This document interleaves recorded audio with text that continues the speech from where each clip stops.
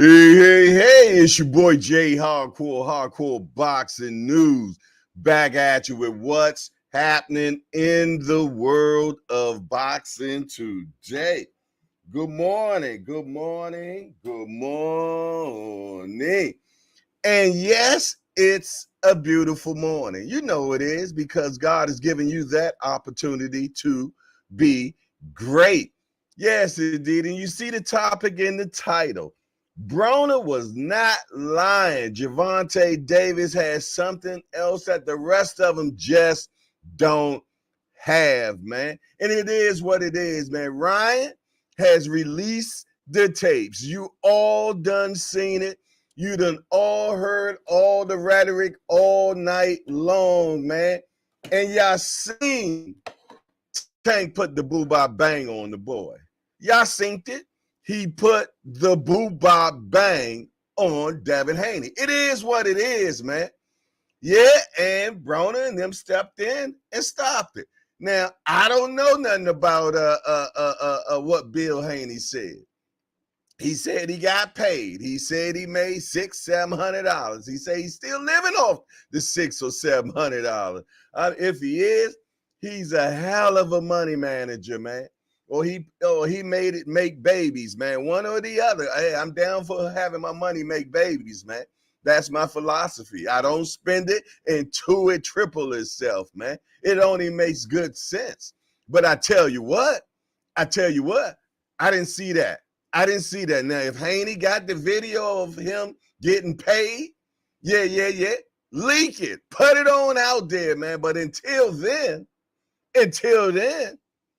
we seen the end of the fight.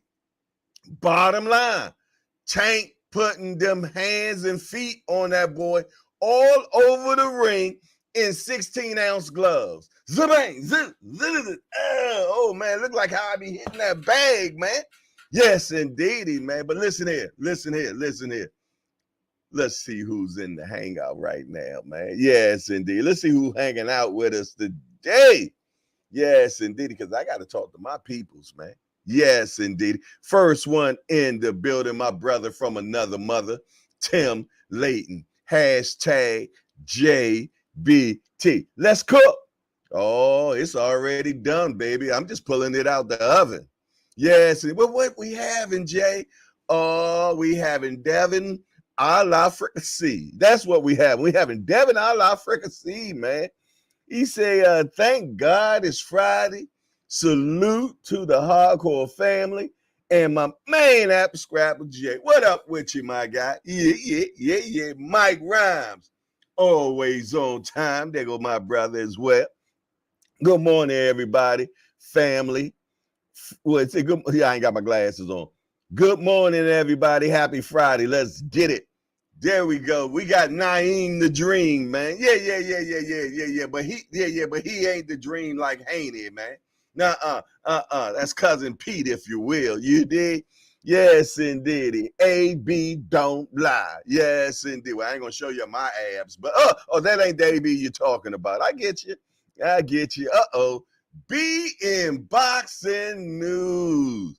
Yes, indeed. The CEO of the Haney Out crew. Yes, indeed. What he say? Everybody in the boxing world making all that noise about an old sparring session. Tells how bad we don't get to fight. We won't need to see, and it's edited and snipped it. Tank's a dog. We all know. Okay, well, at least he ended it good. He tried to bring reason to it, and that's my pharmaceutical brother. Yes, indeed. Yeah. What it is. All things in the building. What's up, all things? He said, good morning. Hardcore boxing and chat. And I hit the like button. Yeah. Y'all make sure y'all hit the like button. Get that paperwork out the way. We're going to have guests today. Trust me. We having guests today, man. Yes, indeed. Messing with, one of the deciding minds of the hangout, man. Yeah. He came in and vetoed what I wanted to do today. Yeah, he came in and vetoed. He like, nah, that ain't what the show going to be about today. Like, whoa. You're overstepping your boundaries, little homie. He said, I understand, big homie, but that ain't the mood. I said, well, He said, this the mood. This was happening. I said, you know, you got to listen to people, man. You got to listen to people sometimes, man. You dig, especially when you put them in that position to be listened to. Exactly. So I did what he said. Yeah. And that's what we're getting down with today, man. Simple as that, man. I scrapped. It supposed to have been Gervonta, Tank Davis, and Frank. Tank and Frank. Yes, indeed. Yeah, but he vetoed it. He was like, nah, big homie, can't rock with you on this one. That ain't what we talking about. That's not what we trending. Yeah, see, y'all youngsters, man, y'all on that trending stuff, man. You know what I mean? So I get it. I listen. And it is what we is. They be like, well, who you talking about, Jay? None of your damn business. I'll tell y'all later.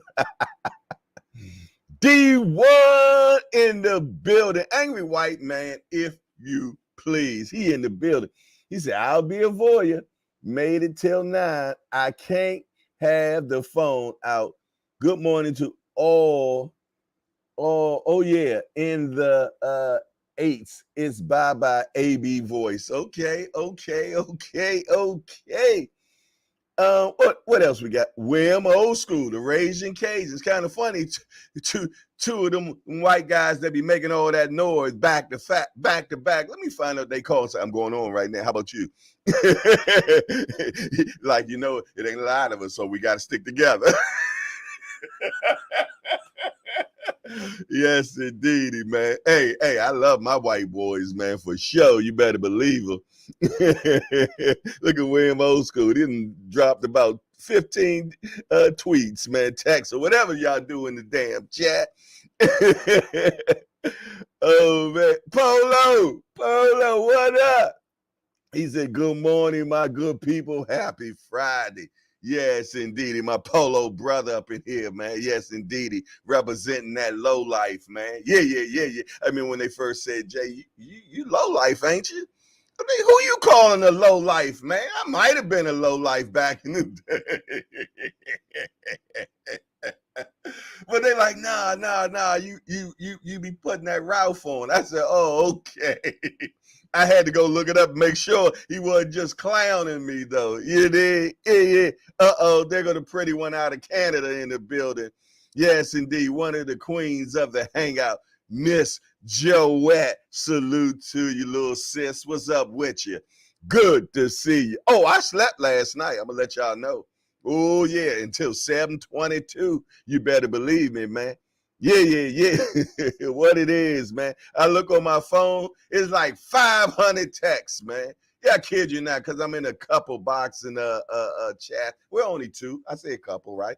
Yeah. And both of them was on fire. Yes, indeed. I'm glad I keep my notifications off. I never know things right then when it happen in real time. Nah, because I can't stand them notifications. I turn all notifications off. YouTube, Twitter, Instagram, my regular texting message, all of it is turned off. I don't want to hear it. Yeah, I don't have time. Ding, ding, ding, ding, ding. I can't do it. I don't know how y'all do it, man. Y'all crazy. But it is what it is, man. Who else up in here, man? Oh, hold on. What did Miss Joette say anyway? You know how we do up in here. Nothing changes. I need to know what you said. She said, good morning, Jay, and the the hardcore family. Good morning to you too, Miss Joette. I know you're at work right now, sis. Do your thing. What up? He said that video showed none but tank clip were Devin footage. Yeah. We just need, hey, if you got it, put it out. It's out there now. It's out there now. Somebody gonna put, hey, let me tell you something. If there's some more other stuff to it, yeah, Papa Bill gonna put some money out. He gonna put some money out. So even, if he gotta buy the actual footage, now only if it's showing something that he can dance with, he'll pay. Like, look, I give you $1,000, man. Give me that video, man. Only if it's something that shows us what Devin did as well. You did? Yeah. But we're gonna find out. Boss Dog in the building. Yes, indeed. And he got his ears on, man. Yeah, yes, indeed. He a quiet one, Jack. Yes, indeed. But them the ones you got to worry about. Them quiet cats. Ooh, they do you dirty, boy. You get them wrong. You better believe it. Yes, indeed, because they can be holding it all in, man. But when they, oh my goodness, yes, indeed. Okay, Miss Joette said we saw everything. We needed to see out the. We need to see out the video. Basically, she's saying we need to see the whole video. Got to, break it down in single white woman words. Video laughed my ass off. Everything we already knew. Tank did and will still beat Devin's ass. Respectfully. I love that woman, man. Hey, D for the win. My guy up in here. He say Jay still watching the sparring tape, y'all. Hey. I went to bed last night, man. Y'all stayed up last night, man. I went to bed last night, man. I was watching Bass Reeves. Yeah. Bass Reeves, if y'all know who he is, he was I get to going way all deep into stuff, man. Check out the Bass Reeves on Paramount, man. Showtime, if you will. Whatever, man. It's good. Yes, indeed. And he was born the same day my son, my youngest son, January the 12th. Yeah. My youngest son put me down with Bass Reeves, man.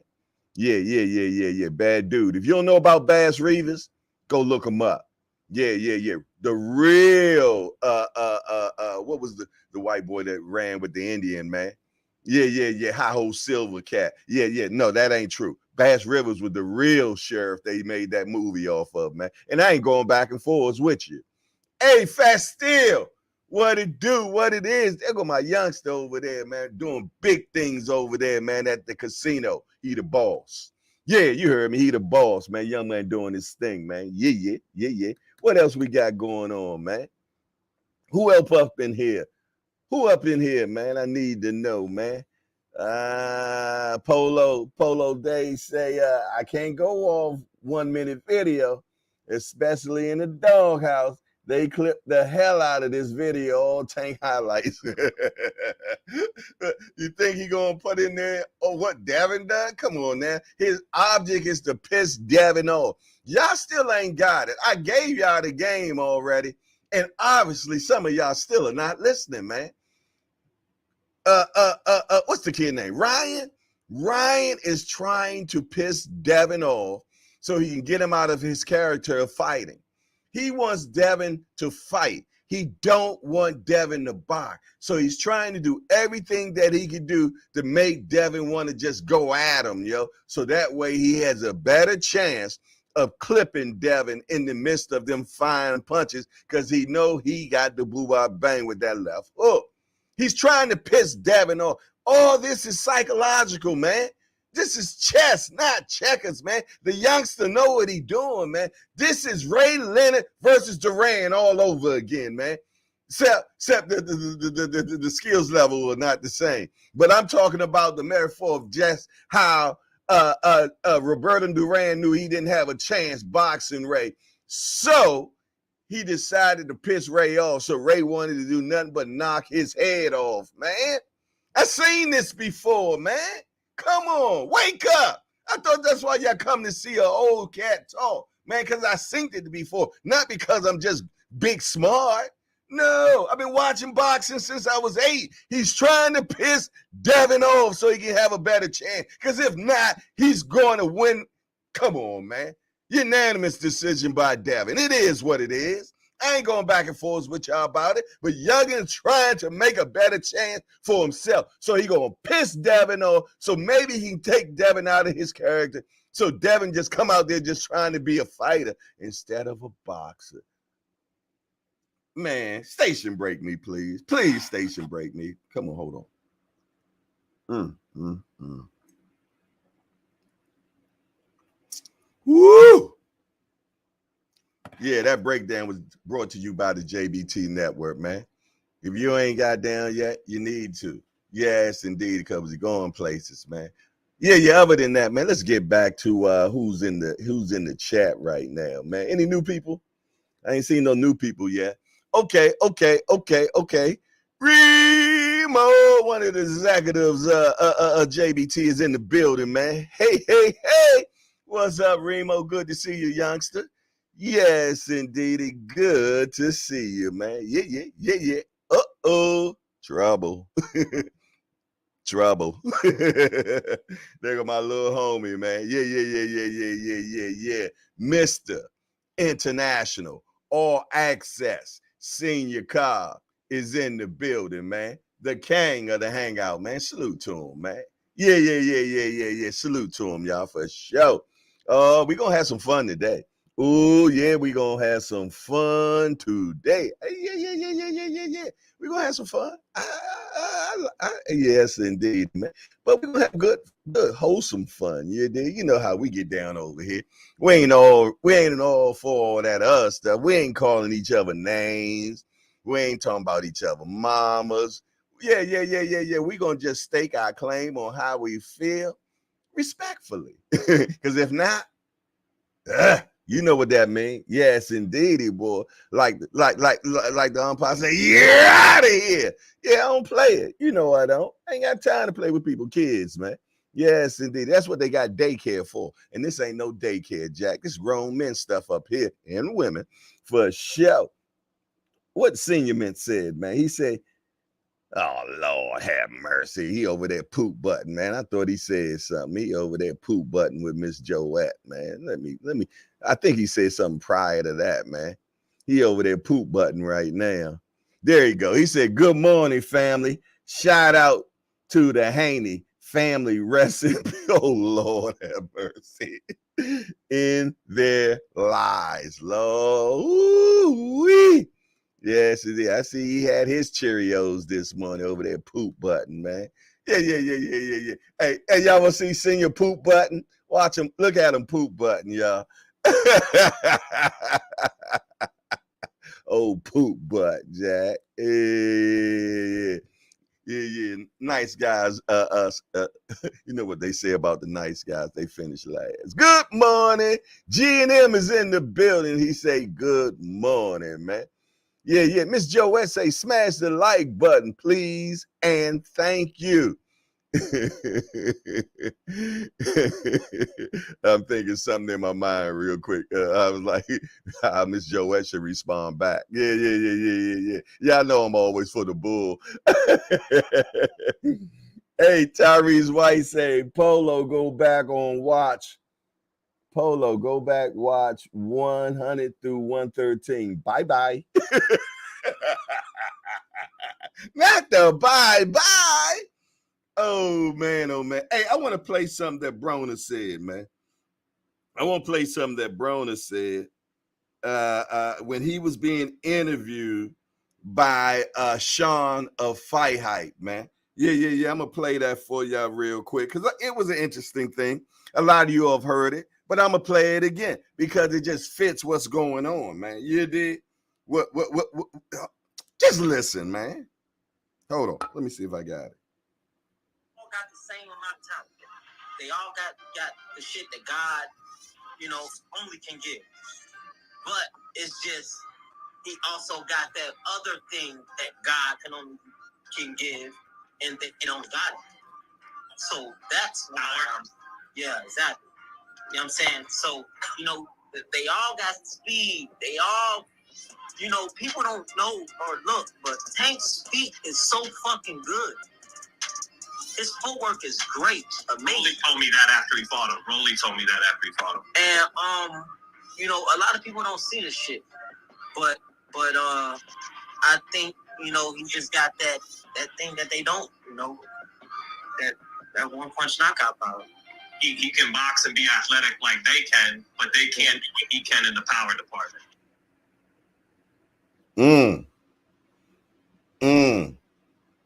Mic drop. Simple as that. He said they all got the similar talents and everything, but Tank separates from them all.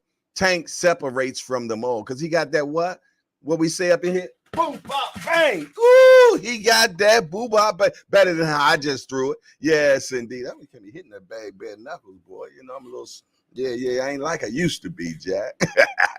But yeah, he got that boo bop bang. But he said something else. Maybe y'all might have missed it, man. He talks about Tank feeding it, man. Yeah. He talk about his feet, man. He said Tank got the best feet in the game, man. Basically, is what it is, man. He gonna get where he need to be to navigate that bomb, man. Yeah. And he can box right along with the rest of them. You might don't get a chance to see it all the time because, you know, he only put, hey, if you fixing something and it tells you what you need to do the job, you say you're going to need a screwdriver, you're going to need a pair of pliers and a wrench. Okay, well, why in the hell you going to bring a hammer out, you dig? Exactly, that's what I'm trying to explain to you, man. Yeah. Tank, just bring the hammer first, man. Yeah, most of the jobs, he come like Bob the Builder, man. He got his hammer, yeah, and he ready, yeah. Now, if he need to reach in the bag and get the screwdriver, get the pair of pliers, man. Sometimes you might even got to get a saw, man. You dig? Yeah, because that nut just won't, you know what I'm talking about, man. And I ain't got time for the pause community today, man. I don't. You dig? But yeah, as many times I had to saw a nut off, man. Yeah. I know y'all minds just boom. Yeah, Remo not even here no more. He's gone. Yeah. Yes, indeed. Look. Got an old head up in here talking about pause. Being in boxing, I told you better than that, man. Get on out of that young people stuff, man. You ain't even from the pause area, man. You from the no homo area, man. Come on, man. Don't do that. We weren't even saying pause 15 years ago. You did? It was no homo, man. You know. Oh, I ain't gloves off right now, man. Tampa Tommy in the building, man. What's that, man? Yo, defeat, man. Defeat. You know, how the little tattoo say, the blame, defeat. Man, I'm trying to tell you, man, it's defeat, man. Tank gonna get in position to land the boo-bah bang. It is what it is. Look, and if it was Devin, I'd be saying, Devin got the feet that to get in to drop the boo-bah bang. But it ain't Devin, it's Tank. It is what it is. That's why he makes the most of the money. And I ain't going back and forth with nobody about it, man. Y'all see what I don't even have to replay the video for you. Everybody in here done watched it 6 times. I'm not playing it a 7th time and get copyrighted because somebody else.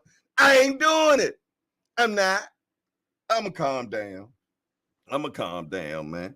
Yeah, I'm going to calm down, man. Yeah, I got to get some calm down, man. Get some hardcore attention right there. Yeah.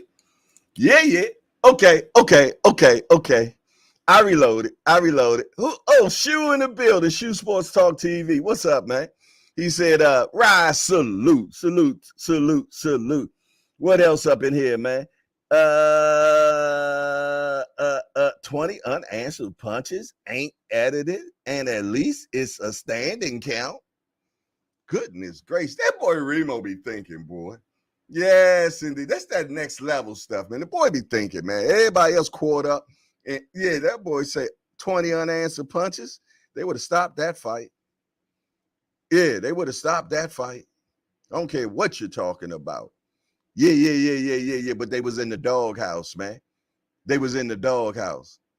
Tyrese White is in the building. He said, play it.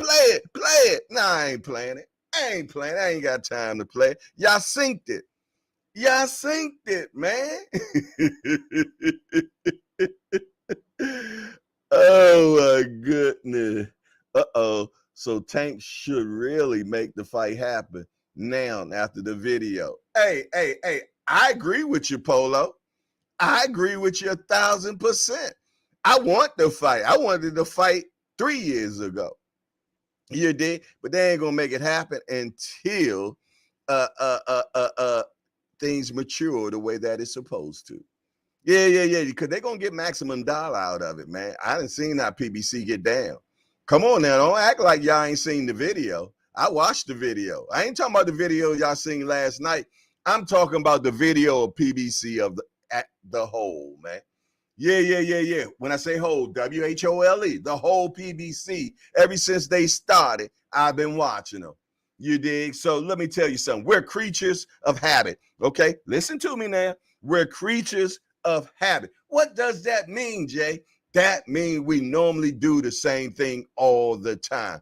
Yes, indeed. Unless something like adversity or you done decided that, you know what, I need change in my life. If you don't do those two different things, man, God just does divine intervention. Yes, indeed. Now, we're dealing with God. He does two different ways. And I know about it because I done experienced both of them. He'll deal with you with a tweezers. He'll deal with you with tweezers, man. Yeah. Being real petite about it and pull things out of your life and things of that nature. But if you keep going back and putting it back in your life, next time he come with a bulldozer, man. Or one of them things. Yeah. What the D10 dozer? And just pull it out your life. But let me tell you something. When you got the D10 dozer and that joint pull, it ain't being microscopical and just pulling that one thing out your life. It might pull a whole bunch of things out your life. Some things you still wanted to keep. Yeah, exactly. Yeah, that was for somebody in here. I don't know who. You dig? But yeah, it was for somebody in here. But I tell you what, who in here? Man got his own water company, man. I'm talking about platinum alkaline water, and it's good. Yeah, I tasted it. Yeah, this ain't no promo. He got good water, man. Yes, indeed. He got his own line of water, and he was African American doing his thing, man. And he had every fight. This brother had every fight. I tell you what, the water business must be good. Woo-wee. Yeah, well, it makes sense, man. He's selling God's natural free gift. He just smarter than us. That's all. Salute to you, platinum alkaline water. Good to see you. Boxing dad in the building.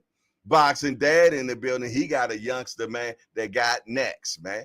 Yeah, I'm talking about Damari Filson. He put hands on you, man. Yeah. He got next. Y'all think all we got over here is Tank? Okay, we reloaded. Man, we got youngsters. Man, let me tell you something. It ain't over. It just begun.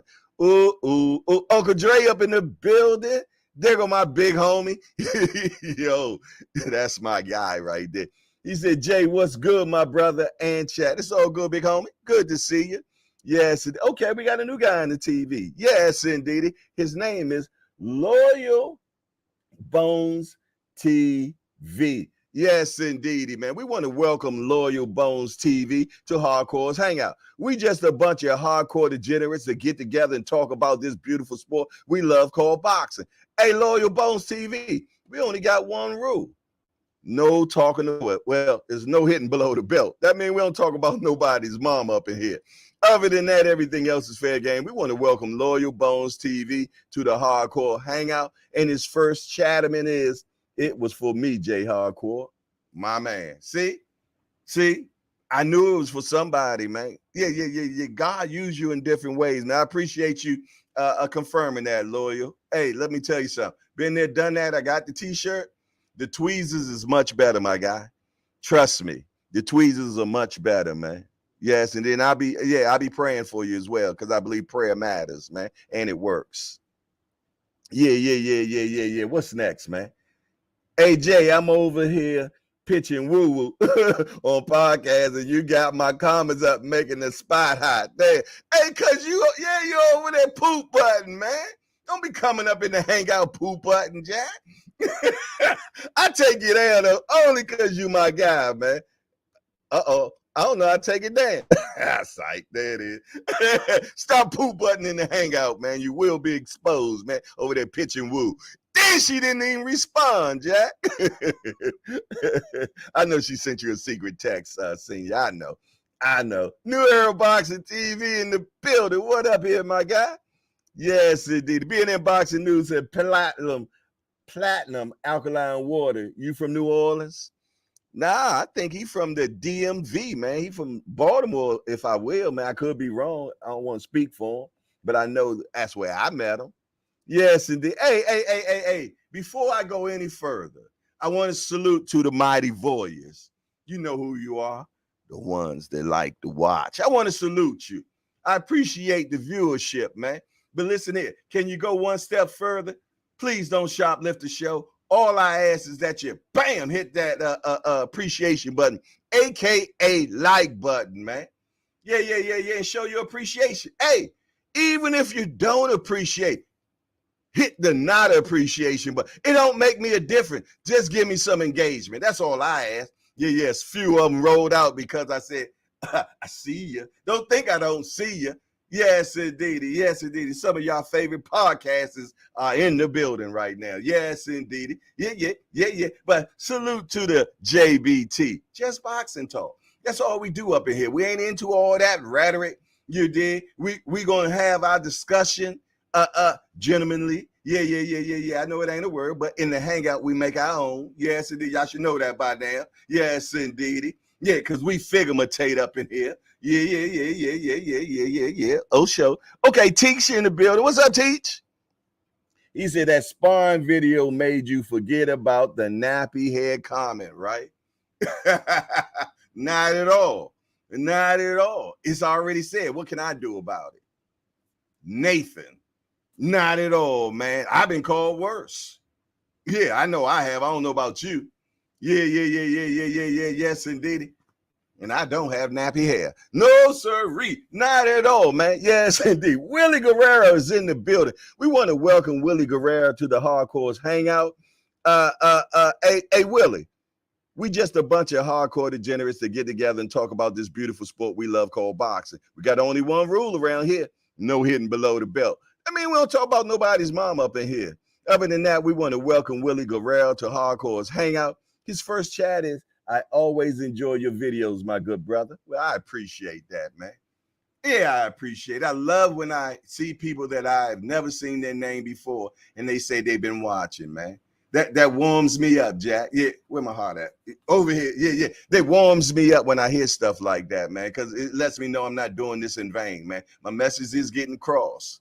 It is. And my message is, you know what? We can get together and talk about the sport of boxing, man, without calling each other names. I ain't going to call you a name, and I'm damn sure not going to let you come in my house and call me one.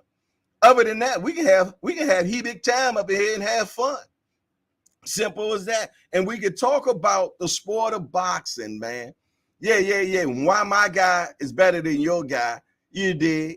Yeah, by, looking at what their past performances have been, their lifestyles and all that other stuff. All of that plays an important role. And we can just look at each other and say, well, my guy can beat your guy because of A, Y, and Z.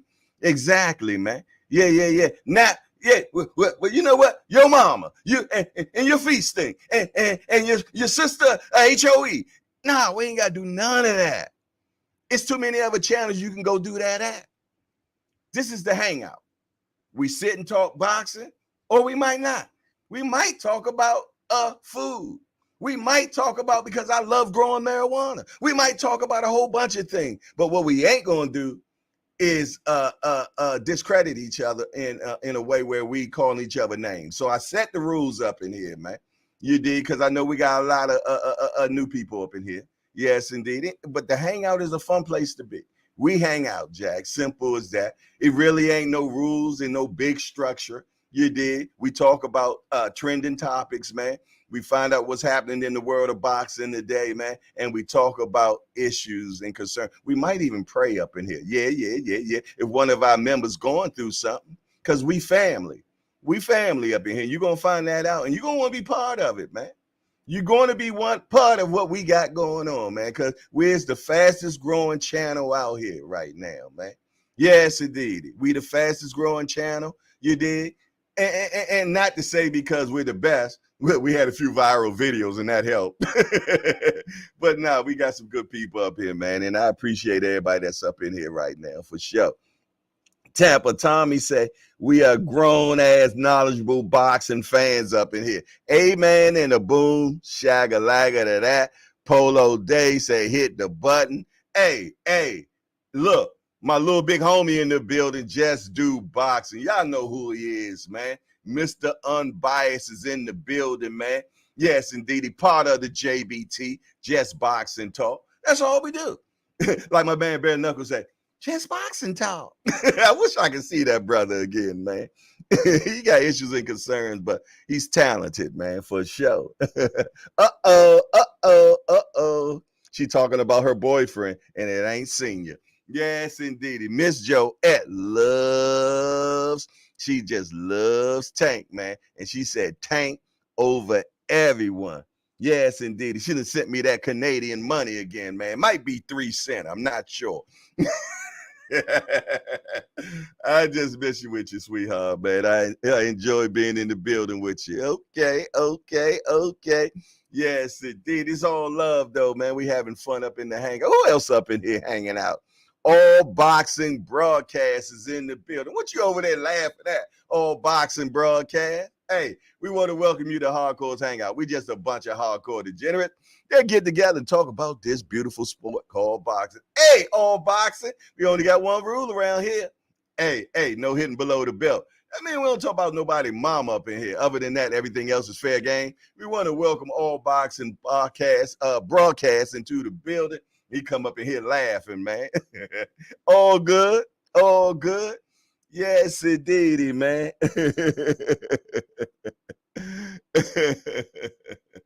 It's all good. He said, "Old girl, thanks for the welcome." I don't know. Maybe hopefully he made a mistake on that.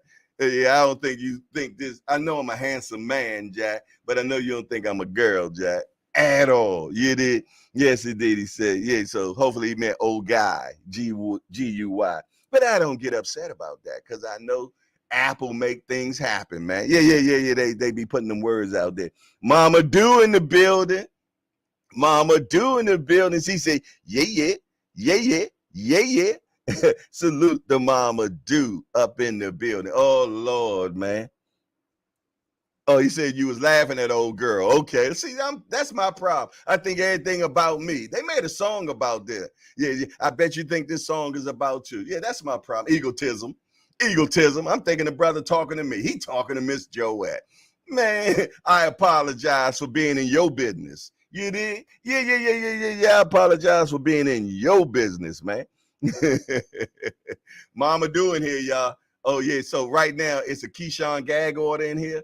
Yeah. It's a Keyshawn gag order. Please don't talk about Keyshawn in here right now because she will go off her rocker. Yeah. That's an addendum to the welcome that I give, man. Once she come in here, y'all. Don't talk about Keyshawn Davis. Ooh, I don't even know how Jess do put up with it, man. But you know that man, he set. He ain't worrying about stuff like that. He ain't worrying about Keyshawn. Oh man, it's all love, man. Yes, indeed, yeah. But look. We seen the video. We know it's edited. Yes, indeed. But for all intents and purposes, what Remo said meant a lot of sense because he said, okay, it might be edited, but that was like 5,100 punches unanswered. And at any other place, if that was in the ring, they would have stopped the fight. Because anytime that you're fighting and somebody's throwing a whole bunch of punches at you and you do not respond, the ref is job. The ref is. Oh, I love. Hey, Tim Layton, put that in the Harcourtian dictionary, please. Yeah, the ref is. Put that in the Harcourtian thesaurus or dictionary, either one. Yeah, appreciate it. Yeah, Al Booger's not here. Al Booger normally keeps the dictionary, man. Yes, it is. Yeah. I have my own words up in here, man, and we just put them all in a little dictionary, man, as I make them up. Because I make words, man, to fit me. Yeah, keep in mind, man. Yeah, I'm going to drop game on y'all. I'm going to get back to my statement, man. When words were first made, it was made by some man. And he decided, hey, this is what's going to be this. Okay, not some man. We go even deeper. God said it. Simple as that, you know. But God said, I'll be like you. He said, I'll be like him, and I'll be able to do the things like he does. I'm a little G. He the big G. So I can make things as well. And I make my own words. I told you I'm egotistical, man. Yeah. Some people say, man, that guy crazy. You're right. Hey, Aunt McQueen, there go break down Shorty in the building. Yo, Casual Corners, another JBT brother. Yes, indeed. The brother, man, be breaking it down. You heard me? The youngster breaks it down, man. He eats, sleep, and breathe boxing, man. So if you been blessed and it comes across your timeline, Casual Corner, you better jump on it.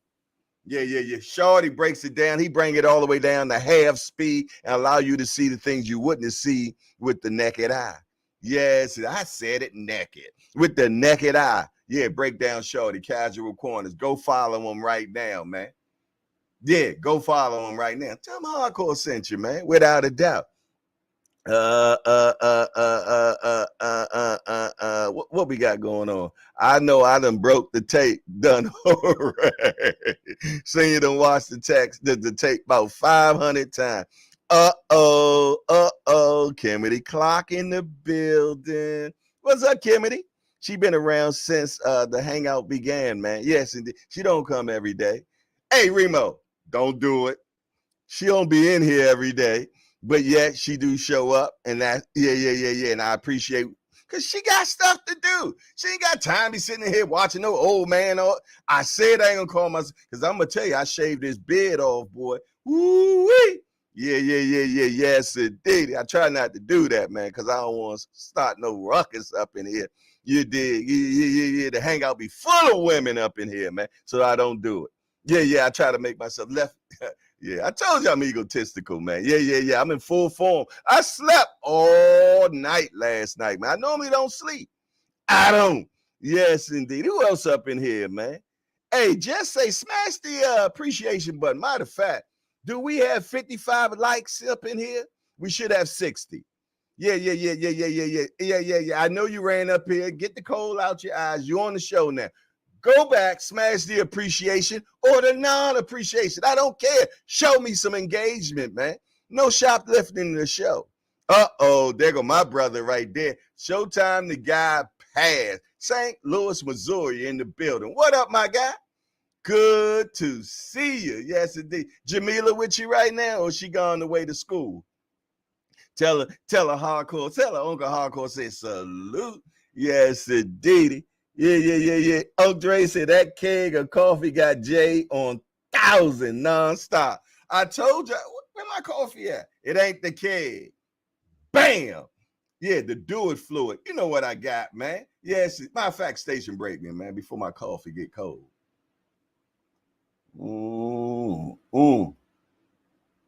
Oh, yeah. Hey, if you interested in what we got going on right here, man. Yeah. Get yourself a mug, man. Somebody gonna put it in the chat where you can be able to go to the Hardcore Boxing News shop, man. And you can shop till you drop, man. Get your mug, man. So you know when I say cups up, you with me. You did? Yeah. That commercial was brought to you by the JBT Network, man. Wait a minute. Stop the press. I got some money. Oh, True Sport Talk sent me $3 for a 3-piece chicken wing for you, Jay. Appreciate that, man. $1 a wing? Boy, I'm going to have to find somewhere deep in the hood to find dollar wings, man, without a doubt. But I tell you what, before the money started stacking, man, I'm going to go ahead and put some of that on the bagament real quick, man. Yeah. Hold on. I know y'all want me to keep on going, but we got to pay the bills. We got to pay the bills. So listen here, man. I got something for Miss Joette. It's Canada money. I don't even know how much that is, but I'm just going to use it at face value. And we got my man True Sport. If is anybody else that done sent some bread, let me know, man, so I can go ahead and put that on the bag too. Yeah. Oh, hey. All right, calm down, man. I'm getting my Boo-Bop Bang gear on. All right, yeah, they get that Boo-Bop Gang gear on. Yes, hey. All right, okay. Yeah, you got to hug the bag before you beat it, baby. Yeah, he be running from me, Jack. Yeah. This Boo-Bop Bang is being brought to you by Miss Joette, Miss Please, and thank you out of Canada. And my man Choose Sport, man, and sent me 3-piece for 3 wings, man. Yes, indeed. I gotta go to Cherry Hill somewhere and get that, man. Somebody else just sent something too. D1. Okay. Angry White Man just sent me $2 as well. All right, though. Let's get it. Yeah. Let's get it. All right. 1, 2, 3, 4, 5, 6, 7, 8, 9, 10, 11, 12, 13, 14, 15, 16, 17, 18, 19, 20, 21, 22, 3, 4, 5, 6, 7, 8, 9. Y'all see me switch like what? Woo! Gave extras too. extras too. Bills are paid. When they say hands laid, debt paid, man. You heard me. Appreciate it. Okay. Had the woosah moment, man. Yes, indeed. It had the woosah up in here. Appreciate y'all, man, without a doubt. Well, who else up in here? Okay. Remo say, let's keep it real, though. Devin was getting drugged, but he didn't lay down. Good point. I said the same thing. 16-ounce gloves, though. If them was 8-ounce gloves, 10-ounce gloves,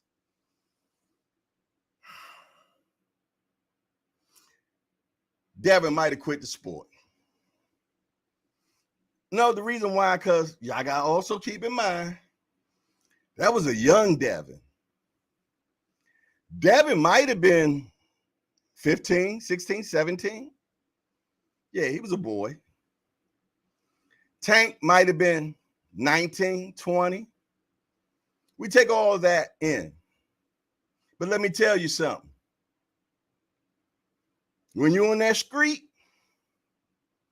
and you get in a fight with somebody, they don't ask you how old you was or how much you weigh or none of that.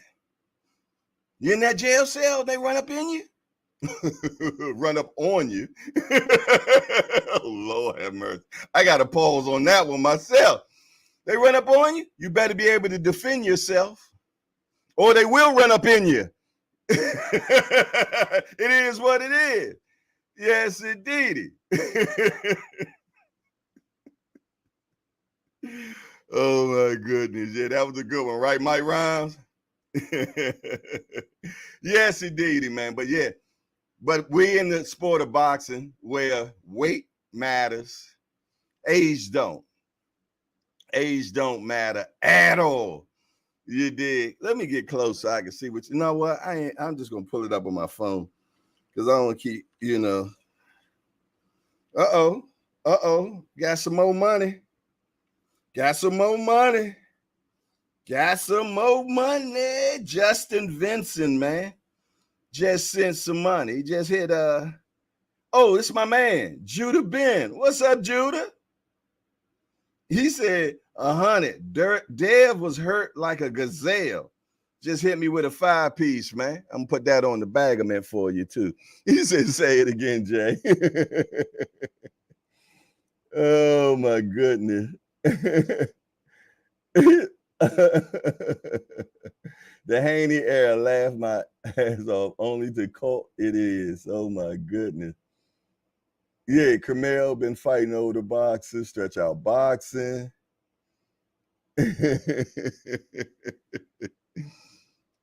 Okay, hey, let me hit that 5-piece for Judah Ben, man. Yeah. Matter of fact, man, let me put my Cash App up there, man. Goodness gracious. Yes, indeed. Man, act like I don't need no gas. Yeah, it is.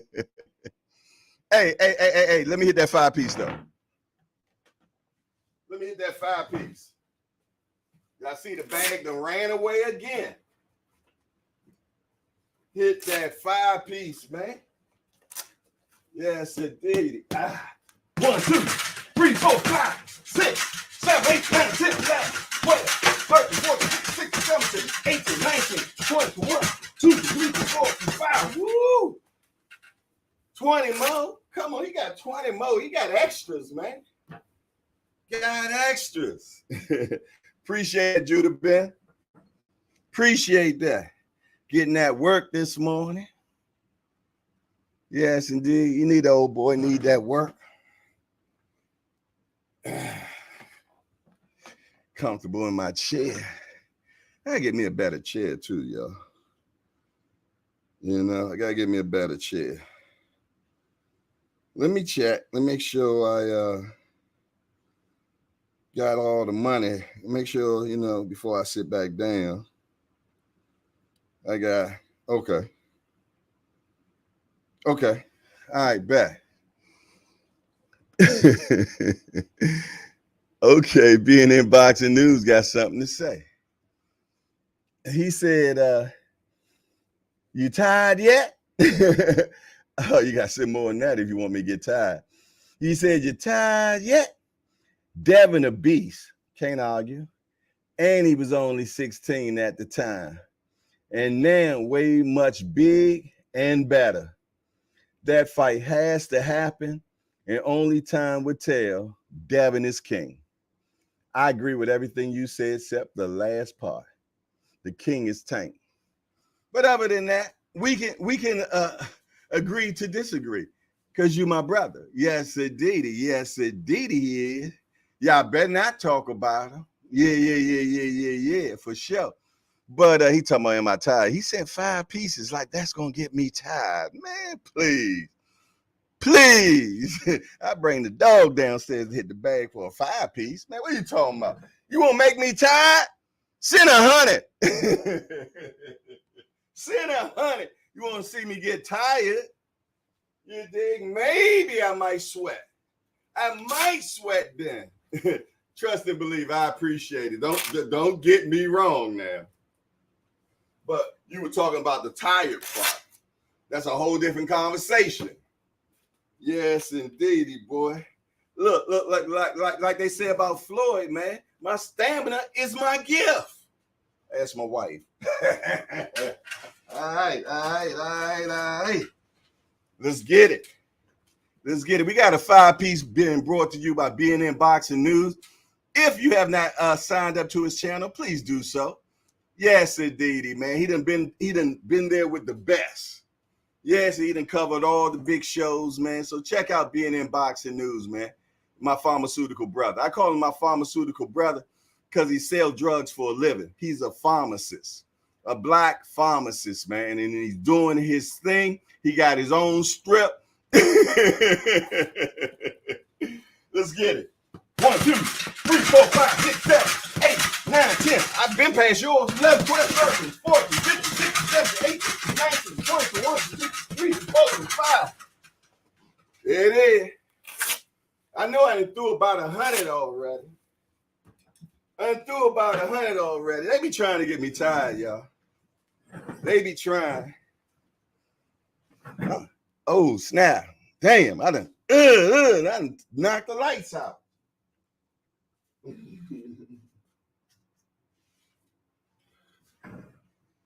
So, them punches be putting you in the dark, yo. There go our booger. Laying low today. His sparring war stuff sure corny to me today. What we got? Hold on. Let's see. Today, not interested. So good, booger. I can dig it, but it's fun. Koki in the building. What's up, Koki?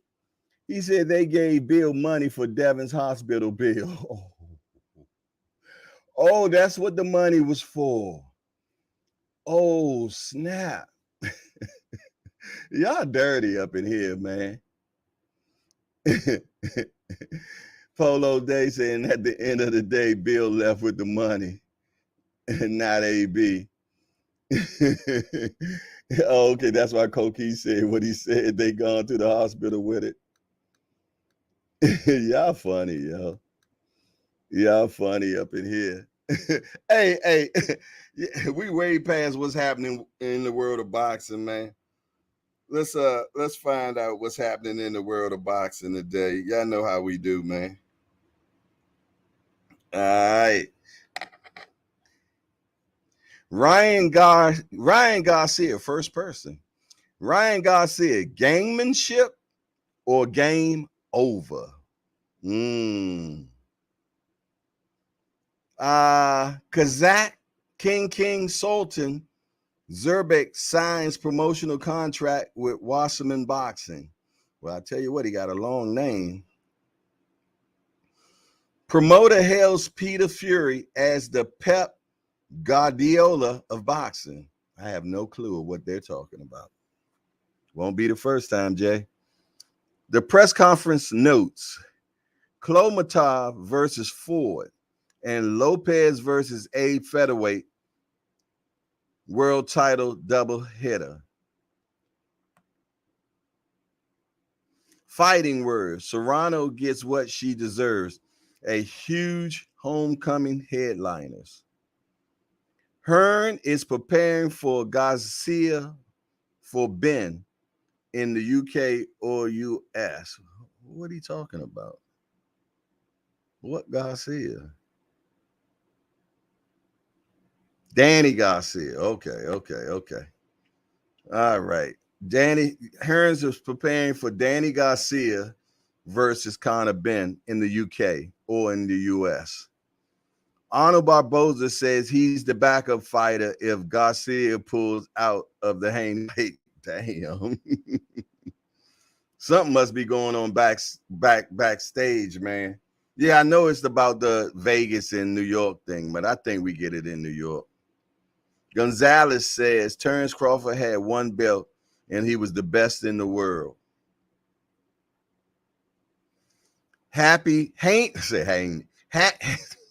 Haney's father predicts the death of Garcia's career. Wow.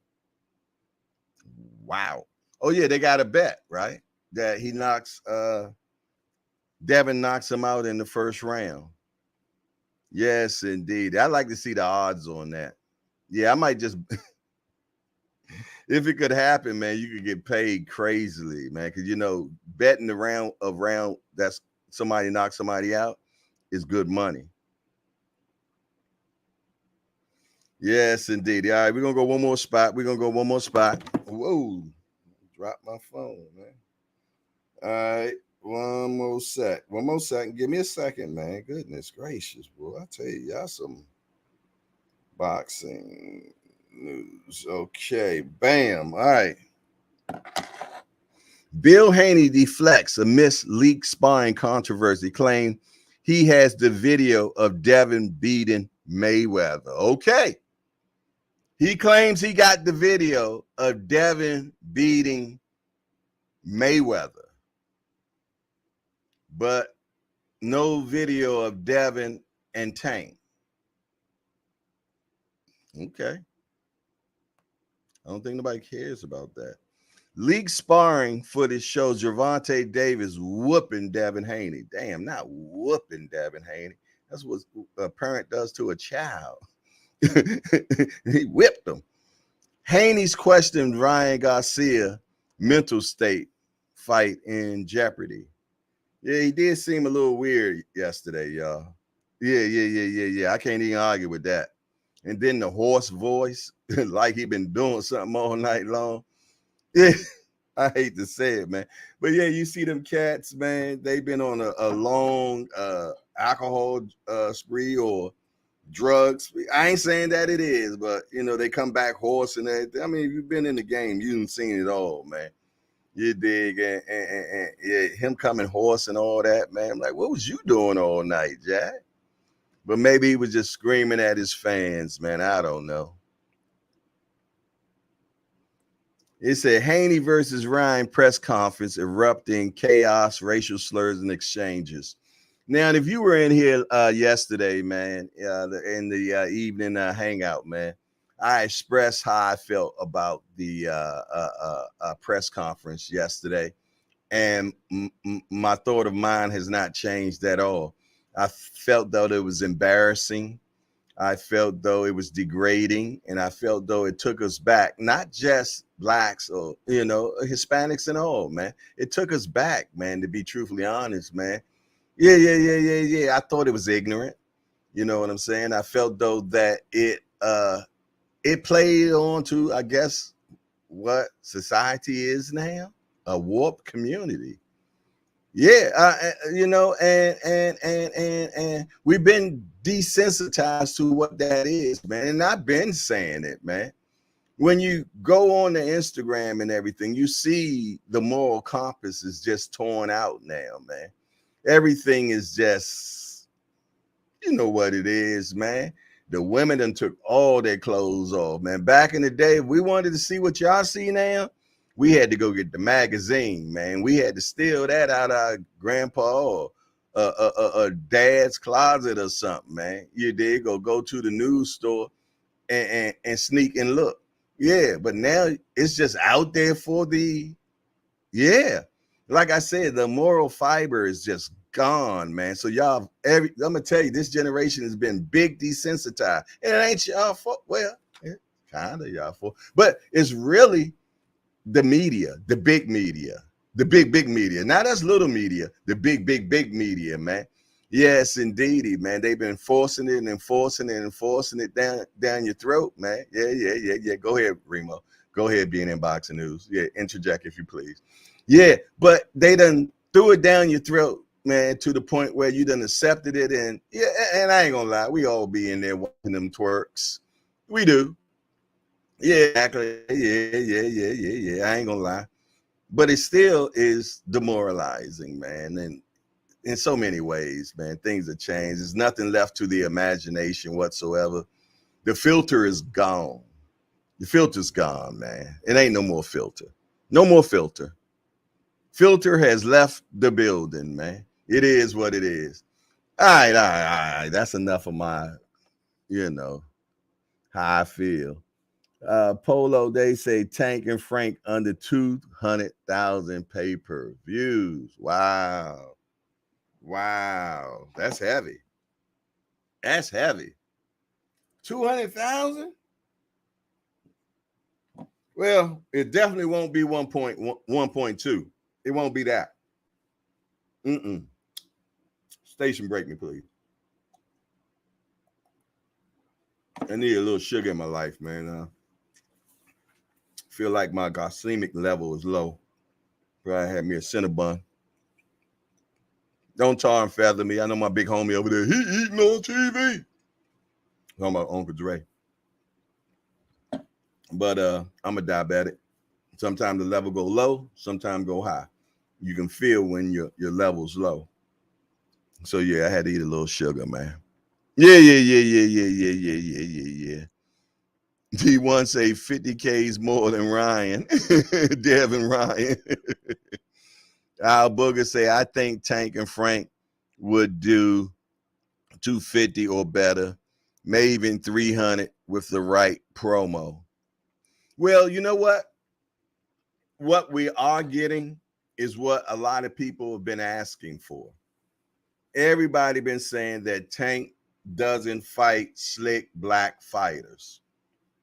You did. And anytime two black fighters get in the ring, it's always to the next level. Not to say that other races don't, you did, but we don't get a chance to fight each other as often because most time they set you up against a black guy against a Mexican, a Puerto Rican against a Mexican. There's always a Latino in the mix, man, because the Latino community run boxing, man. They support boxing the most, then the UKs, and then the rest. It is what it is, man. So it's good to see when you get to see two of the brothers fight, man, and see them skills mesh.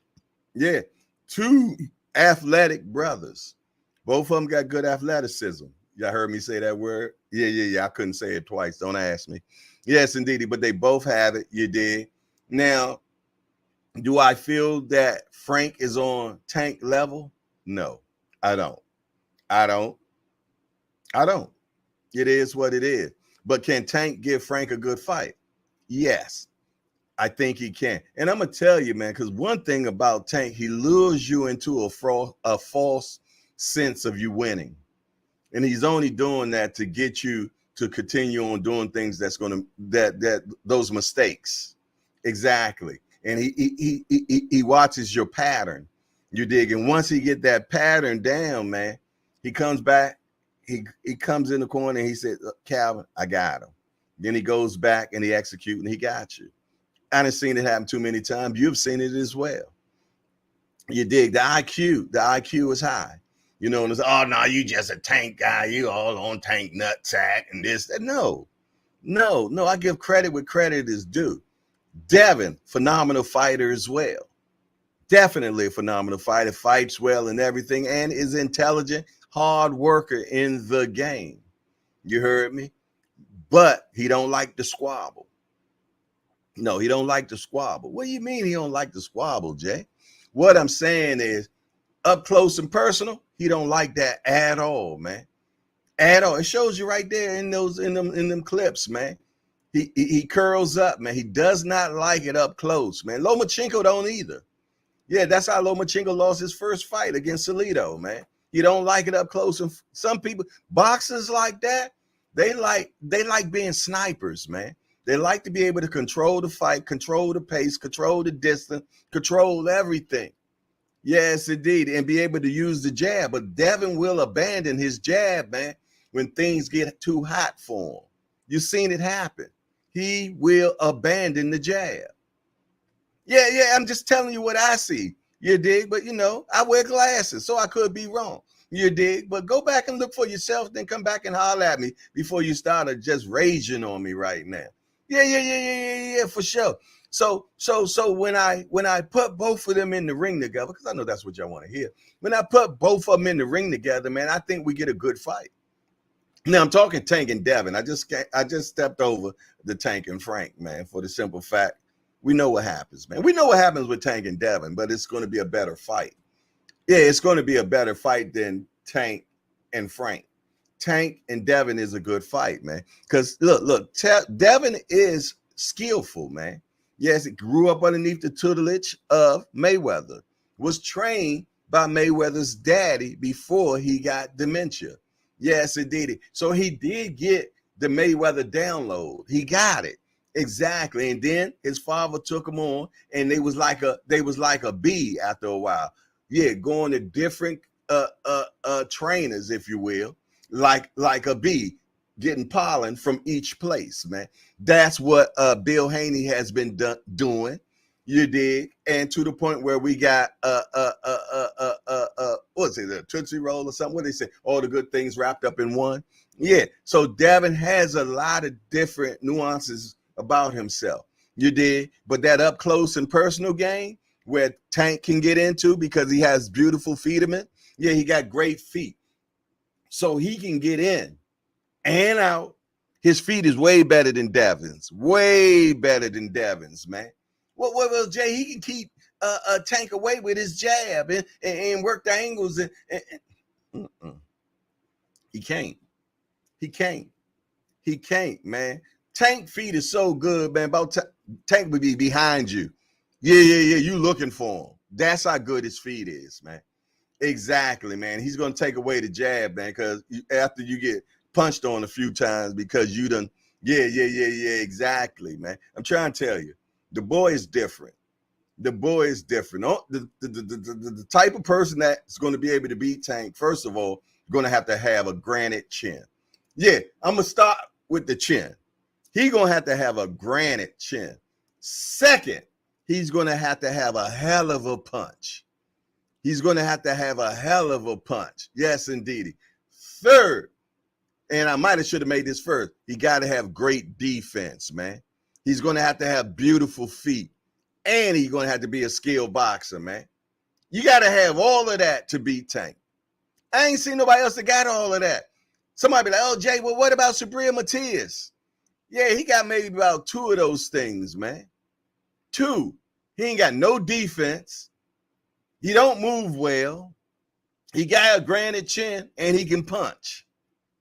Yeah, but skill-wise and defense-wise, Yeah,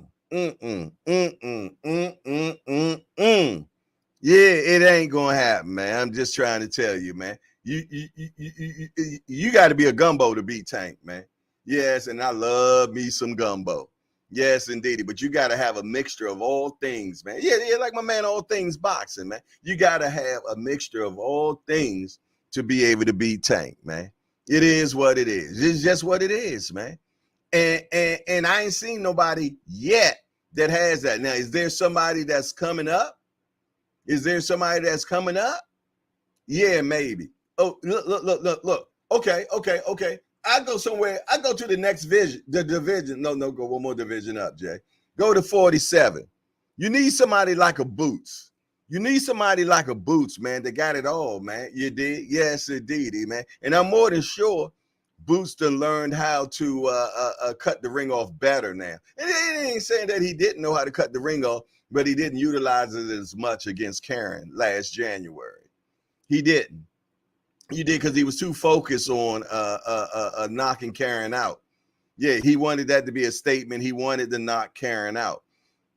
Yeah. What Aunt McQueen say? Yeah. I'd like to see who Aunt will have to be a person. If he put together the perfect boxer that will compete against Tank, man. Yeah. What would that guy be, man? I tell you what, let me get in the chat, man. I just been just running my mouth, man. You know, y'all know I like engaging with you all in the chat, man. Yes, indeedy, man. Yeah. We back down to just friends and family now. Yeah, we down to friends and family now, y'all. We had an influx. We had company earlier. Yeah. We had company earlier. We down to friends and family now. You did. Yeah. Friends and family now. Yeah. The good old guys up in here now. Yes. Yeah. The cornerstone of the Hangout is in here now. Edward Moore said it would take a Roberto Duran or a prime Manny Pacquiao. Look, he done went back a few eras to beat Tank. Goodness gracious. He went back a few eras. You heard it. He went back a few eras, man, to beat Tank. See, that's what I'm talking about, man. People don't want to get Shawty his just due, like just do boxing. Yes, they don't want to give him his just due, man. No, they don't. Hey, I'm gonna drop a link today too, man. We're gonna cook. We're gonna cook today. I'm dropping the link today. It's Friday. It's Friday. I'm gonna re-up on the coffee, man. I got 3 cinnamon buns that I baked last night. Yeah, I baked them. Yes, and I got 3 cinnamon buns that I baked last night, lightly iced. Yes, indeed. I'm gonna drop the link, and we're gonna talk about this stuff, man. Yeah. Yes, indeed. So, anybody that's interested in being on the panel, go ahead and get your twos and fuse together now. Go get your coffee. Go get your smoke. Whatever you do, go get it. Yeah. Cause we gonna rap a taste today, man. We gonna drop a panel, man. Yeah. I'm not doing the free smoke line. Yeah, that would have been good for earlier, but this evening, yeah, we're gonna go with the link, man, and we're gonna get a panel going. Just do boxing. I hope you're around, my guy. And Breakdown Shorty, I hope you're gonna be around. Yes, indeedy. The Rise, yeah, I hope you be around. Cash Sport, love to get you, but I know you at work right now, so you can't. Yes, indeed, unless you're off today. Yeah. And whoever else that likes to jump up in here, if you will, being in boxing news, my guy. But I know you at work at the pharmacy, but you are the boss, so you can chime in if you choose, man. You did. Yeah. William Old School, good to see you. Like to see you. Yes, indeed. But yeah, I'm gonna drop the link, man. Yes, indeed. So when I do, man, we all get to rap and I go re-up on my coffee, man. Yes, indeedy, man, for sure. Yeah, matter of fact, let me get that together, man. Y'all go get y'all stuff, man. Y'all go get what y'all gonna need. Yeah. Y'all go get what y'all gonna need, man. So we can as Just Do Boxing say, so we can build, man. We're gonna build a fire today, Jack. Yes, indeed. Hold on. Let me get the I'm gonna get the link. Yeah, I'm gonna get the link so I can drop that. Give me a second, man. My phone, man. I think, is there a new upgrade for Apple right now? Yeah, because my phone is on the boogie woogie. It's not even connected to my Wi-Fi. I'm running straight off of my my phone stuff. Yeah, so is there a new upgrade? Yeah, because my phone is on some bull. Yeah, it's on some fraggle bull crap right now, man. Yeah, when I woke up this morning and when I finally came downstairs and got on my computer was doing some funkiness too. Yeah, it was doing some funkiness. You know what? Yeah, my phone's not even letting me grab it, but that's all right. Y'all know I ain't in the problems, only solutions. I can do it from here. I can do it from here. Hold on. Bear with me, man. Invite. Copy. Okay. Y'all told me how to do this, how to drop it. I got to figure that out. Paste. There we go. Bam. See? The OG be learning, man. Cash Sports say it's in the chat yet? Not yet. It's in the chat now, though. Yeah. There's the link right there, man. Yeah. There's the link right there. If you want to jump on the panel, man, and y'all want to rap a taste about Gervonta Tank Davis and the Devin Haney sparring. But more intensive purposes, man, is, man, who could beat Tank? Let's have that conversation, man. Who can beat Tank, man? We got a WFB Steelwalker in the building, man. We want to welcome WFB Steelwalker into the Hardcore Hangout. Hey, WFB, we just a bunch of hardcore degenerates that get together and talk about this beautiful sport we love called boxing. We got only one rule around here, WFB. That's no hitting below the belt. That means we don't talk about nobody's mom up in here. Other than that, everything else is a fair game. We want to welcome our WFB Steelwalker to the Hardcore Hangout. He said, what happened to the Pro Devin channels last night? It was quiet like a church mouse. Ooh-wee. Said not so. I was surprised, man. They came in here watching, but they weren't talking. Yes, indeed. They was watching, but they weren't talking because the thumbnail was fire we got. And put Tommy in the building. What up? Good morning. What's happening, Jay? Oh, man, I'm chilling like a villain on penicillin, man. What's up? I know you are, man. I'm just, having a good day, man. Caught a little break in between training clients, man. So I thought I'd come in and just rapidate with you a little bit, Man, I love it. I appreciate it, man. Put that in the dictionary, champ. I got it. I got Al Booger. Can you put that one in the dictionary? Matter of fact, put that one in the thesaurus. You rapidate. Put that in the thesaurus. What you got for me, man? Yeah, that press conference went real left, man. Ooh. Real left, man, and boy, oh boy, man. I think that little nappy head comment Ryan made, or his father, whoever it was, but if it was Ryan, I think it's the kind of thing he might say if he was joking around with his homeboys. But you don't say no crap like that in public. Oh, it's his father? Oh, then it just definitely ain't no excuse. You too old. You know better. Yeah. You know better, man. You're not gonna say no stuff like that in public. Maybe you got a homeboy and y'all joking around and kicking. That's one thing. But things that fly in a personal conversation, that's not gonna fly in the public, man. And he really did the whole Latino community made us look bad, man. Yeah.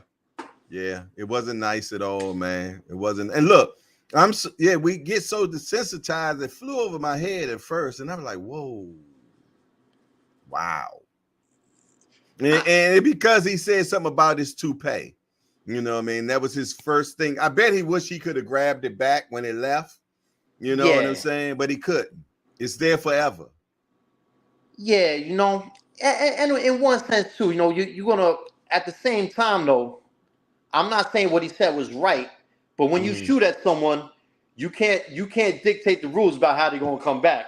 The rules of engagement is crazy. You know what I'm saying? He should have came back like that, but you can't control how another man gonna come back, man. Yeah. And then the actions lay where there is. You know what I'm saying? Right. And that's how the karma get dealt with, man. That's how the karma get dealt with. Okay, so let me ask you a question, because I love the beautiful mind you have in boxing, man, because you had a lot of time to sit and think about boxing, if you will. I do. I really did. You did. Yeah, exactly. Not you do, but you did. I still do, man. I don't work a lot of hours. I still do. Okay. That's what's up. Okay. Tank, if you had to put together a fighter that could beat him, what or who would that fighter be? It would have to be someone like a Terrence Crawford type of style fighter. Not necessarily as big as Crawford, maybe someone closer to Tank's size. But number one, you gotta have the feet. You gotta be able to move with him and or outmaneuver him. You have to be able to do that. That is without question. And your boxing IQ gotta be through the roof. So the only one I see right now with a possibility of that, and it's a toss up. You know who I'm gonna say, Shakur. To me, it's a toss up. I favor Tank like 55-45. You know what I'm saying? But that's a toss up to me. But let me ask you a question though. Only problem that I have with that is Shakur feet. Shakur, but now you're going to tell me Shakur feet can match with Tank feet? I think so because he really controls distance. He does it differently. He Tank does it is differently. More about cutting you off. Shakur is more about controlling that distance. And I know Tank does the same thing. Like he closes that distance. But so is Tank going to close the distance better than Shakur controls the distance, or is Shakur going to control the distance better than Tank cuts it off? I don't know. That's why they got to get in the ring. Let me ask you a question, because you know this is a question, and Tank said it himself. But do you have anything to keep me off of you? No, Shakur got popped. But Tank takes a shot, man. Like he eats punches for breakfast. It's going to be entirely on Shakur's feet, defense, and sharp countering. Yeah, and the biggest question is, will Tank be able to get inside to land the detonating shot? Right. Against Shakur. Because so far we ain't seen it. He's been the Matrix.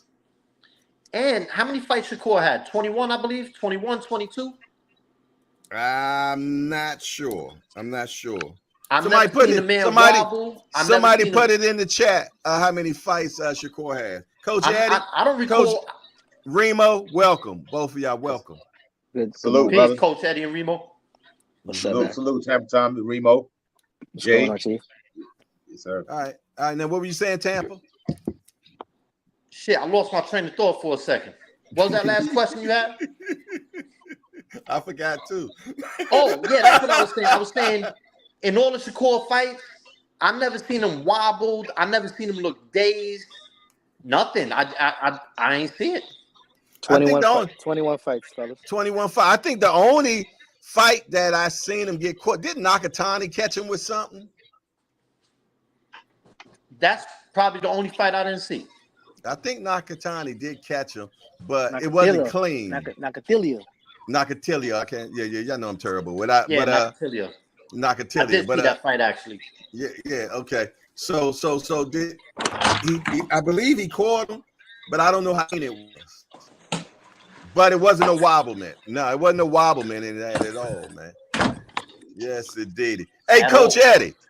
Coach Eddie. Quick question, What's man. going on? Give me a fighter that could beat a Gervonta Tank Davis, man. And it don't have to be this era. You can reach back. Yeah, you're gonna have to go back. I tell you, guy, I think Juan Manuel Marquez would have beat Tank Davis. The Mexican fighter Juan Manuel Marquez is the one that knocked out Pacquiao. Yeah, I believe he would have beat Tank. Why? Because he's a great boxer. He can do it all. He can box. He can counterpunch. He's tough as nails. He's strong. He's in great condition. He come from a school, Nacho Bears thing. He's a very good trainer, man. Nacho, and not only that, he has that veracity, and he has that, he's an old school. He's a throwback fighter, man. And that guy had a lot of fights. You're talking about over 50 or 60 fights. See, these guys today, they don't fight as much as those other guys did. Those guys have been in the ring a lot. So me personally, I think he probably would have beat Tank pretty handily, to be honest, man. Just based off activity, skill, ability, counterpunching, and Manny Pacquiao to me probably would have stopped Tank. If they fought prime for prime, he probably would have stopped it. Which weight? 35 at 35. 35. Yeah, 35. Because he did what? 8 different weight classes, didn't he? Yeah, that dude. Yeah, at 35, 40, it would have been a stoppage. Yeah, yeah. Okay, Remo, talk What's to me. up? What you got? Who you got? I got an interesting name. Okay. Prior to the lifestyle catching up with him, I don't know if he beats him, but he gives him a good fight at 35, and it's AB. A pre-AB. Okay. Pre. Why? He got some pop because everybody always bragging about the dude is just a strong dude, but his lifestyle kind of caught up to him. And then mentally, go ahead. Mentally, he wasn't defeated yet, so he used to let his hands fly. You know what? Marcus Madonna, the one that I felt though that cracked AB's career because he's never been the same. He said nobody's ever hit him as hard as AB has. And I'm gonna tell you, Andre Ward say the things that AB could do, he wish he was able to do because it came to AB naturally, and he had to work to get it. You know what I'm saying? Everybody said, I'm gonna tell you, when they said twin, that's who they was talking about. They weren't even talking about AB. They talked about twin. They used to talk, when they said twin, they was like, yo, twin was no joke back in the day, man. He was just so naturally gifted and talented that, man, he was just a bad boy. Shoe Sport Talk TV. What up, my guy? What up, Jay? Listen, so my stands on this. I don't try to go back to what fighter in the past could beat a present fighter. Okay. I look at it as present versus present. Okay. It's just scary because, I mean, there is other fighters that got a good inside, game, a good outside game, But with Tank, man, and then after watching that, I was actually in the arena watching the Hector Garcia fight. Tank showed a lot in that fight that he can fight inside. He can fight from a distance. See, with these fighters like the Shakur and a Devin Haney, yeah, they got a good outside game, but like Tank has been saying, what are you going to do by keeping me off you in a 12-round fight? I could see if Tank didn't have a good inside game, but that kid's inside game is unreal, and then just the power that comes behind it. So I don't think that a Shakur or a Devin Haney is going to be able to, keep him at bay, keep him at distance for the whole fight. That's negative. I don't think that. And I just think, like Tank said, the only person that beats Tank is Tank.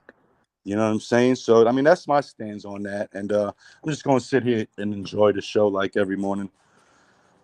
I want to add something to that, though. Along with just his talent, his temperament is different from all those other guys you named, too. Because when he gets upset, you see it. It's just a flick of the switch, and he just goes to get you. The other guys, I don't see that. Like, they usually get hurt. Like, Devin had Regis hurt, but he didn't go for it for whatever reason. Absolutely. And that temperament that's not, you can't learn that in the gym. That's just who you are naturally. He's naturally an angry person. That dog got to hurt you. Yeah, that's some real shit that you get from people in the projects, and like yep. That's a whole different field that you can't teach.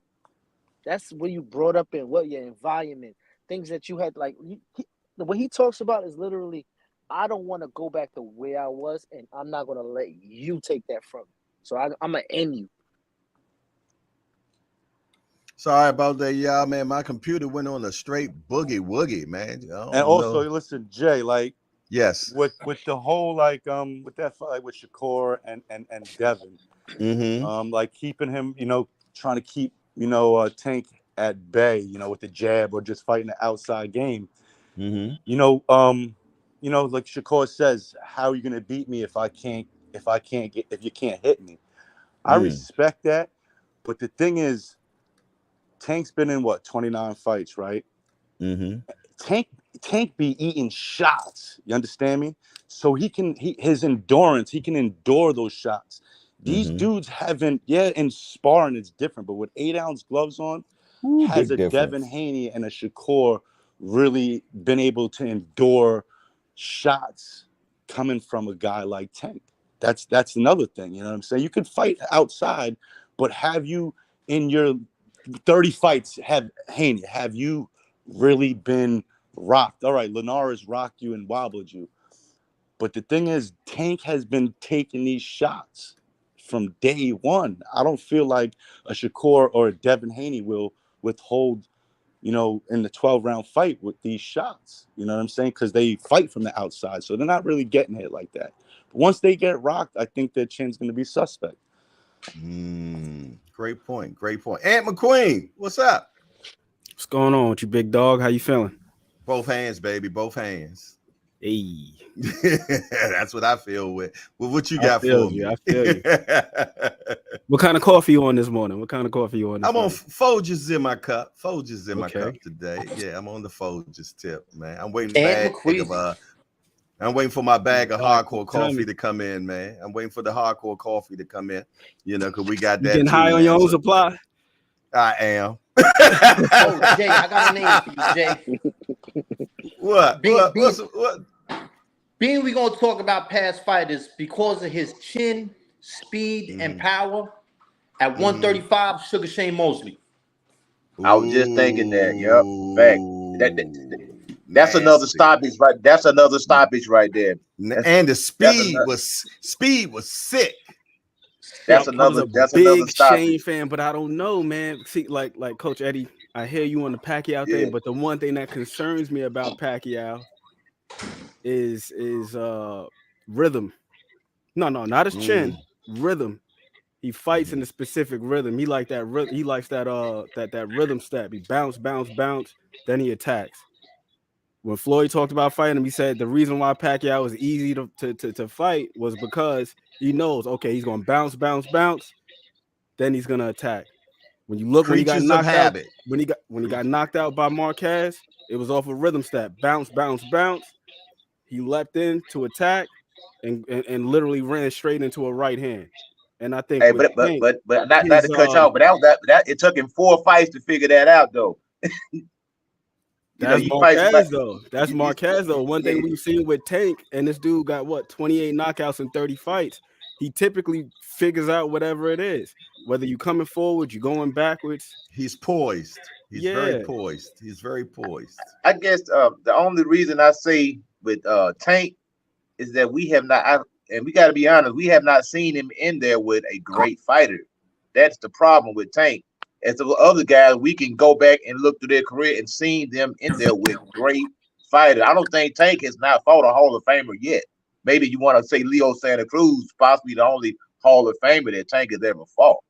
So I think his level of opposition, and maybe it's not maybe it's not his fault.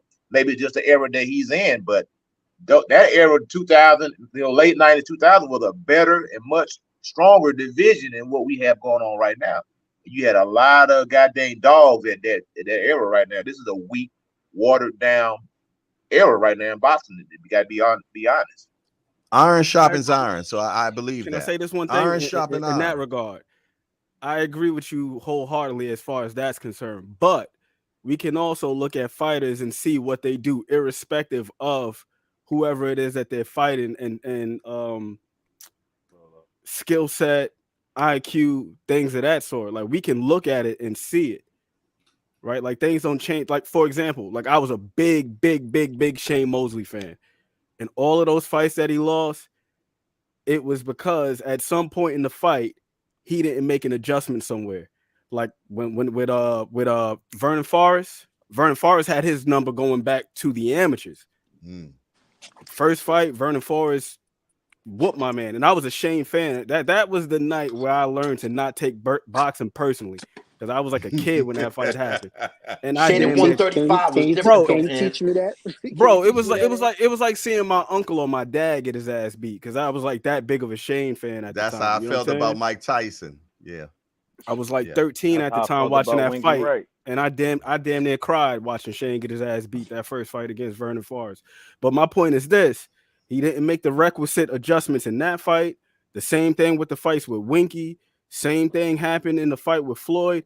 He got his shit off in the second round. He landed that right hand, and then once Floyd knew all he was looking for was the right hand, he didn't land that right hand again.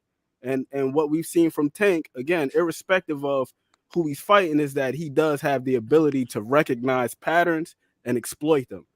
And I think that's the thing that where it's like I kind of feel like it's up in the air. I could see a scenario where Shane's talent could win him the fight, but then I could also see a situation where Tank's intellect can win him the fight. Okay, hold on. Let me interject right there. Hold on 1 second. All right. Because I have to get this off because y'all know I'll be forgetting. Okay, knowing that we know all of that, right? So the best way to deal with a fighter that's poised like that is to normally jump on them so they don't get a chance to think.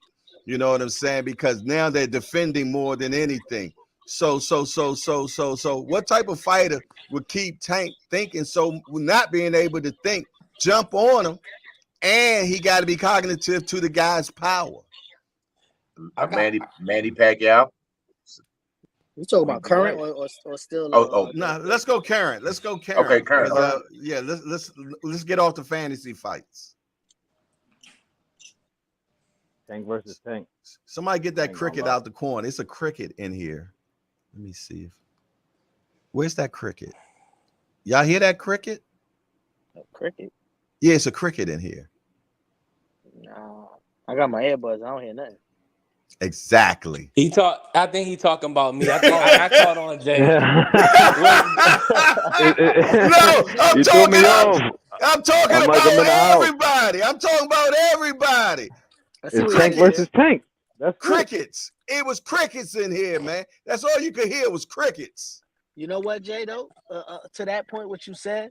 Yes, sir. Out of all of the young kids or whatever, Tank has actually fought all the people, that, quote unquote, air quotes, that are the big punchers at and around that division. Ryan, Rolly. Are we not gonna forget about Sabril, are we? Who? Cruz. He said Sabril Matias, but that's 40. That's 40, yeah. And Pitbull. But no, well, we could keep 40 there. Cruz went 12 rounds. We could keep 40, yeah, but it was a one-arm Tank. We can keep 40. But he fought. He fought. If you're gonna say the dangerous big punches, those are the options you would think that's going to really, give him some pressure physically. Russell, Gary Russell, Antoine Russell runs him into something. Antoine. I like Antoine. Me too. But he looked kind of suspect against one of the not his last fight, the one before his last fight. He looked like he was getting exposed a little bit. But what his last fight? He stopped the guy bad. I was there, man. It was it was bad. No, not that one. The one before. I think he got a chin. He got a chin too. Rancis Bartholomew. I think that's what he's talking about. He was losing that fight to me. Yeah, the Rancis fight. Yeah, but you know what? I think that was during the time where his father was passed away, or was about to pass away, man. And them brothers, they loved their dad so much. I can see psychologically that bothering him, that he wasn't 100%. Not to give him excuses or anything, but I think that's a strong excuse to be used, because they loved their father, man, big time. And he was a real father. I'm talking about a father that was in their life and trained them the way to go. I'm not just talking in boxing, but even in life, man, a real father, a father I wish I had, you know what I'm saying? You dig? But, the next fight, it looked like he took it out on that last dude. Also, too, though, Jay, you got to think, man, a dude like Rancis Bartholomew, well schooled in that Cuban school of boxing. Yeah, ain't too many people gonna look good against him. You might beat him. It's hard to look good against a lot of these Cuban fighters, man. Facts. Yeah, like a Sean Porter. Sean Porter make everything ugly. Yeah, and I know they always talk about the quote unquote slick American black fighter. Mm-hmm. Well, shit, I've seen some slick ass black Cuban fighters that right up there with anyone in the world, man. Lara Lara. Oh, that's my man. Yeah. Lara beat Canelo. I don't care what anybody say. You know what? Although I'm Cuban, I ain't see it, man. I seen Canelo win in 8-9 rounds of that fight. I don't know what y'all was talking about. Man, you was in prison when that happened, right? I rewatched it out here. As a matter of fact, me and Tim Layton watched that fight together and scored it, and we went back and forth on it because I brought that up to him. And really, we ain't go back and forth. He was in agreement with me. Okay. You know, Lara, he was getting off his little 1-2s. Every time Canelo closed the difference, land 1 or 2 hard shots, he was gone. He abandoned his game plan and kept moving. So I felt like Canelo was the more effective puncher. Because when he was definitely landing, the Lara was effective getting up out of puncher. You agree with him, Ant? Yeah, I rewatched it recently, and I gotta agree because there were a couple of times where, like you said, Lara just took himself completely out of range, and it's like we were talking about the other day with the footwork thing, right? Like we look at footwork and we think it's just all about moving, but you also got to be in proximity to land something too. It's not just about getting out of range. You also, want to be able to get your shit off, and a lot of times Lara took himself out of position, cycling, in points of that fight. I go back and rewatch it. I do that and see what I think. I ain't got no problem with that. If we got to go back current again, I'm still saying the only dude that I won't even bet on the fight. Shakur, man. Yeah. I think everybody in here agrees that that's the best competition for Tank is Shakur. You know what I'm saying? I ain't talking about the Shakur that fought. Who was the guy he just fought? Santos. Yeah. I forgot you were. Hey, Thomas Hill, how you doing? What's going on? Wait. Let me salute the champ and the bag. Salute to my main man, Jay Hardcore, the Hardcore Boxing News Cycle. The man is the goods. Make sure you get in, tap in. You got that man, Sunshine Show, Tapper Tommy, Coach Tommy Fitness. You want to get your body right. You want to get your mind right. You got to tap in with the coach. Got my main man with that high fashion, Remo. Got the good brother, Devin Haney Extraordinaire Fan. B Thrizzle, B3. Oh, I forgot my youngster in here too. What's up, B3? What it do, T Hill? What up, Jay? I can't read none of y'all names with glasses on. I'm blind as hell. You got to change that prescription. And then we got the brother that I was asking about a while back, Coach Eddie. My man that got that sharp boxing mind. I ain't gonna lie. The thing that I say, I've been listening to a lot, and I agree with a lot of people saying, but I think what we have is like we got to identify what makes boxers special. When you're not playing, I'm tripping. When you're boxing, what is it that you absolutely need to have a good grasp on this sport? Foot. You need good feet. You need good timing and excellent skill set. And I think, the thing about it is that Tank got impeccable timing. And a beard. Like his timing is outstanding. His feet, he doesn't even get credit for it, but he got amazing feet. And the man has a skill set. I mean, he got excellent temperament. His poise is real good. He's not afraid of what's coming at him or what possibly could get at him. He knows how to, like Ant said, it doesn't take him long to diagnose what he needs to do to change over. And I think that's why it's kind of hard to say like how fighters would do, because you can never tell until they get in the ring. And yes, those fighters back in the days definitely got in the ring with one another. And, unfortunately, we don't have that now. But what we also see is you got to have some dog in you. In that video, I didn't glean anything off of that because it's sparring. You got an out-of-shape cat fighting somebody that's been training and trying to work himself for a fight.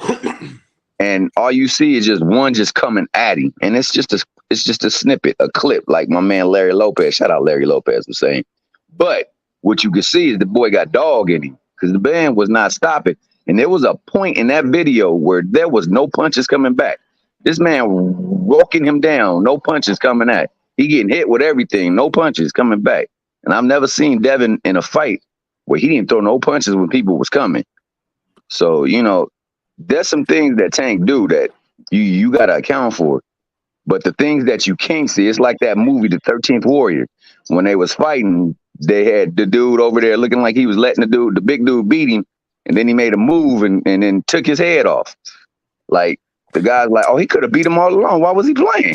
It's like they was gauging us on our physicality and our stature the whole time we here. But now they got to gauge what they can't tell, what's in our mind and how we think. And I think that's the thing that really sets Tank apart from a lot of these other fighters, especially in these days and age. Can I put some texture to that a little bit with this whole tape thing, this situation, right? If we be honest with you, with everybody, Tank was already a professional. Devin was. So, you know what I mean? You can gauge it how you want. No, that was in 2000 and, hold on, I wrote this down. Dev was fighting pro in Mexico at 16 years old. He was fighting grown-ass men in Mexico. Yeah, he was in Tijuana. I can't call that an excuse. No, because the dates don't line up. That was in 2015. Devin didn't make his pro debut yet until that year. Officially, on paper. Tank was already like 11 fights in. 1 year he fought like, I was up early, don't pardon me. I was just doing a lot of, but Tank fought like 6 times in a year. So he got a quick jump on a lot of things, right? But if you look at it, it's not Tank's duty to play with his food. He's walking into somebody where you're the gym guy. Like, they are ready to anoint Devin to be a pro. He's been working with us all this time. He's been grooming. I don't know this cat. This is AB man. He came over. I think Tank had a fight recently before that sparring. So maybe like, you want to eat after your fight. He probably was out of shape, drinking and drugging, hanging with AB. He did what he was supposed to do. We don't know how the rest of it ended up. You know what I mean? But the kid stood in there, whether he got rocked or whatever the case is, all right, cool. But Tank, from that point on, that sparring to now, is a different animal. He's turned himself into a unicorn. And I could safely say, I don't want to place any of them next to his name right now to see who would do what, because we haven't seen them fight a big puncher. And if they are a big puncher, they were 10 years older than the other one. And you say A fighters, B fighters, he's an A+ fighter. They haven't even really been in there with an A- guy or an A or B+ guy yet. So until they get to that some kind of level of that, then we can start grading which one of them could really attest to Tank's skill set. And I think there's a long gap between we get to that, and that's why we ain't getting the fight. Great. Can I go ahead? Go ahead, Tampa. Good. Yeah. Can I jump in? Go ahead, Tampa.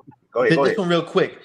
A fighter I really compare Devin to is Oberkar. Oberkar was a master boxer, nasty. Whoa. But when he got in there with the big punches, De La Hoya, Trinidad, and Quartet, it was game over. I don't know if that's going to be the case with Devin, but damn, it looked like he ain't like them punches of sparring, and we have seen him wobble. We ain't seen him go down. We seen him wobble. So I'm not going to say he's chinny, but I'm not going to call him iron chinned either. I want to see how he react to shots, to someone who could land them big shots on him. That's all I got.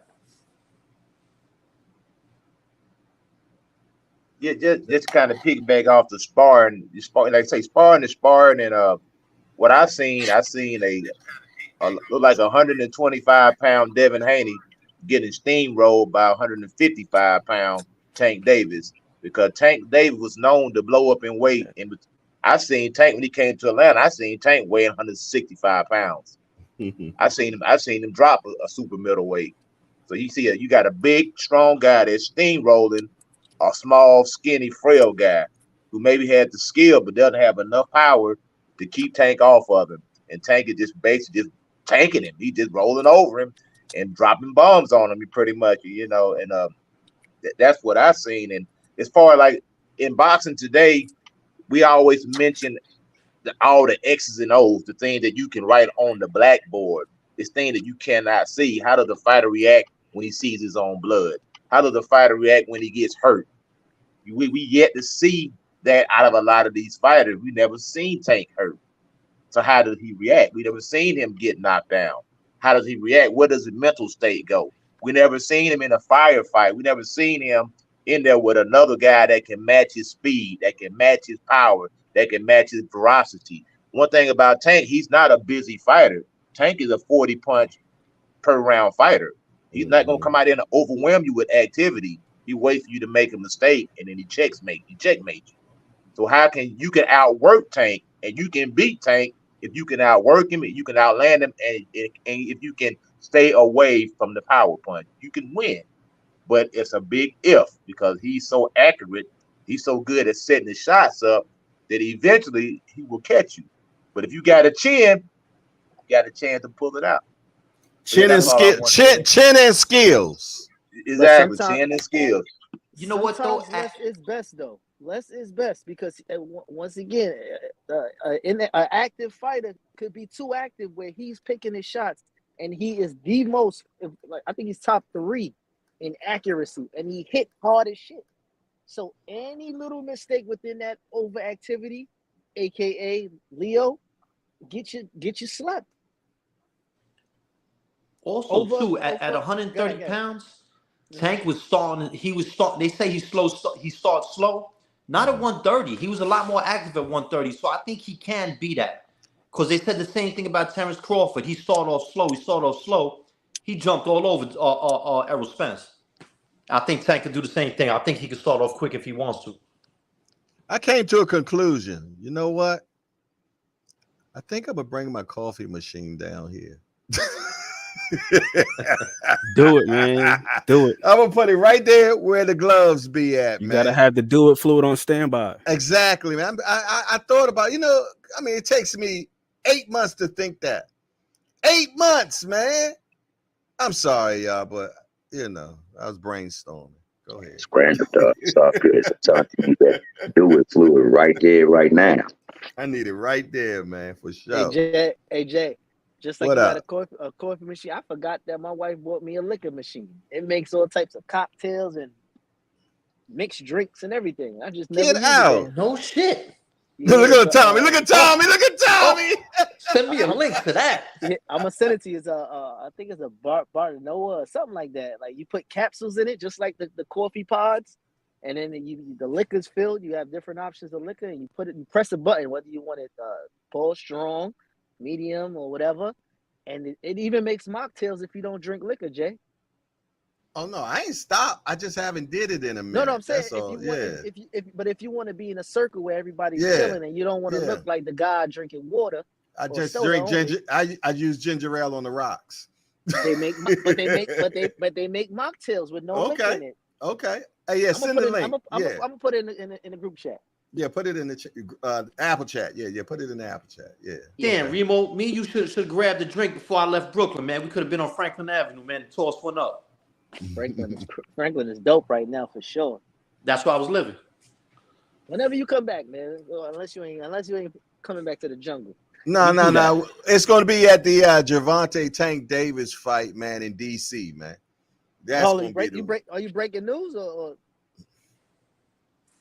Look at you! Didn't let the sword go, bro. Come on, man. I don't like that. Entrapment. No, y'all know I'm older, man. So sometimes I have Tourette's, so I be just blurting out dumb stuff, yo. So yeah, that's just one of them done Tourette's moments, man. I ain't gonna repeat it, but I heard one of your homeboys one day blurt something out by accident and caught himself on the podcast. I'll tell you in the text. Okay, cool. You gonna laugh? Yeah, man. But when we looked at the sparring yesterday, man, we seen a very young Devin. He was 16 years old. Tank might have been what? I don't know how many years older than. He's 4 years older than Dev. Okay, 16, so we're 16 and 20. 20, yeah. You got a grown man against a kid, man, for all intents and purposes. But they do that in the gym all the time. Yeah, age don't matter in fighting, man, at all. It's all about weight.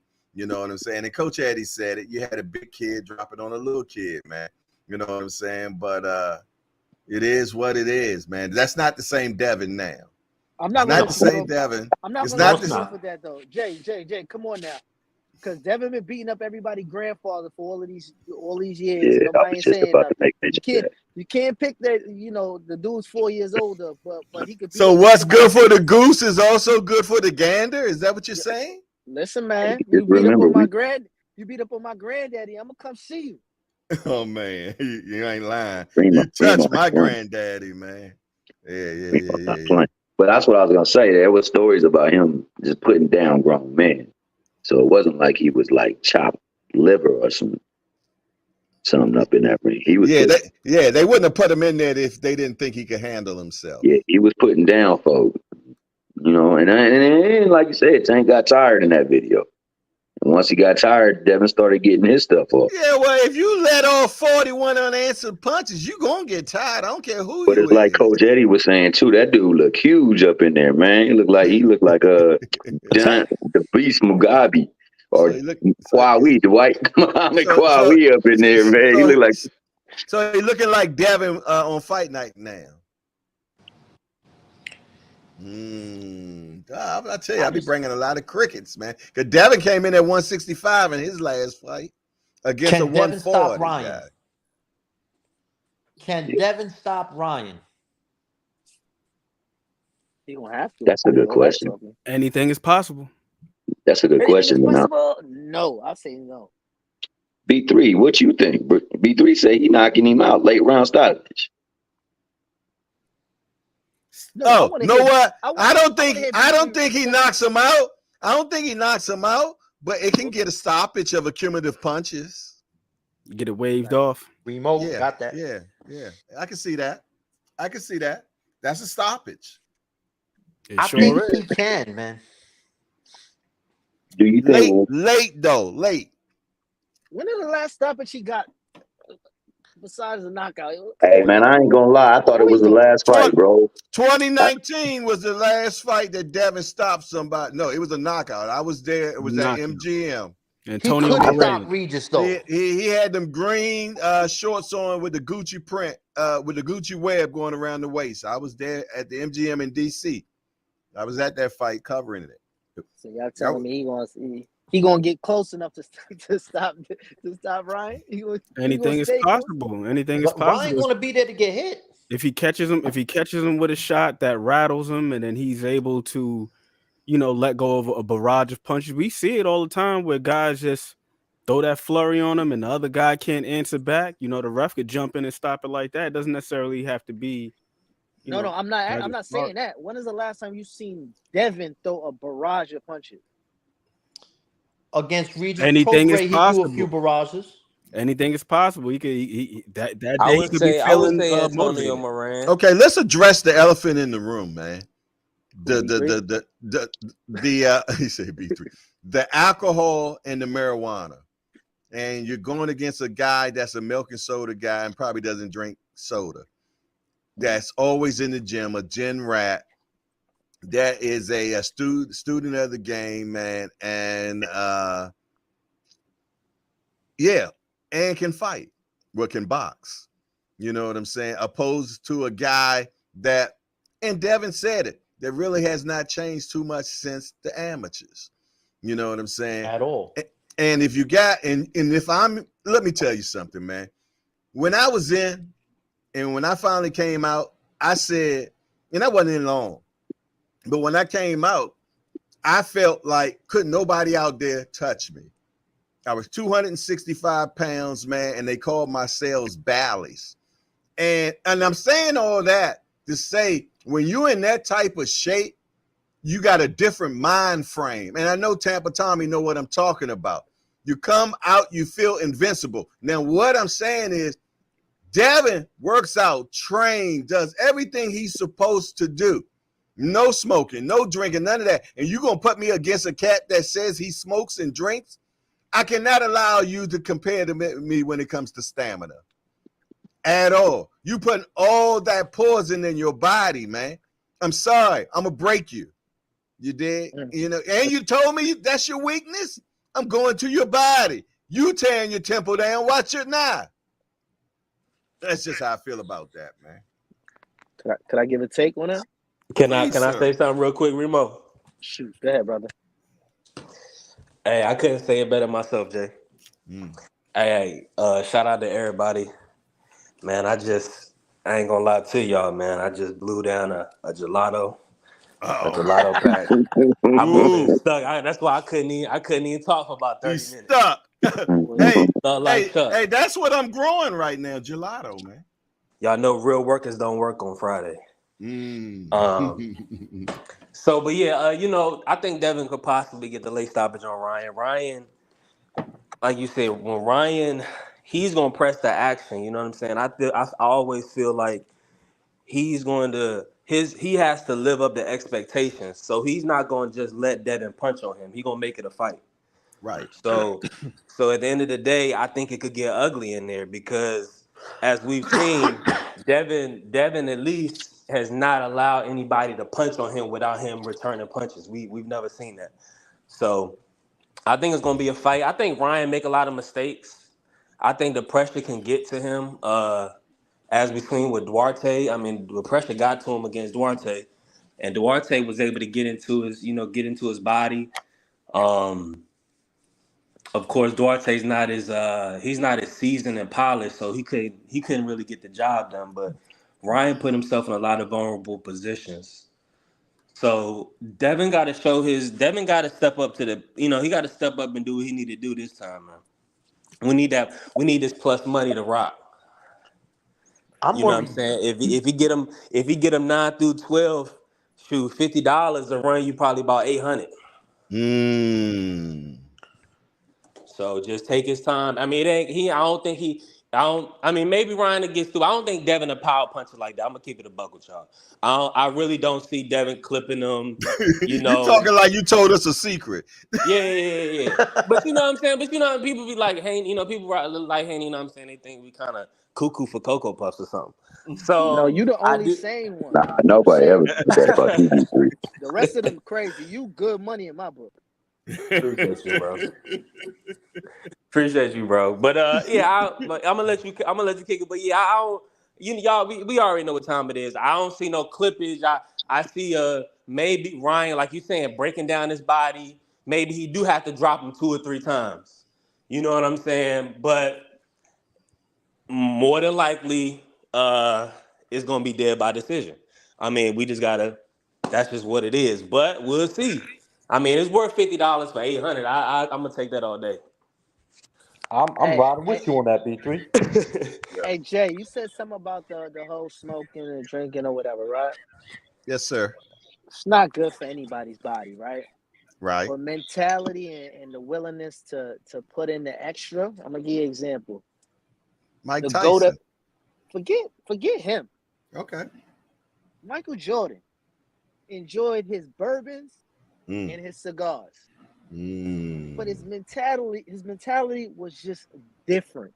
Yeah, well, you're putting Ryan in the Mike Jordan. No. That's what I'm saying. That's missing is his mentality to put in the extra work. The gym, like he cuts off what we was been told. He's cut off gym time for his own pleasure and leisure. He's in a camp right now. Tampa Tommy. Still smoking and drinking. That's a mistake right there alone. I see that. You know what I'm saying? Tincture. Oh, I told you I'm blind. Go ahead. The boy over there smoking a stogie, boy. Look at him. He talking about Jordan. He having his inner Jordan moment right now. Hey, B3 said it's Friday. But I'm enjoying the hangout. Now, is that a Mandora? This was actually gifted to me this morning by one of my young homies at work. Actually, he said, "Come on." Yeah, I only smoke Maduros, man. I don't like natural, man. I like the dark cigars, man. I'm a Padron guy myself, Anvasario. I love me a Padron Anvasario if I'm going to smoke a 1967 joint. You dig? But I'll tell you what this is. Yeah, it's a dark one. It's definitely a Mandura. I keep saying it correct. Yeah. I heard a few of y'all say that a few people, not a few, y'all heard B3 say it, but a few other people like in chats and stuff. They worried about will Ryan fold under the pressure? And I'm worried about if Haney going to fold under the pressure, and I'll tell you why. You talking about the mental pressure with Haney? Yes, we Yeah. see he responded well. But in that Loma fight, remember that point in the corner? Yo, he's figuring me out. He know what I'm gonna do. He looked flustered. He looked, and Loma ended up taking his foot off the gas in the 12th round. He played himself. That's why he deserved the loss. Mhm. But aside from that, what if Haney adjusted? He did. He listened to his dad and adjusted. But what if the adjustments don't work and that pressure keep coming for 2 or 3 straight rounds? Then what? I don't know. I haven't seen it. You know what I'm saying? I'm not saying he's gonna fold, but he didn't exactly inspire confidence in me when I seen that. Okay. Hey man, I think I'm starting to see more about Devin, especially with this press conference and the psychology I see in. Him and his father, man, they're too worried. They were too worried about what Mayweather has said to Ryan. That's the one thing that had me kind of like, do they feel though that Mayweather got something on them that's like a holy grail secret or something? Because he kept saying, what Mayweather say? What did Mayweather say when y'all was jogging? Why is they asking that question? You know what I'm saying? Maybe I'm reading too deep into it. You know what I'm saying? But also you had Devin say, oh, I'm not even coming to the press conference tomorrow. I don't know if that was just trolling or that he felt though that Ryan got the best of him. Because I'm going to tell you, at that press conference, when they seen that chair, it bothered them, man. He upstaged them. And you remember Bill wasn't saying nothing in that press conference. He was just quiet, man. And when the press conference, when they finished talking, he was just standing off to the side, man, like he was out of place or something. I had to holler at him and say, oh, fragmentation, huh? He said, oh, gee, hey, I'm just selling my son, man. No harm done. I said, oh, no harm foul. I said, you blew me up. It wasn't, it is what it is. Somebody got their television up loud so I can hear them in the background. Yeah. So, yes. Can somebody turn their television, TV down? Because that's all I'm hearing in the background. I hear myself talking. All right. So, yeah, man. Appreciate that. Thank you very much. But, yeah, so I'm really worried about how their mentality is, man, because it seems like they're a little rattled to me. And their only way of comeback yesterday is what we talk about when you don't have nothing else to say, you started calling names. You dig? And that's what they did yesterday. They just did a bunch of name calling, So I don't know. I'm gonna tell you my take on it. And I salute to Bill. Salute to Bill Haney. But Bill Haney reminds me of a lot of guys that used to come around my gym. Okay. He's one of those guys that Devin Haney has learned from other trainers who have got Devin Haney to that point. And now Devin Haney is on autopilot. So Bill got rid of all them other guys, and now he want to jump in and be the head guy. That's what fathers do. A lot of times, Bill didn't grow up around boxing like that. Everything Devin learned, he learned from Floyd Sr. He learned from Zab Judah's father. He learned from other guys, a variety of trainers who have poured into him. And Devin Haney's on autopilot right now. So now, just to ask you one question, Coach Eddie, do you feel though his father's doing him a big disservice by not allowing him to have a world-class trainer, somebody that could take him to the next level?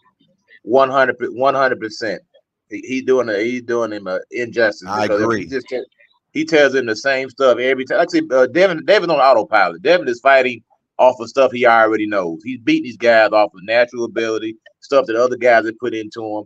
And Bill has learned, boxing just being around the gym and I'm not trying to discredit him 100%, but he learned boxing being around the gym. And you hang around the gym long enough, you can learn a lot. But I'm going to tell you one thing that I noticed. You get a haircut. Yes, sir. And one thing that I noticed about, now I see this a lot of why our quote unquote slick black fighters are losing is because there's no teachers in there. You have mitt men, and they think they look good on mitt. Nobody teaching them the ins and outs of boxing, and they think, I look good on the mitt. And then when they get in there with somebody who has veracity, somebody who just basically give them a basic butt whooping. Like Speedy Rashidi Ellis, Montana Love, these guys who look great and fancy, they get in there with a basic dude, they get a basic butt whooping. Because at the end of the day, boxing is about landing punches and hurting the guy. It's the hurt business. It ain't about what type of outfit you got on, the type of trunks you coming to the ring with. All that stuff don't matter, man. You can get beat up with a dude in some Converse, man, and put some hands on you, man. So that's where we at right now in boxing, getting whipped by Chuck Taylor. Woo! Goodness gracious. Yeah. Hey, church is in session, man. I'm about to pass a plate in a minute up in here, man. Church is impressive. Pass the collection around, ninja. Hey, Coach Eddie. When you turn 50, brother, we got to get you on the old timer show. Well, you cooking right now. We've been talking about that. I got 4.5 more years, man. Damn, man. We might have to make an exception. I'm gonna have to talk to some people, man. Yeah, y'all had to vote me in. Yeah. We might have to grandfather you and find some type of loophole to get you in. We'll get you some fake ID. You was straight cooking right there. That's what we've been talking about. That old school. But he's a coach, man. He's in the gym. He's in the mud every day, man. Absolutely agree with you about Bill Haney too. And he that fake it till you make it type of person. But like in boxing, you can't fake it till you make it. There's gonna come a time when you're gonna actually have to give some direction that will change the course of the fight. Can you tap into the reserve that you felt that you remember from other folks? Because the other folks done been there and they know what it takes to get through, especially when things get difficult. Oh, they're doing this. Oh, I need to make this adjustment. He can't do that. And I think to Tampa Tommy's point, I think that's why that question was asked. He's figuring me out. What do I do? And you know what? Maybe part of the nervousness he had, that little unraveledness that he kind of displayed. Maybe if he had another coach, because a coach will make you confident when you believe in them. A co-coach. You need an older cat. A co-coach, right? He need a co-coach, man. Yeah, and I thought Zab Dad was Eddie in there with him, man. Oh yeah, Zab Dad. I like him, man. I like Zab Dad. Yeah. My trainer used to run with Yoel Judah. They used to do martial arts and all, because they all know martial arts. The whole Judah family don't just box. Oh yeah, they know martial arts as well. They put hands and feet on you. Kickboxing especially. Yeah, back in the days, all the Israelites in Brooklyn, they were mad militant. They were studying all that. And that's what they were. They used to be Israelites. They say, hey, Raging Cajun. What's up, my guy? Bro, that sparring footage went exactly how I pictured it. That weak-ass freaking jab ain't got nothing. Look, even if they fight now, that weak-ass jab ain't stopping Tank. If you can't get that man's respect, he's going to walk you down and finish you, just like we saw in that video. The crazy thing is Tank was fat, overweight. He wasn't in shape. Imagine if he'd have been in shape in that video. It wouldn't have even, bruh, come on. The man had big gloves on, headgear, and he still almost had the kid out. I'm telling y'all. He ain't going to touch him. Get him in the ring. Get him in the ring. Finish him off. Shut everybody up. As far as Manny Pacquiao, no. Manny's going to leap in and get caught. He's going to be down on his freaking knees. That's all I got to say. The Raging Cajun. That's why they call him the Raging Cajun, baby. Came in raging, didn't they? Well, look, you're lucky we ain't got both. You're lucky we ain't got both of them in here, boy. You get the angry white man up in here and Raging Cajun, boy. Lord have mercy. I tried to get D1 come up, man. No, D1, he can't pull his phone out where he at right. He on some classified G13 up in there. Oh, that G13. Yeah. He on that classified G13 right now, man. That's what's up. Phone out. Yeah. Shout out to the good brother D1. Yeah. Shout out to him, and that's our guy, man. Yes, indeedy, man. Aunt McQueen, Talk to me, man. Talk to me, man. What's going on in that What's the beautiful reason? mind of you? What's going on in that beautiful mind? Man, I was just over here reflecting on what Coach Eddie said a couple minutes ago. Because Tom and Yeah. we have this conversation. It's been an ongoing thing about you got trainers and you got coaches. You know what I'm saying? You got trainers and you got coaches. You got a trainer might be able to walk you through a couple things. A coach can explain to you why the hell you're doing it and why it's important. You know what I'm saying? Right. Trainer will tell you, hey, do these push-ups, do this, do this, do this, do this. But a coach like my guy Tampa Tommy will tell you, hey, this is the reason why you want to adjust your form a little bit, because you're going to be working this muscle right here, and that muscle works in conjunction with that one, and that one stabilizes the core. And you're like, oh, okay. Now I understand why I'm doing it. He's speaking your language. He's speaking your language. Like what Coach Eddie was saying before about guys getting on the pad. It's like, yo, there's got to be more to it than you just coming up with this flashy routine. And some of these guys, they see a lot of the stuff that Floyd was doing with Roger Mayweather on the pads, and they want to emulate that, but they don't understand why the hell Roger was doing that type of work with him. But then when you go and you look at the fights and you see that some of those things are not just flashy, some of those things actually have, I'm not gonna say some of them, all of those things actually have purpose. If I tap you on the elbow, you could return a shot like this, like this, you know what I'm saying? And then you just built in that automatic response. But a lot of these guys, it's for the fast twitch muscles and for the response. Yeah, I hit you right here, boom, you come back with this shot. Hit you right here, you come back with this shot. Muscle memory, muscle memory, you know what I mean? muscle memory. Yeah, you gotta have the why behind the what. Being in boxing news, my pharmaceutical brother, what you got for me? We getting some good stuff, I'm just sitting back watching, listening to everybody hate on old Great Bill and Devin Haney. Ain't nobody hating. Here come I'm just sitting there listening to it, bro. That's all. I ain't gonna lie, bro. A lot of negative opinions. I'm being real. That boy was 16 years old. The same shit, y'all. Tank was a weight bully back then. We all know Tank had weight problems back then. He's disciplined now. But back then, he was known to be a weight bully. Coach Eddie said it. You understand? And we all know that was a small edited snippet. Yeah, did Tank get the best of him in that small snippet? Yes. Would they have stopped that fight? Would they have stopped that fight if that was a fight? In that small, they should have. I would say, yeah. I was throwing the towel for my fight.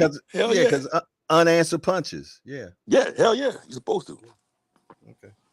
Yeah, you're supposed to. Hold on. Wait. How? Let me throw this in this real quick, BNB. How we know what was proceeding, because it was kind of clipped up. Did y'all? Because from my viewpoint, I want to see the other camera. I seen another camera that I didn't see Devin, like the wobbly legs and all that stuff. Now, if I missed it, I'm gonna go back and watch. But I don't know. Tell me from what y'all seen in the video. I didn't see wobble. Just seen because I thought it was clipped. I didn't see wobble. I see wobble. What it looked like to me, it looked like Tank punches hurt though. I don't know if you ever been hit with someone with real heavy hands and they punches really hurt and made him timid.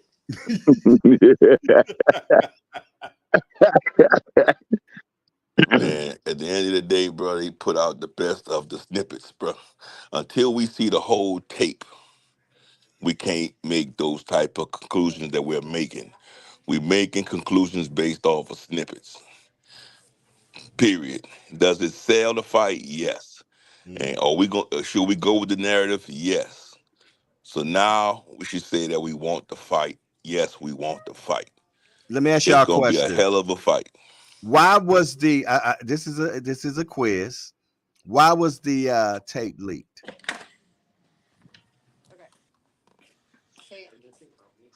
Because of Bill, man. That's what I was getting on today. It's because of Bill, and I respect Bill. I like Bill, but at one point, if I'm not mistaken, they were saying something like, "I got 20,000 for whoever could produce some of this footage," and so on and so forth. And then also the other thing is this: is like it's not an issue when the footage is coming out when Dev is putting hands on what's my guy's name, Hector Luis Garcia.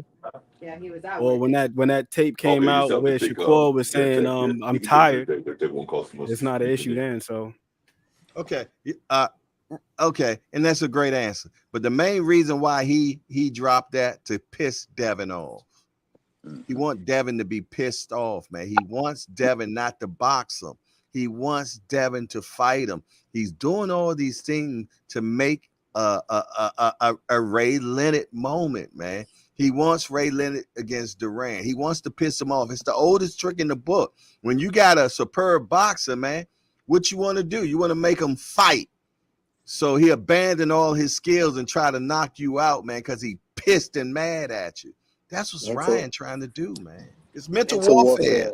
Yeah. It's psyops. It's psyops like a mug. That I think what Ant said is valid as well. And then I think that, we streaming it down the line. It's doing what it's supposed to do. He's pissed now. You made me look stupid.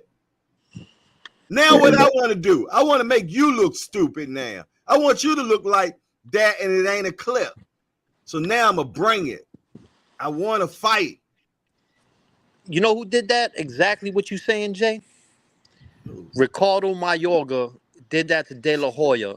And in the interview, they told De La Hoya, they said, yo, do you think he's trying to bait you into a brawl? He said, yes. And I'm going to give him a brawl.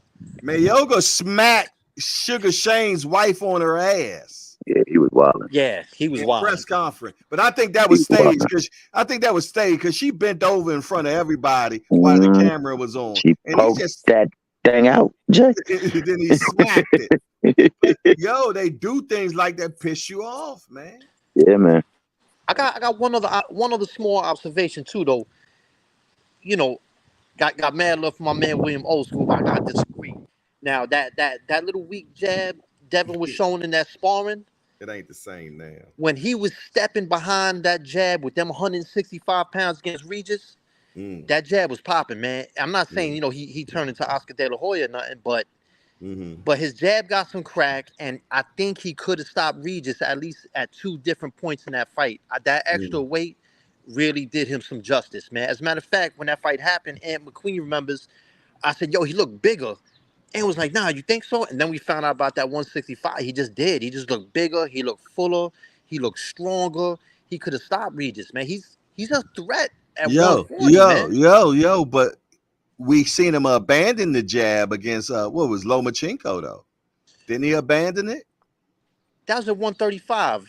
That was at 135. He was trying to go to the body. I don't think that's the weight though. That's because Lomachenko, him stepping on the outside, establishing that lead foot dominance and taking that jab away, being prepared for it. And I think with Regis wasn't doing that. Regis in there with his hands down, all that other stuff. That's the thing that makes that fight so intriguing to me is the fact that it's open stance. I think Devin has a terrific jab, but I've seen on a few occasions when he's fought southpaws outside of the Regis fight, the jab wasn't. And that's typical though, but that's typical. Right, it's typical. But you think Calvin and them not going to capitalize on that? Yeah, Tank Devin needs that. Devin needs that jab, man. He's going to be in the long guard for sure. He's going to be in the long guard, looking to control that lead. Then we talking boxing. Yes, Lord, man. Matching it, man. You got to keep that foot on the outside, man. But when you do. I don't see Ryan taking away that you fighting for that. You fighting for that, man. That's close stance though. Yeah. That overreaching leaves him susceptible to that left hook though. So he gonna have to control that for sure. Because if he does and gets clipped, camera ahead. You see what the camera's saying? If he leaves himself open like that, there's gonna be something coming ahead of him that he ain't ready for. Ryan is not sauce buckets like everybody keep on saying. He ain't sauce bucket. He do got some frame of skill work, and he's got some amenities with him that allows for him to, even if he is average, overcome. So Devin gonna have to be focused. And as you said, I think that all of that first press conference was to really get in his head. Really get in his head, talking about I'm the reason why people are here. I'm the king in this man, Mickey Freaky. And it played in their mind. And then the second one I didn't really see, but I heard it was just like It was a circus. Garbage. Hey, Coach Eddie. Coach Eddie. Coach Yes, Eddie. sir. You're Yes, Ryan's trainer. You're his coach. Okay. How do you beat Devin? Ooh, man. With what you got with Ryan? Well, what I got with Ryan. Yeah. Keep it Gave you a hard keep it a time. box keep it a boxing match, man. Keep it a boxing match and see Really? and just you want I mean because they reason why I say that because they're familiar with each other. You know what I mean? They fought a bunch of times in the amateurs. So you get that familiarity, you know what I mean? So keep it a boxing match, try to use your speed and try to see if you can hurt him. You know, use your power, throw combinations. And cause you can I believe Ryan, if he lets his hands go, he can outwork Devin because Devin he's not a real super busy fighter. Mm-hmm. So his best bet would probably be, try to keep it a boxing punch and stay active. Okay. And try Well, what and about try, and try to hurt him. What about the statement you don't box with a boxer? I ain't saying like keep it all the way like a boxing match, but okay. you know what I'm saying? Like you're gonna have to box and fight him. Like sometimes you have to box because the thing about it, both of those guys are now fighting somebody that's their same size. Most of these guys are usually fighting somebody that's smaller than them. Right. Now you fighting someone that's your equal physically with the height, the reach, the length, the speed, the power. It changes the dynamic of the boxing match. That fight could turn into a boxing match. Don't be surprised if it turns into a boxing match. Because you got both guys are tall and rangy for the weight class. So if it does go to a boxing match, then who's going to take advantage of that? Being familiar with each other, fighting each other 6 times, very familiar with each other. It could turn into that. Style makes fights. Yeah. Style makes fights. Go ahead, Remo. I think if I'm the coach, I'm letting my fighter Ryan. Do not let Devin set the pace and don't let him feel comfortable. If you're going to stay busy with him, and what we did see that we didn't give him credit for with the Duarte fight, his legs look way better than it ever looked. Devin hasn't had somebody really his size in front of him, age in front of him, and somebody who's a really big puncher. So Ryan can't get to him with the power if he doesn't just sit back and get pop shotted all day. It's the pace. Don't play Devin's pace. And we've seen Devin doesn't really like to be pressured. He likes it at a certain length, and he likes to keep a certain distance so he can control what he wants to get off. At some point in time, he has to make it ugly, and he has to fight and force Devin into a fight.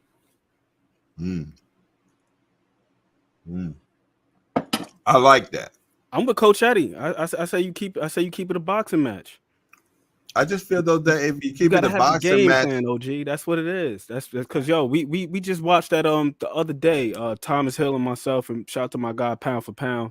We watched that Ali Norton the other day, and we really looked at it like frame for frame. Ali got one of the greatest jabs in history. The first one. The first one.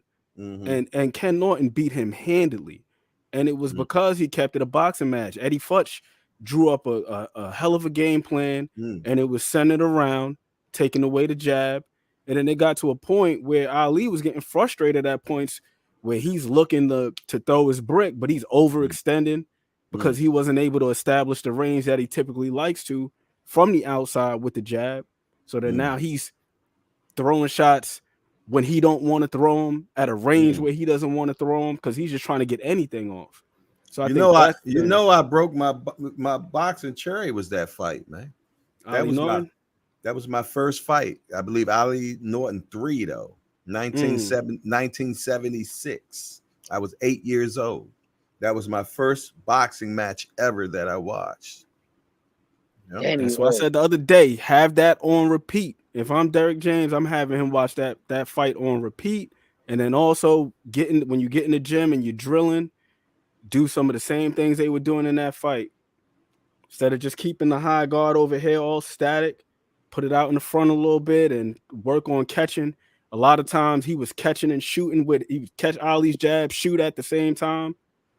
You know what I mean? And Ryan got a tremendous left hook.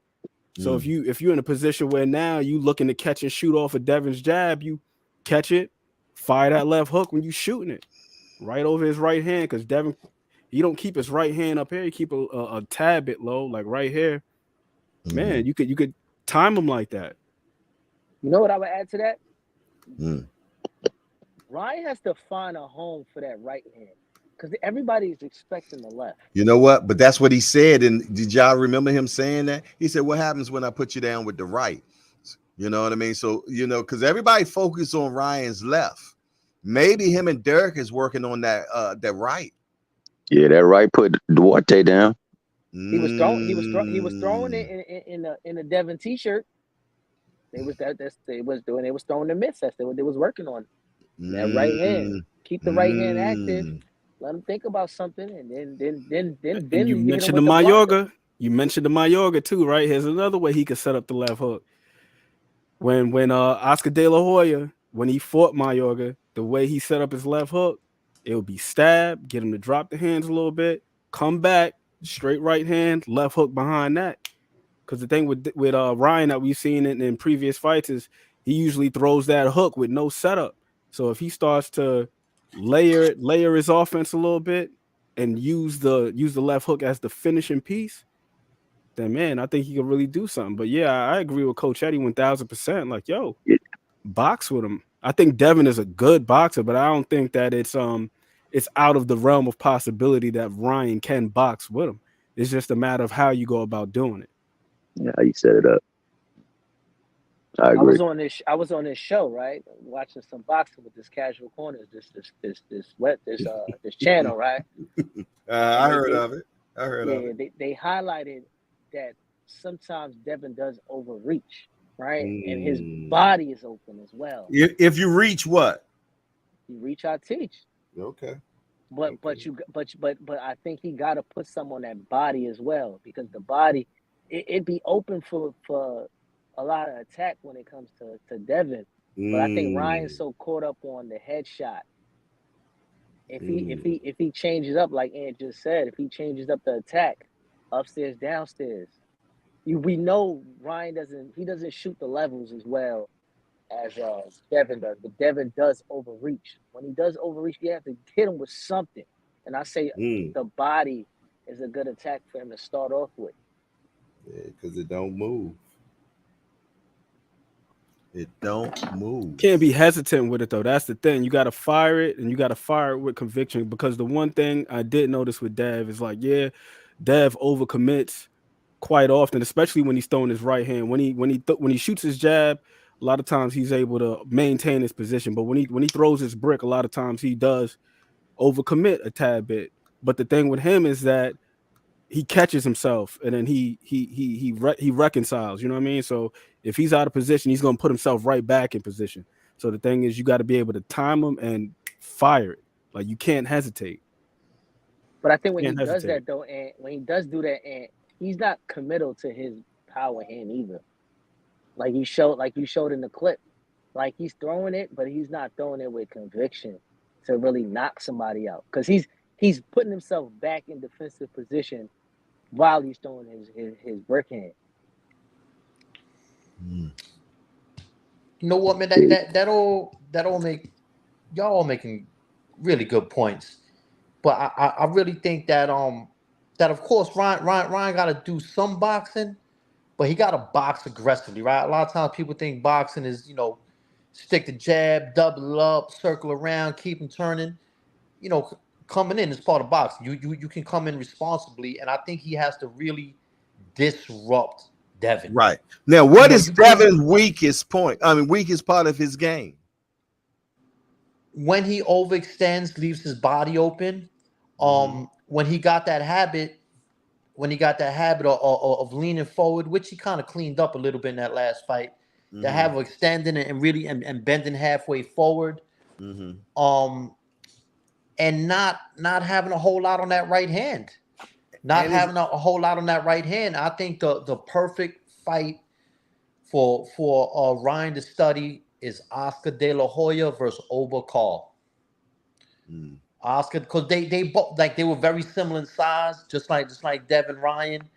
Obakar really didn't have a lot of power, but he was slick as hell. De La Hoya, you know, he was definitely he was a level above Ryan.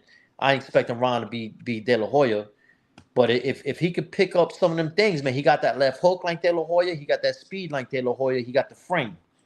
That's it. It ends there, and he like alcohol. You know what I'm saying? It kind of ends there, but he could do it. I think Devin Week is his inside game, man. He doesn't like the inside. He doesn't like it. He doesn't like it inside, man. You know what I'm saying? So I'm going to work on his inside, man. I'm gonna pick the lock, get around that jab, man, or take it away from him, and then and I'm coming inside, man. I'm in your kitchen. I'm in your refrigerator. I'm in your cabinet. Nobody likes somebody to come in their house and go in their refrigerator, man. I'm in your refrigerator, man. All the groceries. I'm drinking. Ron taking away his jab, though, man. I'm drinking. Yeah, well, but do we respect it? I think Devin's jab looked hard to me in that last fight. I think he's gonna at 165 is probably a telephone pole at 165. Jojo Diaz said his jab was real sturdy too. You know what I'm saying? He said it's not like something that you just want to get hit by or you're gonna just walk through it. So that jab is, whether it's 135, 140, Dev has a fantastic jab. So I think but Jojo D is he's a little dude though, man.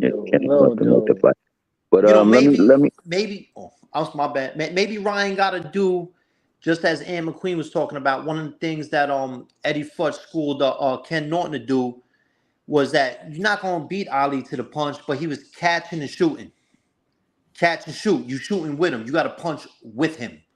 Because I don't see Ryan, getting real slick, picking off a lot of shots. He got to punch with Devin. Punch with him, punch in between them. Don't slip a shot and punch. Great while point. You slip and shoot. Great just point. That's what I was saying. Just either while you slip and shoot, or even if you just catch it, you know what I mean, with the rear hand. Just jab defense. Jab defense should be prioritized for Ryan Garcia. Prioritize that jab defense. I think what Tommy just said is excellent, because if he gets into the point where he is in an exchange, Ryan has the power advantage and the speed advantage. And I did not see that Fortuna punch until I slowed it down to like 0.5 to where he actually caught him. And if he finds himself in a pocket and he catches Devin or some exchanging, it could be nights out. And Ryan got to change heights. He's always tall. He got a fantastic left hook to the body. Don't get it too. He dropped Campbell with that. Campbell's a better fighter than a lot of people give him credit for. But he got to change levels, man. He got to, at the waist, at the knees, you got to start changing levels on Devin. Don't be an easy target either. And that's going to make it easier for you to start landing between his shots, to start slipping a shot and landing. I don't know if he probably is faster than Devin. I think you're right, Remo. I think you're right. With that Ali and Norton, man, like I said, man, I cut my teeth on that fight, man, on the third one. And they fought 3 times, and Norton won one of them. I believe he won the one in 1972, but and he got robbed on that third one. Or was it the first one? One of them he got robbed. Honestly, man, I think remember he broke Ali's jaw, man. Hey, Norton was no joke, man. He was a military dude, if I'm not mistaken, too, man. He was big, strong dude, man. For sure, man. How tough was Ali to keep fighting with that broken jaw, man? No, dude, that's what I'm saying, man. He a different animal, bro. That dude, man, he been in some hellacious battles, and he stood standing. He was still standing. Look what he did with Foreman, man. Foreman had just killed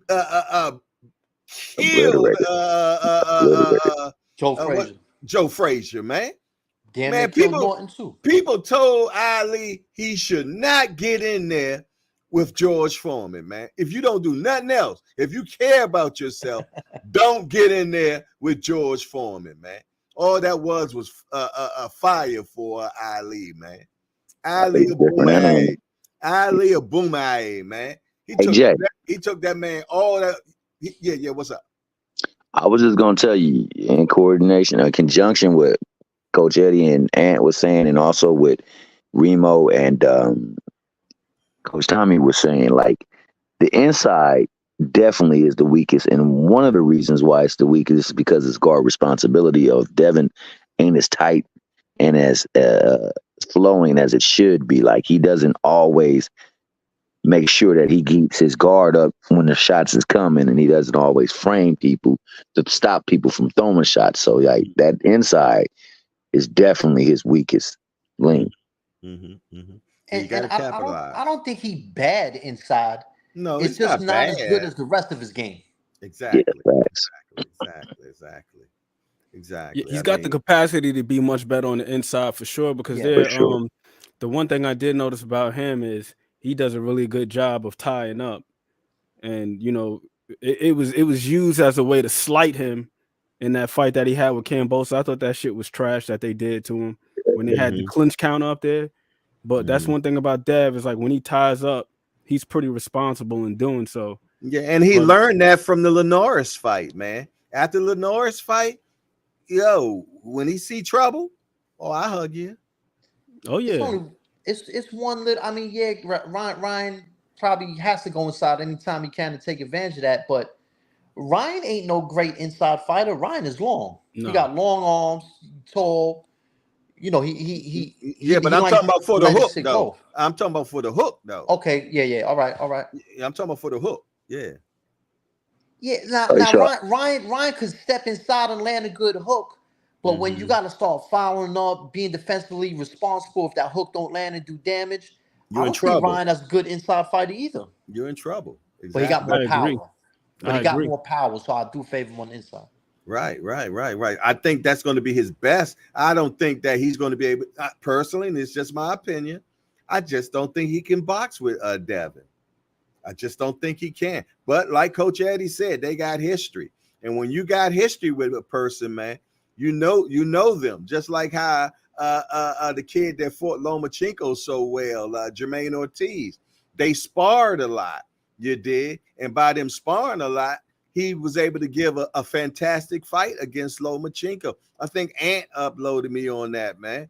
You dig? I was like, damn, why was this kid so good against Loma? They shared the ring with each other for quite some time. Yeah, and that helps, man. That helps like hell because your Loma hurt him to the body in I think the 8th round, and he never recovered. Yeah, it got a little shaky after that, but he gave a great account of himself though. He did. The best account of all the 3 fighters that fought him too. I thought he did the most success against Loma than T.O. did, and did Devin Haney. No, I thought T.O. was nice, man. I thought T.O. did his thing. T.O. was different, man. Then everyone say when Loma started letting his hands go, he was getting off with him. But it took him a round or two to adjust. In the middle of the 11th round, T.O. started firing back. Loma got up out of there. I'll say in the 12th. And here's the thing, T.O. too. adjusted, he got up out of there. The most brilliant thing about Teofimo's performance, in my personal opinion, in regards to that fight, is the fact that he understood the threat of his power. Like, he didn't do too much. He just landed just enough to win the rounds, and that was it. Like, he really managed that fight exceptionally well. And that's one thing that was impressive to me to see a young fighter. Because my guy, I'm a huge proponent of what's my guy, Najee Lopez.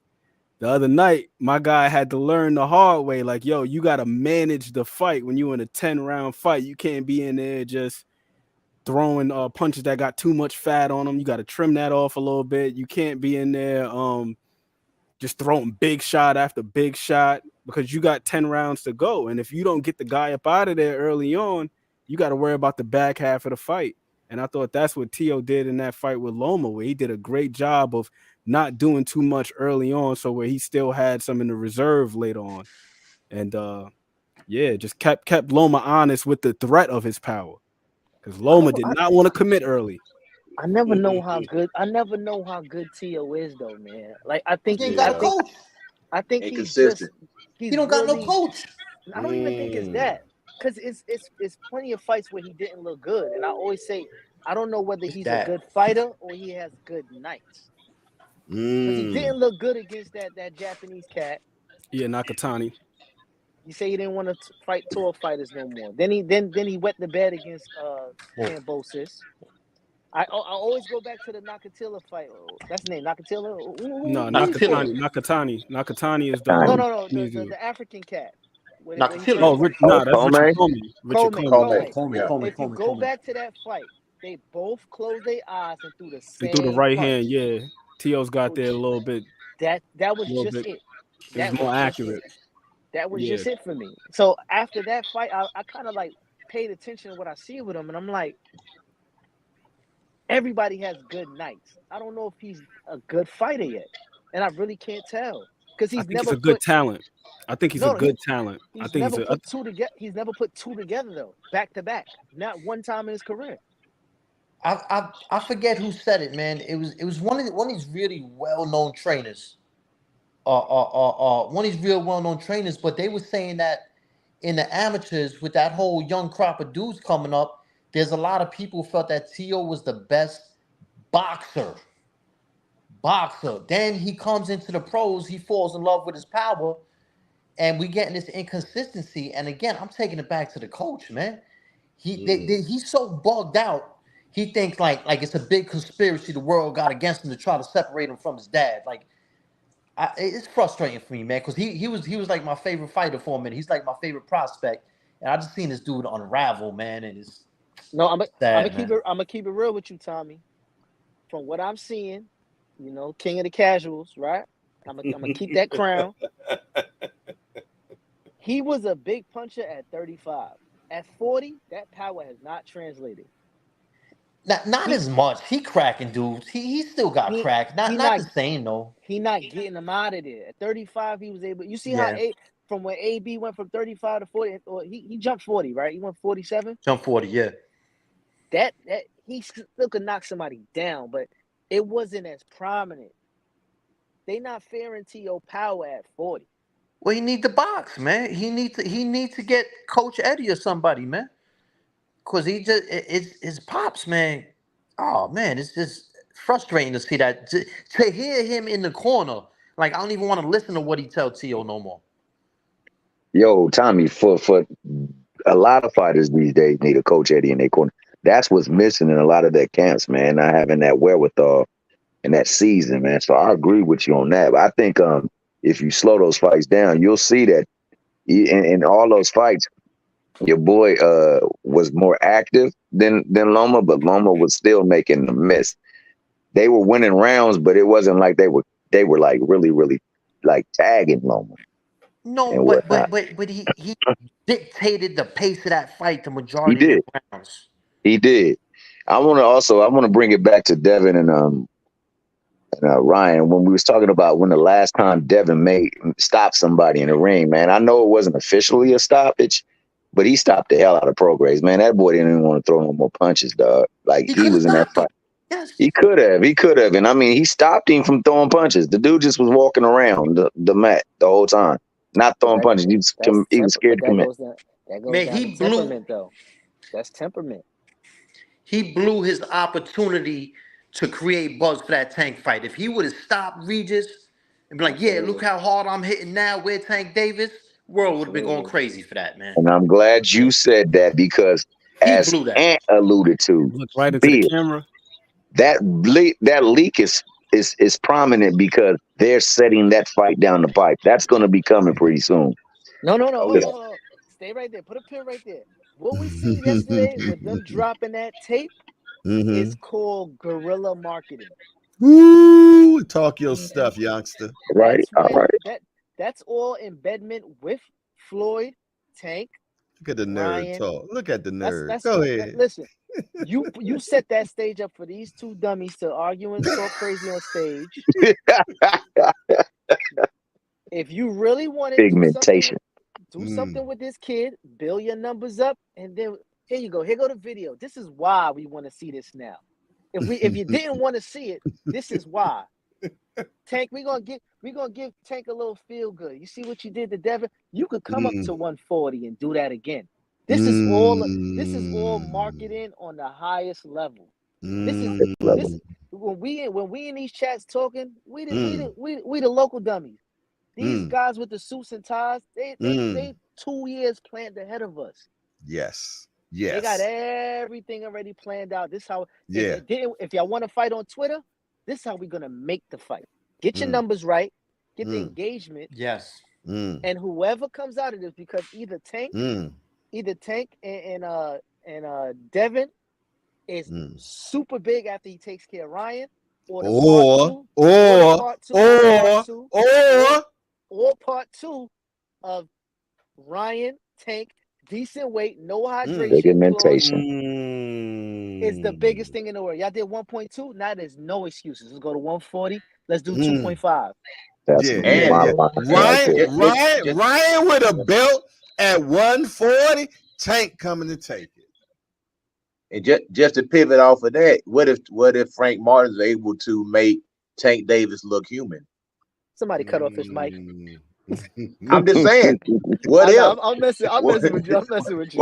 What if Frank is maybe make Tank look human? I ain't saying beat Tank, but make him look like a human being. Because now you got a target on your back. A target on your back is what you get.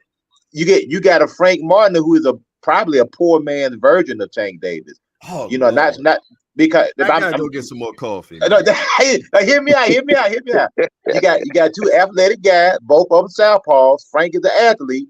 I clearly think Tank Davis is definitely going to win that fight, but it's not going to be as one-sided as people think. I think it's going to be a competitive butt whooping. That's what it's going to be. Coach.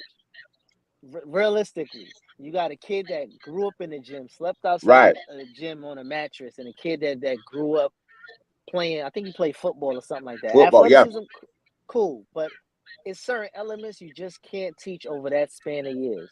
So what is it? 10 years he been boxing now versus forever 24 years.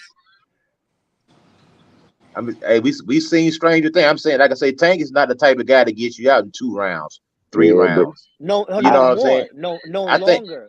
No longer. That's what I'm saying. He's more patient.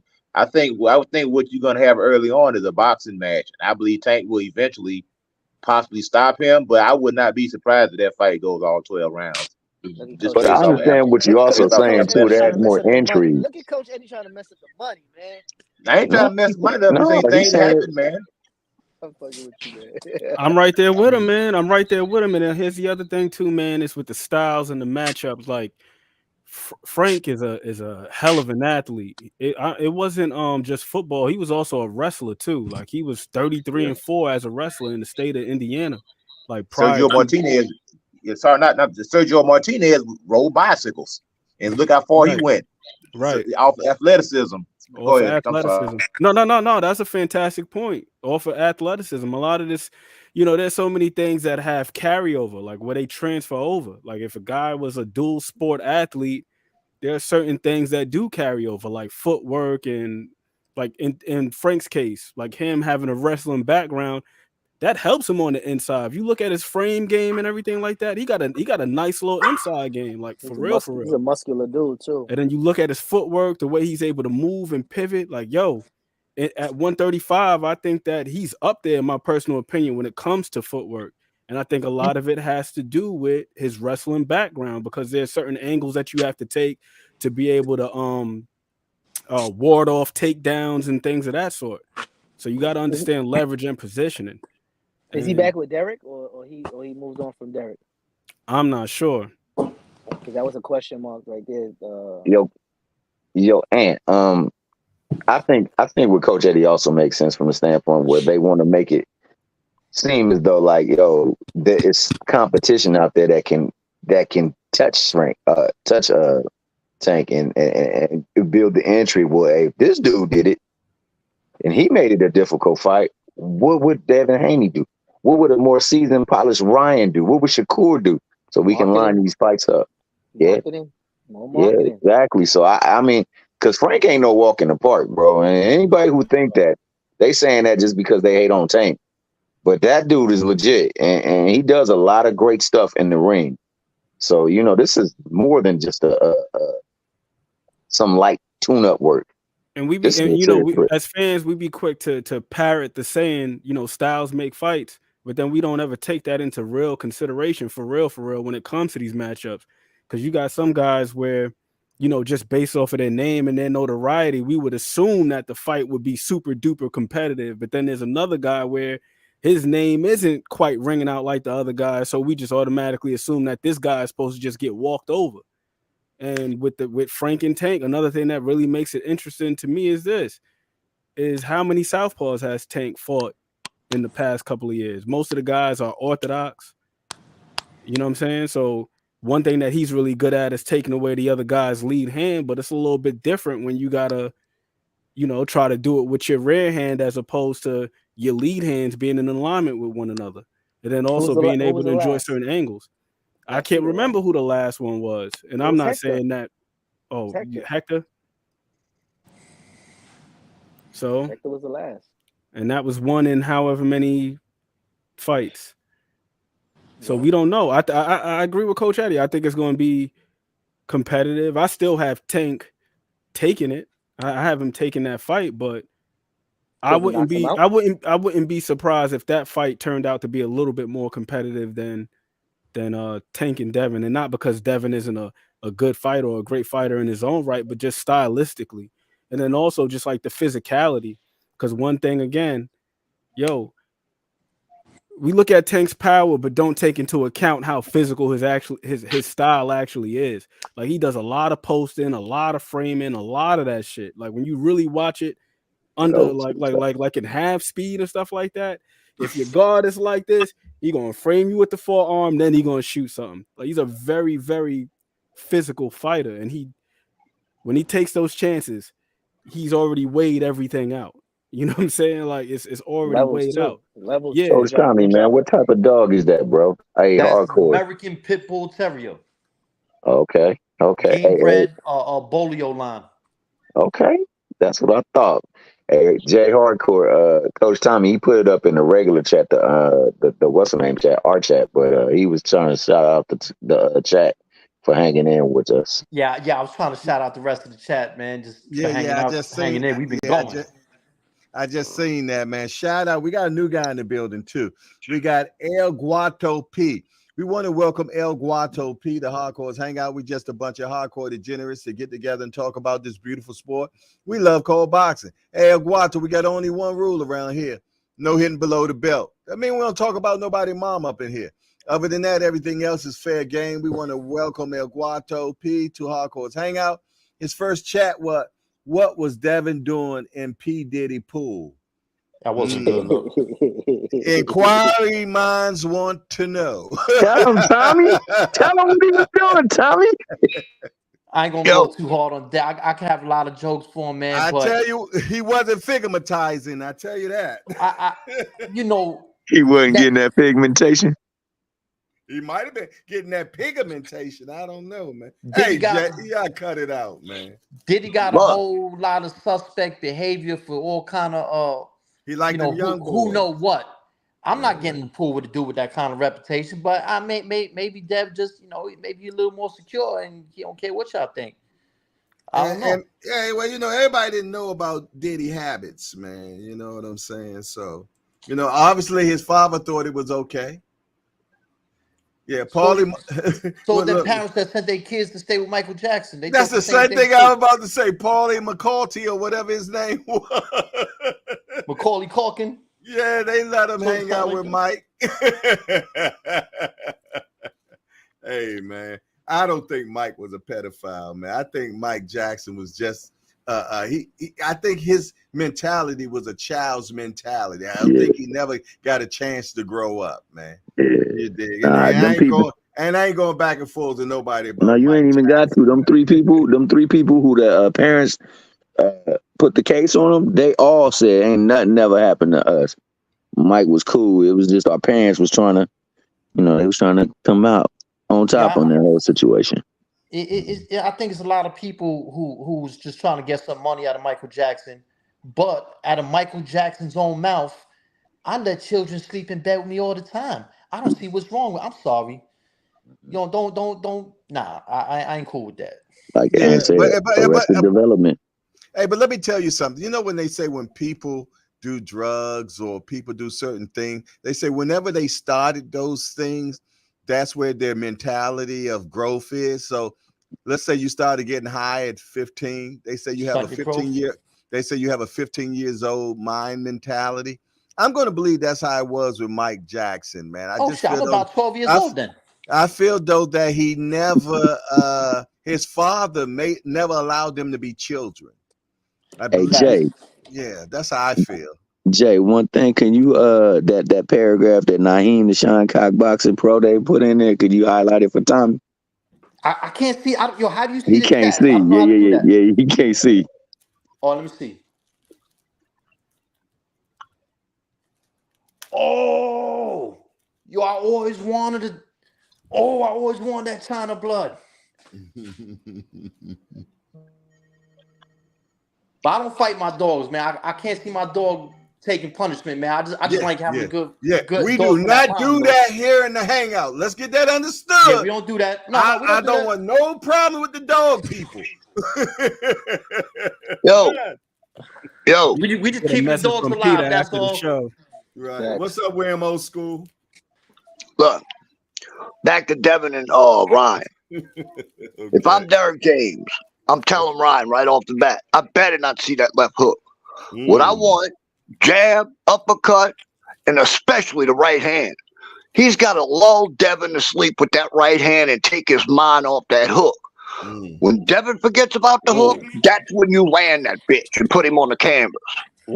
That's the way he's got to. That's the only chance he's got of beating Devin. If he comes out throwing that damn left hook constantly, he's going to lose. Period. Great point. William Old School be on it though. I ain't gonna lie. That's a nice little strategy. Yeah, man. I don't care what everybody else say about him when it come to boxing. He be knowing his stuff, man. He be knowing his stuff for sure. And William know his pit bulls. Let me tell you. All right, Jay, I'm out. I got to get out this house. Man, go climb that ladder or something, Jack. Yeah, that's what I'm doing. I've been waiting on this damn rain to freaking quit. This weather's been bad all fucking week. Later, guys. Peace out, William. Later, raging Cajun. He raging for sure. My guy, Will Old School, he be sounding like he be drinking raw eggs and smoking cigarettes at the same time. He be sounding serious.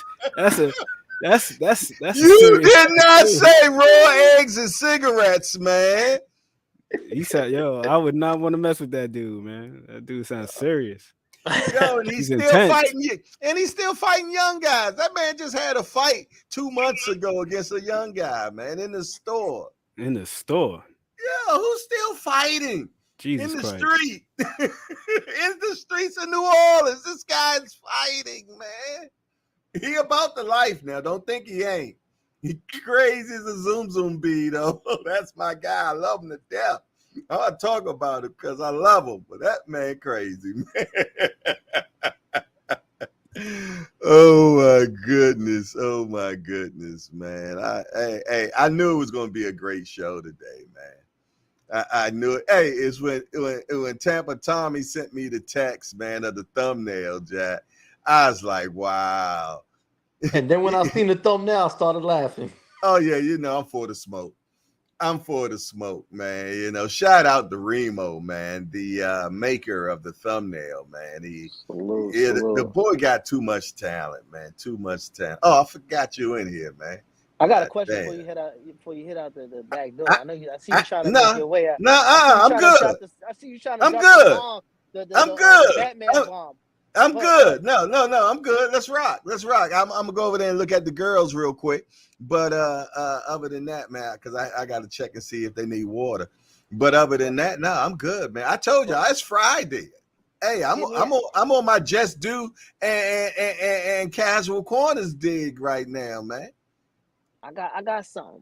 Y'all just gotta have some topics. Let's go. What happens if this fight right here, which is supposed to be number 7, goes into a draw again? Is there a rematch clause? Is my question. Got to run it back again. Let's bring. Naeem, come back in, man. I didn't see you. I just seen you at the last second, then you left. Come on back in so I can bring you on the panel, Naeem. I just didn't. I be missing, so I don't want you to think that I'm not trying to bring you in. Come back in so I can put you on the panel. According to what Bill said that there isn't one, but it's not out the question. But he wants it to be an ass whooping where Ryan wouldn't even ask for one. But if anything is made for TV, that'd be amazing right there. And that'll push the numbers up again. I'm about the numbers, man. I'm about the business side. Yeah, me too. I'm about the business side, but I like to see the boxing, man. I like to see the boxing. I'm not about the business. I just like explaining the business so people don't get so turned off about boxing. Yeah. So I like to try to break it down on what's actually happening. You did, because God knows, and God knows. Please keep the mic away from they's two dudes because they're just horrible. Who is that? Who is that? Both of them kids. All these kids are terrible on the mic. Rolly can't cut an interview without cussing and talking crazy. Ryan, to be such a man of God and praising all of that. It makes it look crazy, don't it? It's nothing about that last press conference is even rewatchable. There's no. It was horrible. It was horrible. Nothing to go back to. I'm just like, and so many people have said that they just didn't like it, man. And the guy that came in our chat last night, he got mad at me for saying that it was horrible. You know what I'm saying? But what was it about the like? I told you I enjoyed the Dora part when he started playing Dora while Devin was talking, and that was funny. Yeah, it was nice and wholesome. For everything about the lead up to the press conference was amazing. Barbosa, before they even started, Barbosa started talking his little thing. He came off aggressive. He like, I ain't friends with none of y'all. Somebody fall out, I want to fight each of y'all. The horseback riding with the ladies in the front. Ooh, that was amazing. That was fantastic, right? I love that. I like when Bill got on the stage and made the women get from behind him, yo. That was priceless right there, Ben's though, he a former pimp, Jack. For him to like, he was like, get on out of here. Get on out of here. Y'all can't even stand behind me. Before I put you to work. If nobody don't stand behind me unless they're working. And then I seen they pulled off a ribbon off a new Maybach, two-tone. Everything else was beautiful. And then they sat down, and I just was just like, what am I? And it went all the crap. It went to all the crap, man. Hey, shout out to Remo, y'all, one of the executive producers of this show. He vetoed the show that I wanted to do this morning. You know what I'm saying? He vetoed. He was like, no, big homie, that ain't what's happening. You dig? This is what's happening. And I listened to him. You know what I'm saying? And that's why we got this beautiful production we had today, man. Hey, we had a lot of visitors this morning, didn't we, y'all? I think we had 50-something odd people, 60 odd people come up in here. Reckless eyeballing. without me name dropping, because we don't want to be too messy. And I enjoy mess, but I'm trying to be political. I try to pull you back. Go ahead. What you about to say? Some of the channels that I see that pro, payroll, they usually go live at night. They didn't do that. They didn't go live. I heard it was quiet out there. Listen. It was the one dude hopped on and he was very. Did somebody just come in and I missed somebody that was just in? If you were just in, I just seen somebody leave, and I don't know if you are. Come back in. I just missed you, and I'll put you back in. Hey, Jess, come on up in here, man. I know you like a family cookout, man. Bring some ribs with you though. Man, Just had the pop. Shout out to Just. He had the popcorn popping last night. Yeah, I heard. I was asleep. I heard about it. Burning that midnight oil for the JBT. I heard, but when I looked at it, it was 6 hours ago, and it was 7 this morning. I'm like, 6 hours ago. Well, damn. What time he come on? 12 or 1 o'clock? Listen, he was on. I'm listening to him. And I'm editing today's thumbnail. It's a family cookout, baby. Boxing Jaguar, what's up, my guy? He said, "Happy Thanksgiving to all." Happy. Hey, you know what? I want to salute the panel. The reason why I want to salute the panel is it shows that men can get it together, come talk about boxing, but don't talk about nobody's mama. You dig? Everybody's being respectful on the panel. Everybody has their own opinion on how it goes down, but there's no argument. Even when I go get coffee, I can go get coffee and not worry that I gotta, control the room, man. You know what I mean? So salute to y'all. I appreciate you for sure. Salute for having us, man. Appreciate it.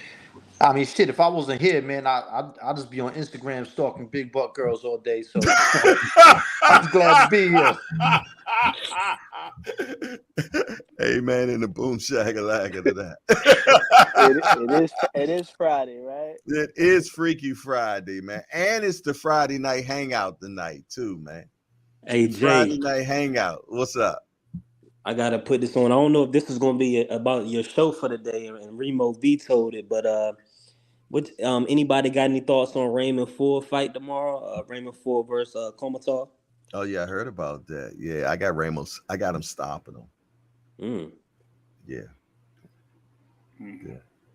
Oh, the man to fight tomorrow too, or it's today? Yeah, that's crazy, right? But yeah, I think Ford stops him.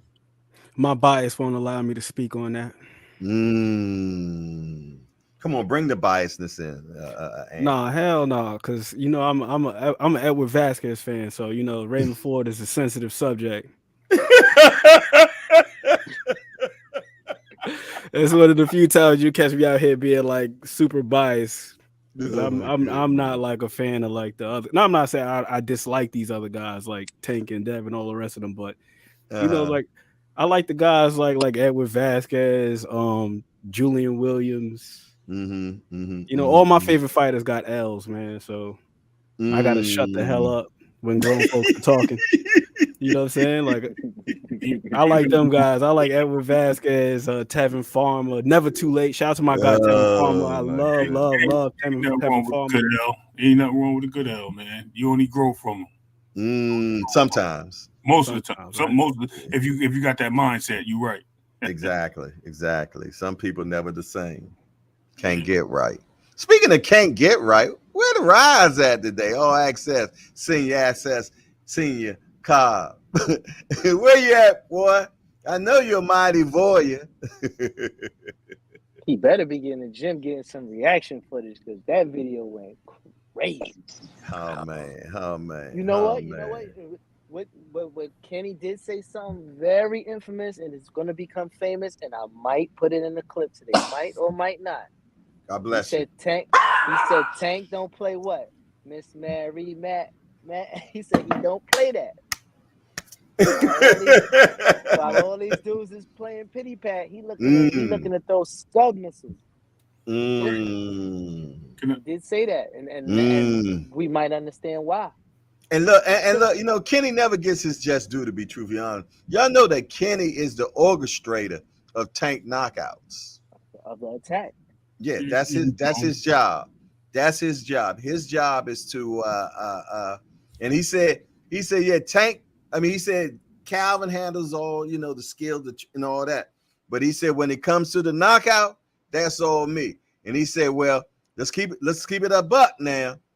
I'm winning. He said I'm winning.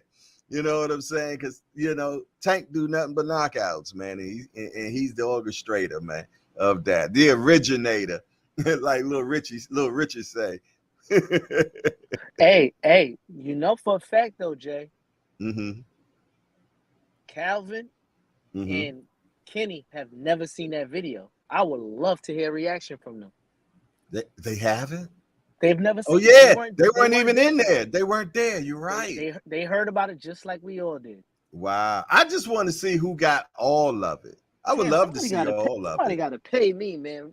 I got to quit my job. Oh, man. Look. I got Bill Haney paying for that fight. Somebody got it all. Well, I know Mayweather does. Mayweather has it all.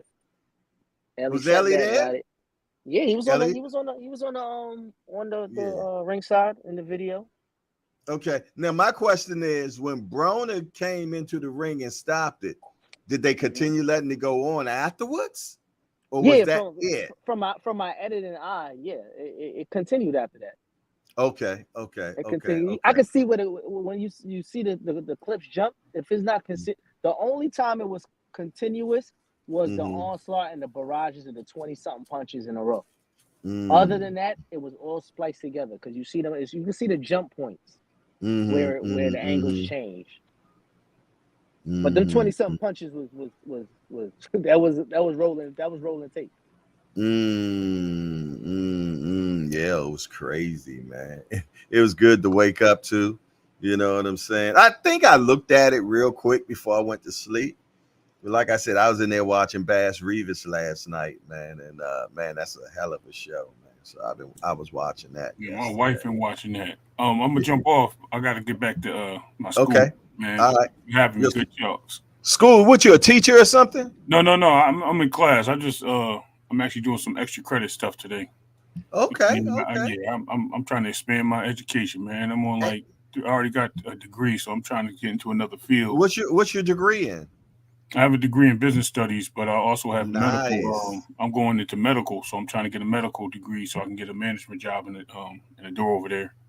Okay, a smart guy. I like that. I love to know what people doing, man. You did.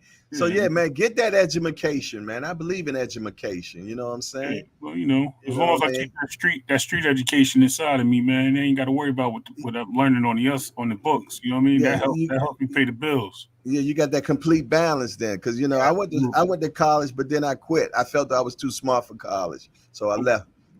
Yeah. I got an A+ in one class, man, and I know that I made up everything that I did on that research paper. And after that, I said, you know what?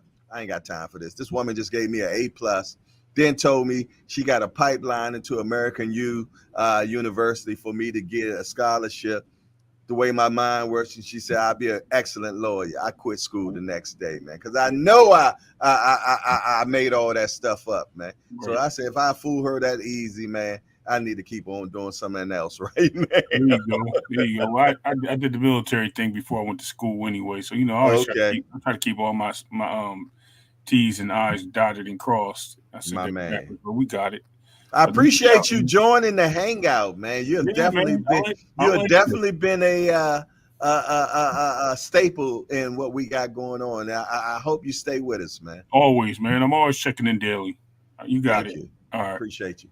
Peace out, man. Peace. Cousin Pete in the building, y'all.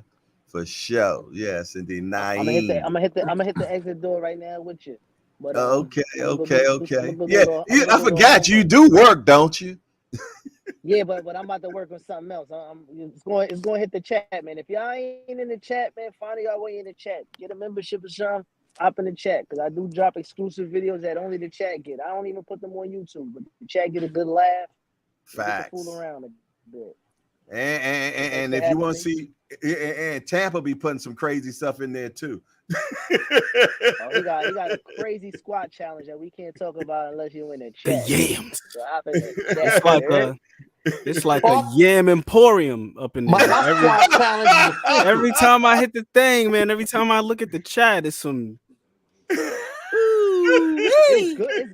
Some things going on in there, listen, man. That yams is churned with buttermilk and cinnamon with a little bit of I feel like I had to go to Minnesota and purify myself in the waters of Lake Minnetonka, right? That's why I did the squat challenge. That's why I did the squat your girl challenge. Because everyone putting these big girls in there, man. You gotta know how to handle them, man. You can't handle them. You ain't really about that life, man. I'm not. Well, as the great Robert Nesta Marley once said, you are the big tree. We are the small axe, sharpened to cut you down. Man, I chopped down the big tree, brother. You know what I mean? I am not into wrestling. I'm sorry. I'm not into wrestling. I'm Greco-Roman. I'm Greco-Roman. Hey, like in the movie The Mat, I like the giraffes. Give me a giraffe. Especially when I'm off that coffee. Tommy moving like Lex Luger when he slammed Yokozuna. My man got all the strength in the world.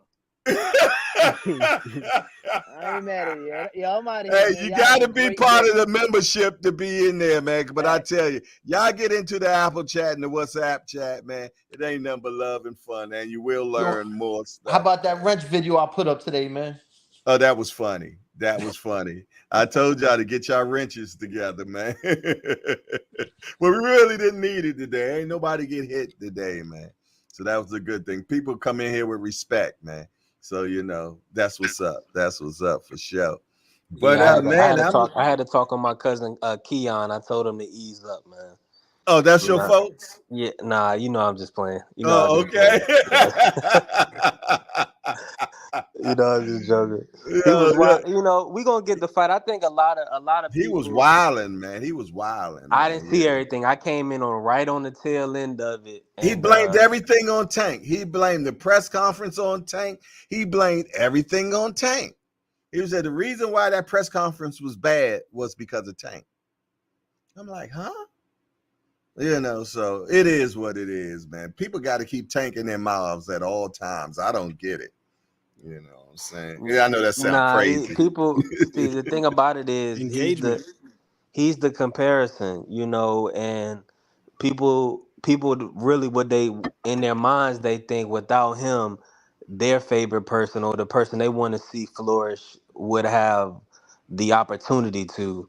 But with Tank there, he will dim your light because he's the one, he's the one that's putting asses in the seats. He's the one that people know will, knock you out. He's built up a reputation. The voice, And I mean, that's just what it is. So a lot of guys, man, they get people, they don't really know the full scope of what's going on. For one, it's a business, and for two, Tank has put in a lot of work. You see what I'm saying? He's definitely putting a lot of work. So if you coming in like new to the sport, you might not, you don't have the years to even really be having conversations. You know what I'm saying? You probably just tweeting or whatever, just chatting, because because certain things just be sounding crazy. Like I be feeling it, but it be people that just be coming in the box of 1 or 2 years. They heard 1 or 2 people talk, and then they chatting when you really should be listening. That's why this whole time I've been up here 4 hours. I probably talked twice because I'm listening, enjoying the good Nah, you conversation. stuck on that gelato. Keep it real. Nah, cool. I mean, it's been a good cook, man. What up, Jess? Yeah, it was definitely a good cook, man. And it ain't over. Come on, man. We got the cookout specialist on the grill right now. Jess do boxing. What's up, Jess? What's good with it, fellas? How y'all feeling? Man, both hands, baby. Both hands. All right, that's what I like to hear. What's good, Tampa Tommy in the building? What's good, good brother? My guy Ant McLean, the professor, looking like he ready to break something down. I got Larry Middleton and Joe Bugner on another tab right now. So if you see me and I'm looking spaced out, I'm watching the fight on another tab. Got something going on. Hey, Jess, I heard you was cooking last night as usual. That wasn't nothing different. You know what I'm saying? But what did you see, man? Because obviously you jumped on for a reason, man. Tell me what you got for us, man. We love it. Give it to us, bro. I mean, look, we get it. It's just sparring, and a lot of people dismiss it because they like, man, it's just practice. But I mean, that's where fights are won. You hear that saying all the time. Fights won in the gym. Won in the gym, right? You know what I'm saying? Right. So I ain't dismissive of it the way people are, but at the same time, I ain't have to walk away, to feel like it had to be a winner or a loser. But I think I seen what I needed to see, and I've been very fair and consistent. Way before this take ever came out, I've said it.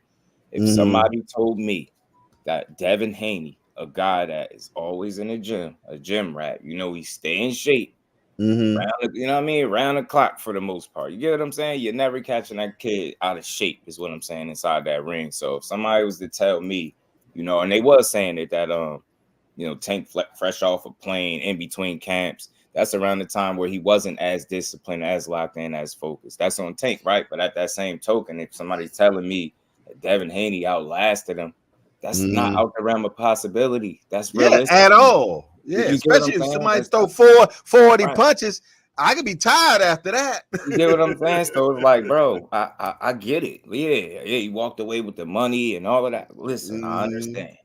But the fact that he was unloading like that, they whining about it being edited, I understand, bro. But some of that wasn't. Some of that was just what it was, right? And if you think it was only a minute and some change, why y'all losing y'all minds? Yeah, I mean, I seen what I need to see though. AB got in the ring. Y'all said he never did that. Y'all was calling him a drunk, a liar. If that's the tape really out there, put it out. This didn't happen. So again, if I look at it, sound like y'all, you know what I mean? That y'all gotta eat that, man. AB in fact was in the ring. Right. Matter of fact, I'm gonna replay what AB said real quick, man. Right. Because just hold on, y'all. Hold on one sec. I'm gonna replay what AB said when he interviewed with Sean from Fight Hype, man. Got the same amount of talent. They all got the shit that God, only can give. But it's just he also got that other thing that God can give, and that they don't got it. So that's why, exactly. You know what I'm saying? So, they all got speed. They all, people don't know or look, but Tank's feet is so fucking good. His footwork is great, amazing. Rolly told me that after he fought him. And a lot of people don't see this shit, but I think he just got that thing that they don't, that one punch knockout power. He can box and be athletic like they can, but they can't do what he can in the power department. Wow.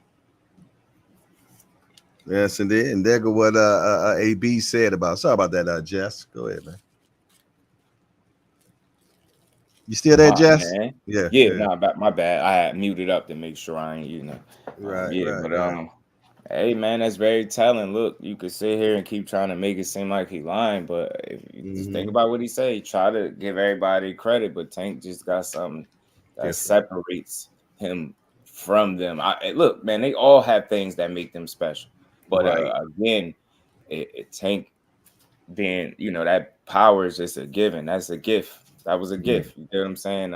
It's nothing you can do about that. But he can box right with these guys. So even if you think dudes can, box a little bit better, it's not a significant gap in the way it is when you compare power. So that is significant. That's why people speak of it. But got to bring up both. You got an IQ that can match or hang with anybody he's gonna get in there with. And until somebody show me otherwise, I have no reason to believe that that's not the case. He can hang with any of these guys, and that again, you're gonna have to, damn near you got to be a perfect fight, but you got to be close to it. I'll just say this: fighting Tank Davis, your margin for error is not, it's significantly smaller as opposed to it being for him. He can afford to make more mistakes because more than likely he's gonna be there. Pertaining to those other guys, they're not punchers per se. So more than likely, you'll see those fights probably going the distance with the fact that Tank got a hell of a chin. So he going to have those opportunities within 36 minutes to land. Like I said, it's just going to be hard. You got to be very careful. And if someone to be that gifted, who could be that gifted person, Jeff? Say that again. Who could be that person that can be gifted in that 36 minutes that you can see for right now? I mean, the best chance. Respectfully, man. I mean, look, Devin has a chance too. Devin has a chance because he got the tools, he got the length, he got the style. It won't be no secret how he would try to approach that fight. So he has a. You're being nice, Jess. You're being nice. Listen, he has an opportunity, but for me, like I just lean towards him. And if I'm looking at who has the best chance, I'm just going off of what I see. I feel like your defense got to be A1. And it has to be consistent through the fight.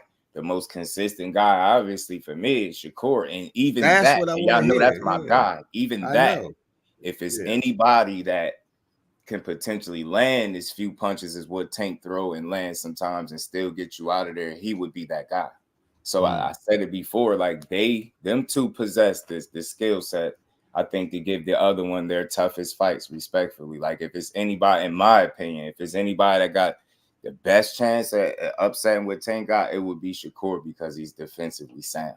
and the IQ. You get what I'm saying? I agree. You gotta be on point, but even that is you know what I mean? I would be watching that fight like, you know, as a genuine fight fan, like nervous for, because I know what could happen at any given moment. But like I said, if it's anybody that I feel confident that can do it, it would be him. You know what I mean? But again, that's a pick 'em fight for real. Yeah, because when you got Tank, now hear me out before y'all let me finish my statement before y'all jump on me. Watching the Tank fight is like watching a Wilder fight, but with skills. And that's the difference right there, man. Shout out to Wilder, man, for what he done and starting in his career so late and everything, and getting the bronze medal in the Olympics and going on to be a multi-millionaire and having a long reign in the heavyweight division, you know. But when we watched Wilder fights, we were like, when it's going to happen? Because we know it's going to happen. Right. The big boom, the big bang theory. You know what I'm saying? Right. Well, with Tank, you got the big bang theory. And if he got to go in the bag, he can do that too. And that's the difference Wilder didn't have. He couldn't go in the bag, man. Right. You know, so it's a difference. He might have went to the bag and brought a nail out, you know. But to actually, you know, if you take that right hand away from him, then what you got? Right. You did. Right. So trouble. Trouble. And my God. Damn, y'all running a marathon today. Man, salute to my guy. Family, Aunt McQueen, Tampa Tommy. Hey, salute to everybody. Salute to my guy. I don't know who I could call you, man. I don't know. GP throwing assists. You know, gotta be somebody like that. Bro, the assist, man. He got me up out of bed with that one. Yo, my shit been banging since fucking 10 something last night. Non-stop. Man, we over 15K with the video. You hit 15 last night? Yeah, and congratulations. The video did. Yeah, that's what I'm talking about. Congratulations. Yeah, the video hit over 15K. I just looked at it now. I seen it. I was Congratulations, man. I said, okay. Shit, Tank brought in 18 when I called this fight with him and Ryan. Look, 15K off of live is strong. Yo. In less than 2 hours, it was like an hour 55 minutes. Wow, I hope you got some cash apps and all that stuff. Man, I think they definitely was showing love in there. Nice. Well, you deserve it. Right. Yeah, I meant to tell you, like, I was gonna try to, like, when you was on live, I was trying to figure out how to stream it to the rise, but it wouldn't let me do it. Like, if I get on my laptop with Jay, it's how you is now, right? If you look up in the right corner, it says blue, stream to your audience. It wasn't there last night. But if y'all want to stream, go ahead, man. You dig? Because I'm on my phone right now. Okay, Jess, if you like to stream, do it. Simulcast. I never done it, man. We could start doing that. Because all it does is bring your people in, and that way they hear what you got going on. I'm all about building in every way, shape, or form, man. I know that. We on a mission, bro. That's why I was trying to do it last night. Last night would have been the time to do it while everything was going viral. But I think I had over 600 people in there at one point. Wow. 721? Oh, 721. My girl said it was 721. I ain't even peep. Shout out to Miss Jeff, dude, man. She be on it, man. Yeah. He's so blessed to have a woman that loves the sport, man. That's one hell of a dynamic duo, man. Man, you gotta beat that. You can't beat that, man. Used to be a scrapper in her day too. 120 pounds out there scrapping. She was out there putting hands and feet on people. And I'm not exaggerating. Hands all over. So that's how my ex-wife was, man. My ex-wife was a scrapper, man. I told my son, man, I used to be a battered spouse, man. My ex-wife used to whip my ass. You know? I was a battered spouse, man. My damn daughter got to a fight the other day, man. No. Suspended and everything, man. Damn. I mean, you know, that racism shouldn't be flying in 2024. That was like a trigger for her. She went to work on somebody, man. Mama do say that your show messed up with her cuddle time last night. Ask her who the one was like, so you ain't gonna go live? Actually, the one was saying I couldn't even register if I was at first. I'm still looking at. I ain't even watched the video yet. What time did you start? What time did you start? Like a little bit before 11. I was asleep. Yeah, I already say around like 10:30 because I hit just like, hold up, I ain't even checked this text yet. I was. I ain't see nothing. I ain't see that you sent me the joint. Like anytime, you send it right over. If I see it, I'm hopping on. Yeah, I think it was in the Apple. I seen it in the Apple chat. Somebody put it in the Apple chat. I didn't see that but you sent me that. I thought it was like some type of joke. I was like, nah, ain't no way. The way you said it, Ryan, he's doing what he's supposed to. Yeah, Ryan's doing what he's supposed to, man. He's selling the fight, man. Selling the hell out of it. Yeah, he's definitely selling the fight, man. For sure. He got to do that because it's a real chance. He know that he could fall short. He know what's up, man. You can lie to anybody you want. You can get in front of that podium and lie to anybody you want, but you know who you can't lie to? Your damn self. And the minute you start lying to yourself and can convince yourself of your own lies, you become dangerous to yourself. So he knows. I say that all the time. That's not typical protocol for no guy that's at the top of his game going into no fight. So what you did is, and I respect it, you put a concerted effort into selling it.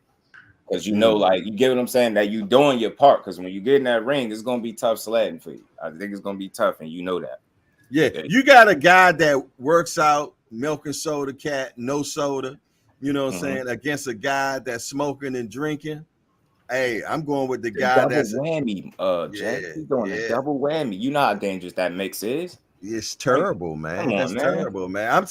I'm sorry, man. Just me knowing that about you make me just gonna really go to your body, man, and break you down, man. Yeah. So, and then you almost admitted to doing drugs. I said, bro, he got you scattered brain.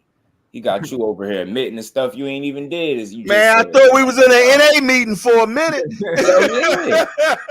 My name is Ryan, and I'm an alcoholic. I was like, bro, keep coming back. That was on his helmet, bro. He was on his helmet. Yeah. That was definitely a PR mistake right there, man. I know his people were upset. I know his people was upset that he said that, especially if you have a PR guy, because that was a PR nightmare, man. And they cut all the interviews. They cut all the interviews. Yeah, Ryan ain't interviewed yesterday. Yeah, because he didn't want that question. He didn't want that question, man. Shout out to Shara Whitley. How you doing, sis? Good to see you. What's going on, Miss Shara? Soldier J, what's happening? Yes, you streaming right now, Senior? Yeah. Marcel Trigg. Shout out to the Raj family coming to check out the Hardcore Hangout. Hey, we welcome everybody into the Hangout. It's just a spot where we kick back, relax, chillax, enjoy ourselves, and talk about this beautiful sport we love called boxing. So I welcome all the Rise family, because y'all are the Hangout extended family for sure, man. Without a doubt. JBT is in the building, just boxing talk. That's what we do, man.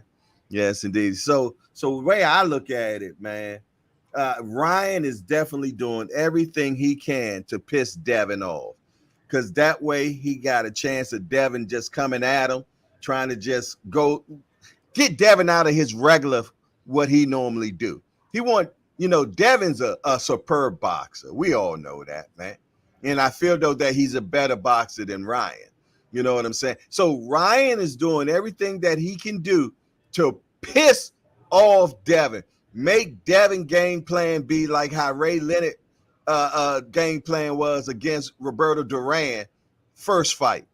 You did. He talked about Ray's mama. He talked about he talked about his wife. He talked about Ray's wife.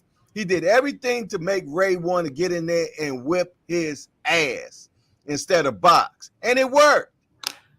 It worked. You did. So, yeah. Mayoga did the same thing against Sugar Shane, man.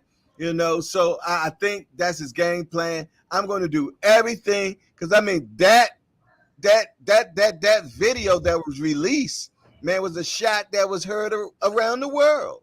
Mm-hmm. It was heard around the world, man. It is what it is, man. You know what I'm saying? What do y'all think, man? Coach Eddie, talk to me, man. Yeah, I think it, like you said, man, it's a good. It basically puts more money in both of their pockets, man, at the end of the day, man, because now it's got people talking. Look, it's sparring, man. Everybody done ever laced up a pair of boxing gloves and had a bad day in the boxing ring. You know, at the end of the day, you know, Teofimo Lopez got touched up by Tank Davis. Goddamn Rolo Romero beat up Ryan Garcia in sparring. He beat him up. Tank Davis got touched up by Kevin Johnson. He got touched up by Elijah Pierce. It's boxing, man. But at the end of the day, it's a good sell point, and it's gonna get more eyes on that fight. And like I say, it's setting up the next fight possibly with Tank Davis and Devin Haney. Another thing I want to add, just talking about Ryan Garcia with the drugs and the alcohol, it's a built-in excuse. I think Ryan's already defeated. That way, if he loses, I wasn't living clean. I was drinking and I was smoking. He got a built-in excuse already, man. And I think that's why he let the world know that he's doing that, because if you wouldn't just come out and just volunteer that information. That's something you want to keep on the wrap. Oscar De La Hoya never talked about his struggles, even though he was on cocaine and alcohol, the later part of his career, he never came out and broadcasted it. So why would you give that information up? To me, it's a built-in excuse. You know what I'm saying? And I think Ryan Garcia is going to get beat pretty handily in this fight right here. And one more thing real quick. How you think that oil of Olay face is going to hold up? That skin, Ryan Garcia's face looks like it's smooth. It's well moisturized. I guess you got to say pause, like whatever now. But when Devin Haney started dropping this is a pause-free community. Good, here. I'm glad, man. Yeah, but like I say, well moisturized, oil of Olay on his face, Jergens, shea butter, cocoa butter, whatever. His face is soft, and when them jabs start busting Ryan Garcia up, how's Ryan gonna react to seeing his own blood? How is he gonna react when he know that ice pack is going over the eye? He knows the eyes swollen up. If I was Devin Haney, I'd go there, I'd try to bust him up. I'd try to cut him over underneath his eye, over the eye, underneath the eye. I'd try to bust him up, bust his skin up. Because Ryan Garcia, he reminds me of a guy named Victor Ortiz. When it got rough, quit. He was like, I shouldn't be taking this much punishment. And I think I would punish Ryan Garcia. I would mess his face up. I'm saying, hey man, I be talking to him in that corner. Hey, look, buddy, you're looking kind of bad right now.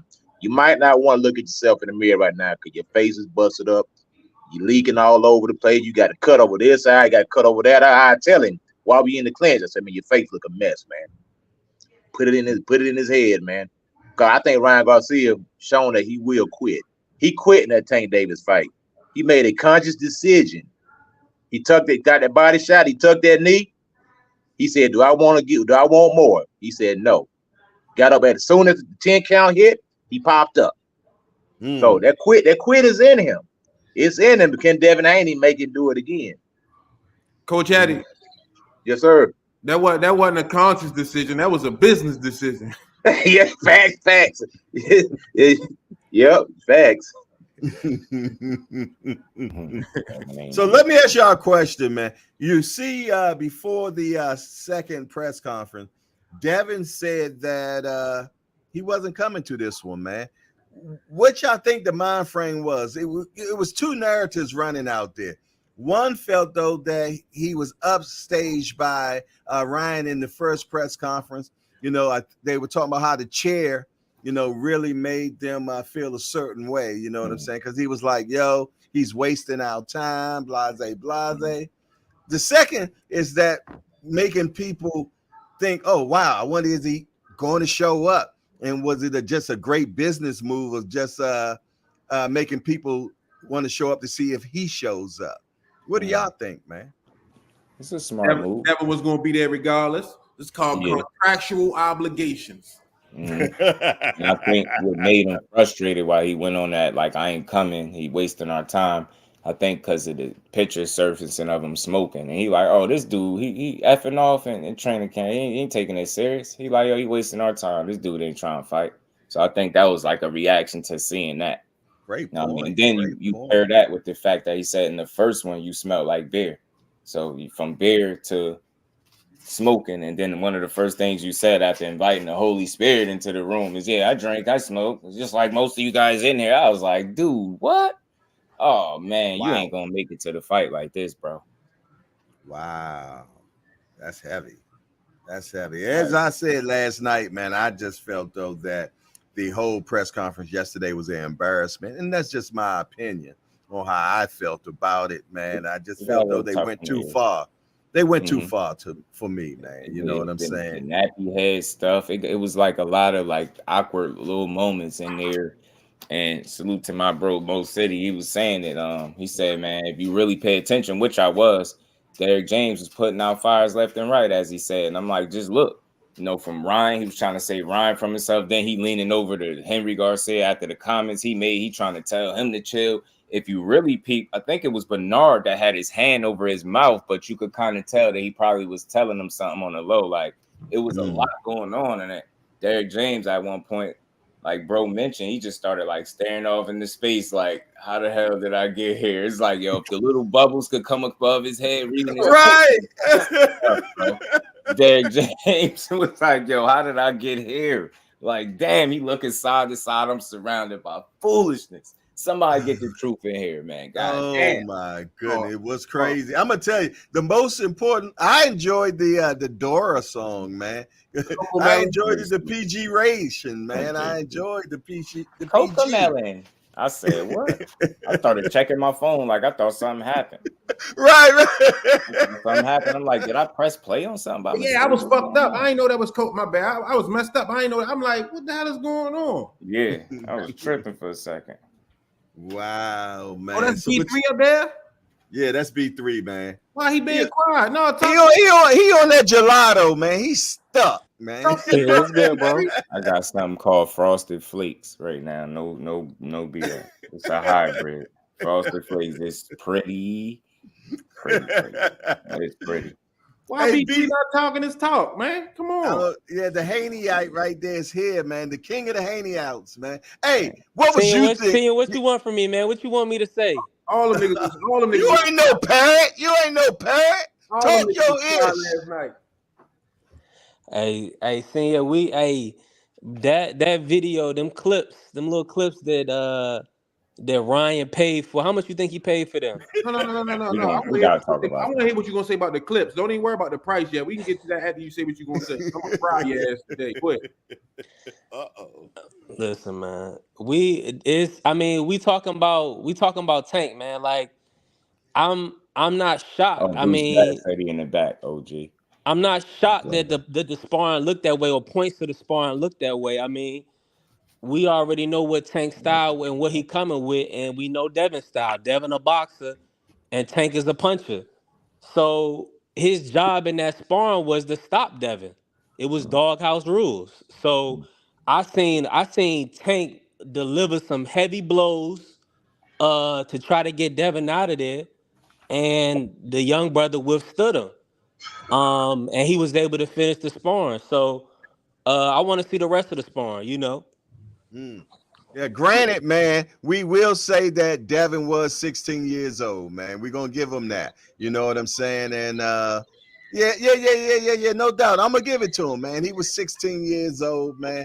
You know what I'm saying? He was going against a 20-year-old Tank. I gotta play devil's advocate, man. I have to remain unbiased up in here, man. I'm just saying, before the tape, oh, Devin did this, Devin did that. Bill walked away with the money. The tape get dropped. Oh, Devin was only 17 and all this. No, when was that before the tape was dropped? You know what I mean? No, we're not gonna get these ready-made Ryan Garcia built-in excuses, man. I heard he was 9. Now, you know what I mean? I heard he was 9. Oh, we talking about it. They said it was 2 sessions. Now Bill Haney admitted that they got touched up on that first session. No, the first one was in Baltimore. The first one was in Baltimore. The second one was at the Mayweather gym. That's okay. That was the Mayweather gym that you seen. You know what I mean? Come on, man. All I'm saying is, if the video was edited, I seen shit happening in real life. You know what I mean? So them edited clips was good. Gosh almighty. Well, we will say that in that particular time, unanswered punches like that will be stopped. You know, they would stop the fight. In there. Jumping in there to save you. Yeah, you got to save him. Yeah, if it ain't, he said he was good. He ain't need AB. I was like, bro, what y'all? Unanswered punches stops a fight.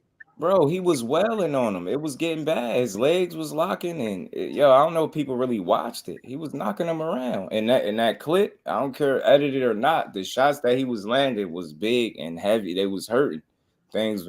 And the only thing, he in shape. That's why he was able to withstand them punches. I told you he ain't chinny, but I know it was 16-ounce gloves or big gloves and headgear. But them shots was hurting, man. And AB ain't jumping there for his health. Hey, but shout out to Devin. He didn't go down. He didn't. Salute to him. And he went on to get better. You know what I mean? Like that work probably sharpened him up. You get what I'm saying? That's what you do it for. That's what Mayweather did to Canelo. Mm-hmm. I was there. Woo, that was beautiful. Bruce Gas, what's up, big homie? Good morning, my brothers. How is everybody today? What's going on, Bruce Gas? Hey, I was digging that press conference yesterday, and I got a lot of things from that press conference. First of all, I found out that the reason Ryan, he doesn't want to go to New York, bro. He wants to stay in Vegas because they don't test for THC in Vegas. In New York, bro, they don't just test for THC, but they test for your levels.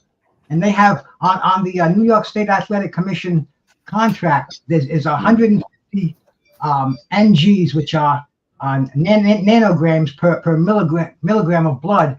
And they have under that your recreational, your casual, over that your habitual, you're an addict. And I think Ryan is afraid of getting that tag labeled on him. And also that fight can be declared a no contest under the New York State Athletic Commission rules. Or in Vegas, it's a moot issue. So Ryan's fucked up because of that. And plus, you can see the maturity that Devin Haney has gained since he's turned professional, where Ryan is just kind of retarded in his old ways. I mean, he's not ready for this big show. And he was there with Tank, yeah, but we saw how that worked out. And I think this is going to be even faster. I think Devin is just on a different level, the maturity, the ability, and Ryan could land that left hook at any time in the fight, but if it continues in this way, I don't think it's going to happen. And man, I'm not even sure Ryan's going to make it to the fight. They're propping Arnold Barboza out there, where like, hey man, if this kid doesn't show up, if he flakes out, we got a ranked opponent right here in the corner, right here in our camp. So don't worry about anything. Buy your tickets. But Ryan, bro, he's a head case, man. I can absolutely see that. It takes one to know one, and I'm one.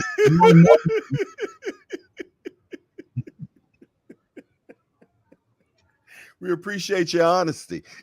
Keep coming back.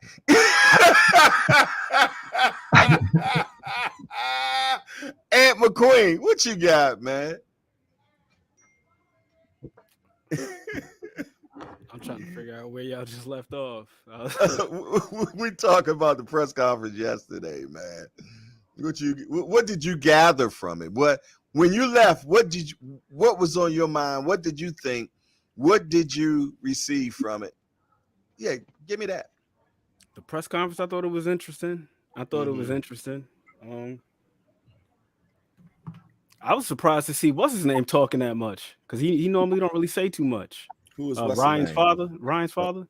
Okay. He usually don't talk that much. It was interesting hearing from him. I know there's a little bit of controversy about the whole nappy head thing, but Well, you don't mess with a man's toupee, bro. I mean, anything that drug in it. Sensitive, right? Yo, but you don't you don't talk about a black person's hair either. That's true, bro. I mean, right, bro. But when you start slinging shit, you're gonna get shit slung back at you. Yeah. Agreed. Yeah. I can't spit in your face and then be upset when you slap me in mine. You know what I mean? So you don't want nobody to talk about your hair, then don't talk about theirs. But I thought it was interesting. Ryan came through with the horse and everything. This guy's pulling out all the stops. First, it was the big chair, the king chair in New York. I like that. I like that. Horseback. He's a showman. Ryan doing his job. He's selling it. Yeah, he is. Yeah. Ryan, he's selling the sizzle and not the steak. That's the thing that Ryan's doing, bro. He's a showman. Yeah. It's prize fighting.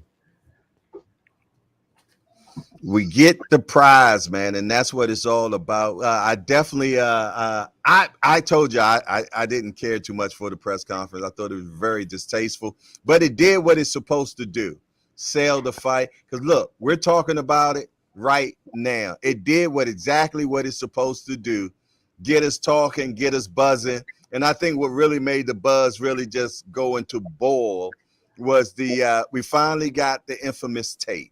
We finally got it. Yeah, we know it was definitely edited for sure, you know. And if there's another where there is more, you know what I'm saying? I don't know, will we be privy to it, you know? But we got Bill Haney talking about, yeah, but I got the video of Mayweather getting beat up by Devin, which we don't care about that, to be truthfully honest, man. I could give a flying about that. You know what I mean? I want to see the whole tape of Tank and Dev. You know what I'm saying? I would love to see that. We boxing degenerates, man. So we'll watch two fleas fighting on a dog, man. So we definitely would love to get that without a doubt, man. Shout out to the chat, man. We got a lot of people up in the building, man. Salute to everybody that then came up in here. You dig? The Rise people. I don't know if Bruce Gas, have you brought your people in, Bruce? No, I haven't clicked on it yet, man. But man, you know, I got followers out there, bro. When they see Bruce Gas somewhere on the internet, man, they're gonna click in. So don't you worry, we're gonna get them views up over here, my brother. Oh, they up, trust me. They up. You know, we got the Rise in here, man. So they always bring a lot of people, man, for sure, without a doubt. Without a doubt. Yeah. Yes, indeed, even. But man, hey, I'm it. Yeah. What you got, B3? Hey, I want to ask Senior something. Hey, Senior. Yes, sir. Hey, nah, I just want to know. And after you seen those clips, did you learn anything? Did you see anything, or like did them clips show you anything that you didn't know, or that you didn't already believe? No, I just confirmed. Just confirmed that Adrian Broner told no lies. Gervonta Davis told no lies. And what I expected to happen, happened. I didn't learn anything. You know what I mean? Did you? Let me ask you. So, from my point of view, I didn't see. You know what I'm saying? I want the other camera angle from the cameraman from across, because I didn't see wobble. Did you see wobble? You know, before AB jumped in. I seen domination. I'm not even worrying about the wobble. I seen domination. Yeah, but I feel you. It's a highlight tape. It's a highlight tape. But I feel you. But so even in that highlight tape, that happened in the ring. Those punches was real. Facts. Yeah, I mean, can't argue with that. Yeah, you know, it definitely happened. Yeah, so and in that tape, you could see that he was retreating. He had no answer for what was coming on his ass. Right. So even if that was just a highlight tape, you can show me the rest of the spawn. But what they said happened. All these years, now we see the tape. You know what I mean? And y'all, if you want to say it was highlighted, it was edited. No matter what you want, them punches still was coming at his ass, and he ain't had no answer. For him to be supposed to be this guy that y'all say he is, he had no answer for them. Would you say Ray B 22 unanswered punches? Come on, man. Senior, he was 16. What the fuck that mean? He wasn't 16 before the tape dropped. Hey, he was 15. He was 15. To add some context to it. Come on, like we seen the tape. What I seen was a junior middleweight beating up on a lightweight. You gotta keep it a bean. Tank Davis was at least 150 pounds or better in that fight. In the sparring. Yeah, and Tank is a relentless puncher. He's strong, and he just steamrolled Devin Haney. He just steamrolled him and treated him like a little kid. And Coach Eddie, I got one question, Coach. Yep. One question, Coach Eddie. How many times did you break out the scale before they go in the sparring? You don't. You don't do that. Okay, but if the guy accepts to go, but if the guy accepts to get in there, what? Hey, it is what it is, especially at that high of a level. You know what I mean? You got two guys who operate on a high level. So you wouldn't put him in there if you didn't think it could happen. Or if you do have a guy that is levels above your guy, then you talk to the other coach. Hey, look, man, my guy just getting started out. Don't go in there and kill my man. But if you get out of line, check him, but just give him some work. I don't need my man getting knocked out. And you talk to the other fight. Hey, look, man, my man Green, bro. Don't take it easy on him. You know what I'm saying? Right. I don't really care about the age because Big Ray's son, Jay, Big Ray's son, fun. Yeah. A grown man coming here talk about he was a professional fighter. He had X amount of fights. See how fast Fun sent his ass out that goddamn ring, and Fun only 15. You know what I mean? That age shit don't matter. You know what I mean? If you got it don't. You know what I mean? I'm just trolling. I'm trolling at this point. I know. I'm just saying, I want to bring it up. Like Fun. I watch Fun beat a grown man out the ring. You see what I'm saying? Hey, every fighter, every trainer in the gym had their eyes on that sparring session too, bro. Nobody was paying attention to anything else, so that tells you a little bit of the importance of it. And another thing is that, man, sometimes in sparring, one person might be working on defense, the other person might be working on offense, and that's why he's not throwing punches. He's working on avoiding punches, not getting hit. You know what I mean? If he was working on something, it was the art of getting hit. Hey, but you got to remember, though, Tank is arguably the best fighter one of the best fighters in the world, pound for pound. I mean, so you're not gonna boxing. Devin the face of boxing. Nah, we know that's a lie, man. We know Devin not the face of boxing, man. You know what I'm saying? We know that's a lie, man. I mean, I gotta keep it above. The money.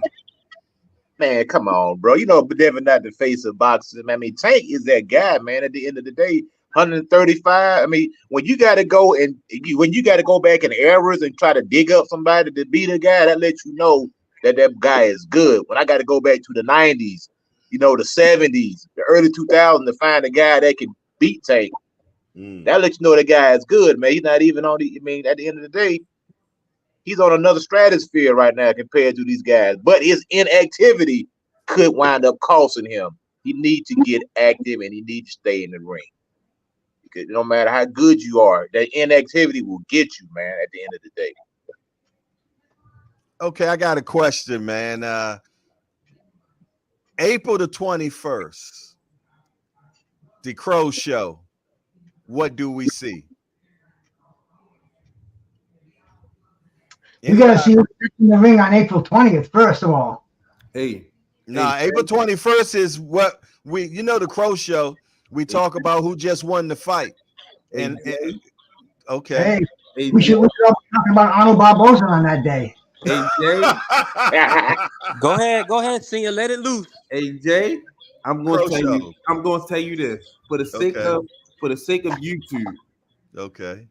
I hope they're not. I hope they're not talking about how Ryan had his hand raised for the sake of YouTube. Wow. If Ryan beat Devin, okay. If Ryan beat Devin, okay. Jesus Lord. B3, I'm gonna do his eulogy. All right, we got a super chat. King Raj G sent us a 5-piece. We appreciate it. He said, "Let's keep it a bean." Is right. Shout out to AB. But if he didn't interfere, Devin would have been slept, and that's the facts. April the 21st, y'all, man. Do we see Devin hand raised or do we see Ryan hand raised? I just want to see, is there anybody in here that thinks Ryan wins this fight? I'm shooting for Ryan, man. We got the tape because of Ryan. I'm rooting for Ryan. You shooting for Ryan or you picking Ryan? Yeah, it's a difference. Ryan. You're rooting for Ryan. You heard what I said. I'm rooting for Ryan. I know it's a difference, B3. You putting any money behind him? I said I'm rooting for Ryan. I did not say I'm picking Ryan. I said I'm rooting for Ryan. So, do we have anybody that think Ryan wins this fight on April the 20th? There go those crickets again, man. I gotta talk to my Wi-Fi provider, man, because I keep getting crickets up in here, man. Sometimes that's the best answer to a stupid question. I don't. Oh! I'm about to come put you in a. I'm about to put you in a headlock over there, Jack. hey, Jay, hardcore. Yes, sir. But to me, it seemed like Ryan has already lost the fight, man, because he already got the built-in excuse to drug and alcohol. And then he said, when I lose to you, I'm going to get my big brother Tank to come over and beat you up. Why would you pull Tank into it? Basically, he's saying, I want you to he want Devin to lose. He don't care if he beat him or he don't care if Tank beat him. He didn't want him to take a L. And to me, I think Ryan's already lost his fight, man. Everything Ryan's winning in the bank. He's winning in the bank. Yeah. Oh. Yeah, Ryan's winning in the bank. And I think that's all he cares about. Because if he cared about more than that, he wouldn't conduct himself the way he does with his career. So he's already showing that, I'm just here for the money.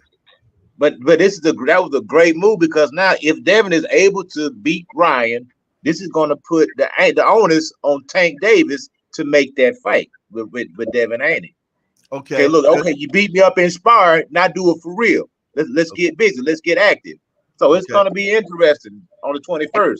I got a question, and it's not a stupid question, Bruce Gas, Boxing Jazz, and more. We seen Devin against Regis, man. And after the fight, we all said the same thing. Okay, yeah, it was a statement fight, but what really would have made it a great fight if you stopped Regis.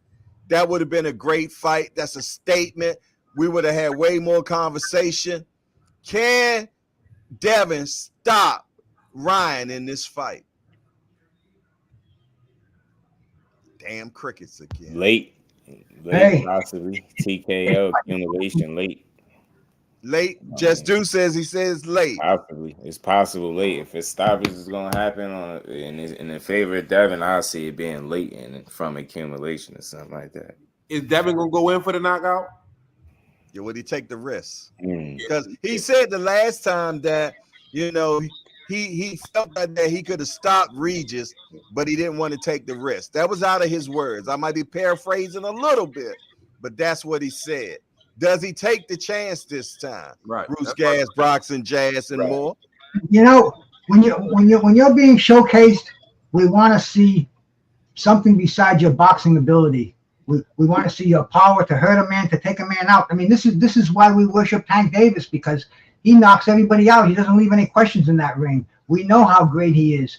We want to see Devin.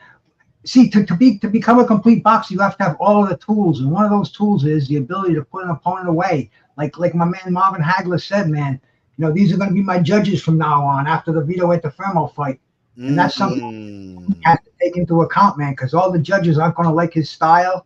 They're not going to like it. They may not just not like him. So I mean, the quickest way to showcase yourself is with a knockout. And yeah, man, to stop Ryan Garcia, that would put Devin Haney on a whole different plateau.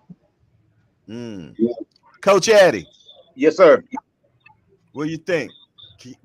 I believe Devin can stop him, but I'm gonna say if I were them, I would concentrate on stopping it on cuts.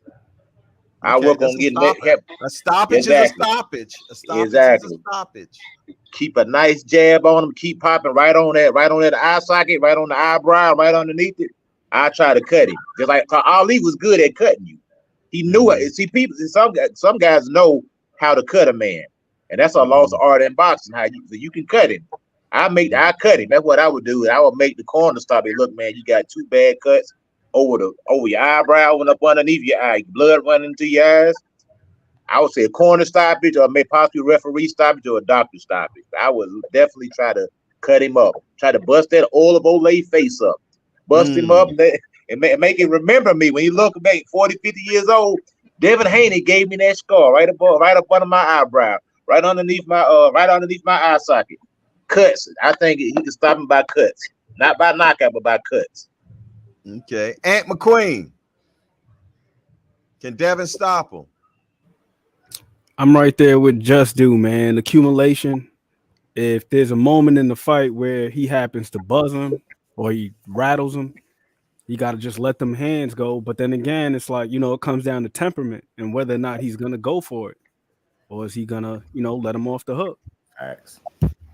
B3. Gelato King, where you at? Yeah, I definitely I could see like I said, accumulation possible late stoppage, but truth be told, the more I'm thinking about this, man, Ryan, as long as Ryan is in tip top shape, Ryan has showed to be durable. And even if he gets caught with a hard shot, he can get up. And that really just showed that it's gonna be hard to stop him. So, like you said, accumulation of punches, everybody right, corner stoppage, ref stoppage, but Devin don't have to snap on his punches for me to see it, in a sense of maybe him clipping them early. So it'll have to be late. But yeah, he could possibly get him late. I'm gonna take that. I'm gonna put 50 on it. 50 late. Okay. Senior, did I get you? Yeah, I got him. I got mine out first. What B3 say putting 50 on? Devin getting a stoppage? Late stoppage, Senior. Oh, go ahead, donate that to the Hangout, man. Don't waste your money on FanDuel, man. Don't donate that shit to the Hangout, man. Let them put that shit on the bag. At least you get a return on your investment. Okay, man. Do I feel though that Devin can stop Ryan? I think that he has the aptitude to, but do I think he takes the chance? No. I don't think he takes the chance. I think that he's just going to work on finishing cleanly. I think that he's from that Mayweather school effect that I'm just going to win this fight. And I don't care if y'all happy about the way I did it or not. I'm just on to the next one. You know what I'm saying? So no, I don't think he takes the risk. You know what I'm saying? So I think we get a unanimous decision by Devin Haney personally. I don't think we get a stoppage. Yeah, see, I answered that question where I answered it from the point of where do I think he should get a stoppage, where if that's okay. And I would say yes, but will he get it? I'm betting on a very, very wide unanimous decision. I think that's the way the fight's going to end. Okay. Let's look on the other hand, man. What does Ryan have to do to win this fight against Devin? Show up. Oh, show up. That's it. He gotta show up first. Oh, okay. Barboza waiting, so he gotta show up first. Okay. Well, let me get Just Do. What would Ryan have to do, man? Cause I love these beautiful minds I got up in here. Tell me what he got to do, Just Do, for Ryan to win this fight. For Ryan to win, he got to be first, and he can't sit back waiting for Devin Haney. I think he got to force it to be more of a fight than a boxing match. I think if it's a boxing match, like, chess match, as we like to say, I think he's going to be at a disadvantage. I don't think he could win the chess match, but he probably can win a fight. He forced, Devin Haney to fight. So I think he's going to have to be on that front foot, but he's going to have to be calculated and smart doing it. He's going to have to take chances. And you said it, you think he pillow fisted, right? Well, you can't be, hesitant to get in that fire, because I think that's your best chance at winning. Bringing the fight to Devin Haney. If you sit back and wait, I think he's just going to pick you apart. Just don't think you got the IQ and the skill set to match him. So, again, your best shot is to force him into what he don't typically do, which is fight. He likes to box. You got to make him fight. And try to land your shot. You can force him to make that mistake that he has a tendency of making, bending over to the right, which would be that left hand that you like to land. You might have something, but you definitely going to have to take chances. Coach Eddie, what did Ryan have to do to beat Devin? Well, he need to go see Sidney Poitier and Bill Cosby and get hypnotized like on Uptown Saturday night. Put the whammy on him. Yeah. That's what he need. He need the 40th Street Black, and I forget what they call JJ and Farnsworth. Yeah, he need. That's what he need. But realistically though, man, it's gonna be uphill, man. Ryan, I just don't see him winning the fight, man. I don't think he got to punch. To me, he's got to punch his chance, because Devin Haney is so good at slipping under shots, man. Ryan Garcia doesn't bend at the waist very well. He doesn't change levels very well. Everything Ryan's more of a headhunter than anything else. And Devin's so good at dropping underneath shots, man, sliding in and tying you up.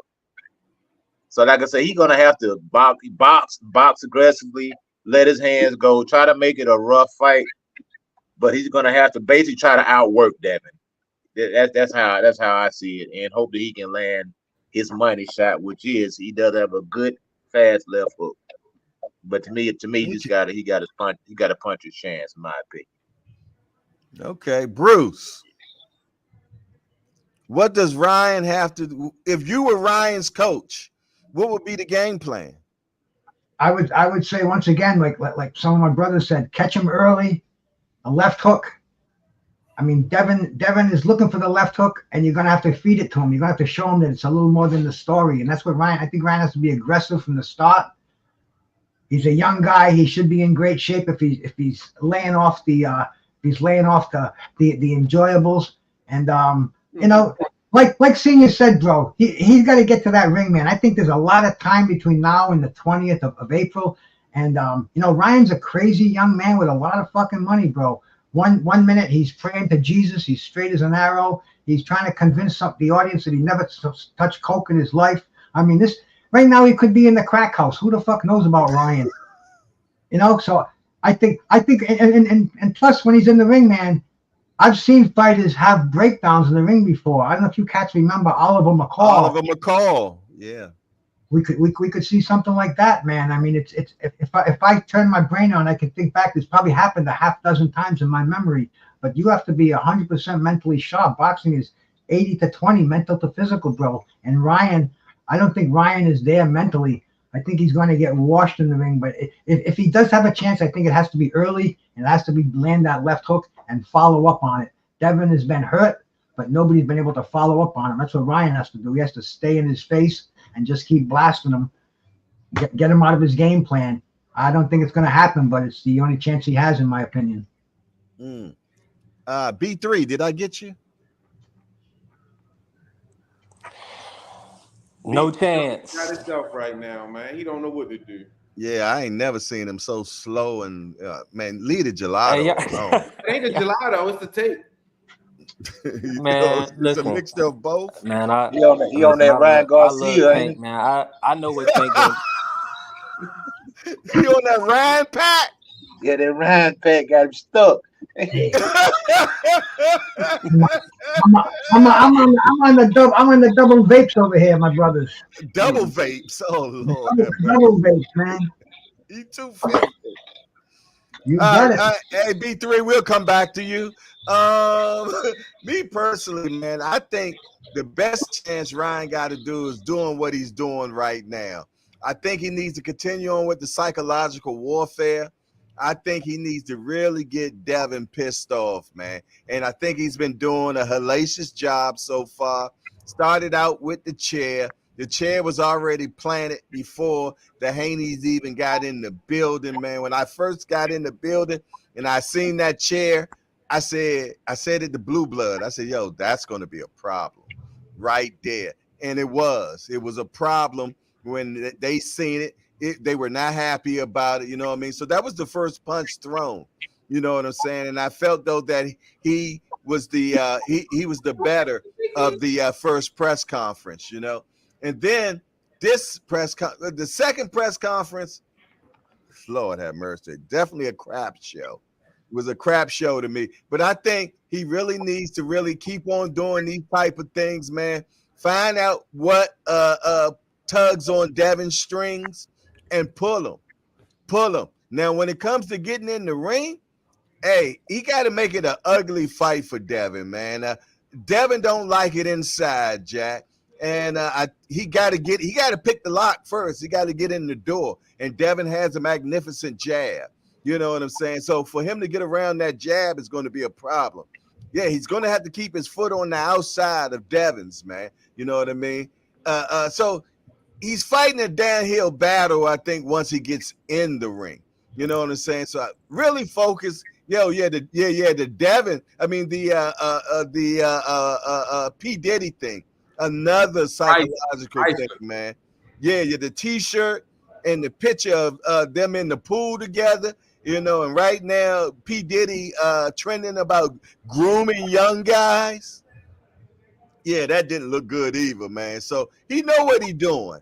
He's definitely trying to get Devin to fight him and not box him, man. So touche on that, man. But I still don't think none of that's going to be enough, to be honest, man.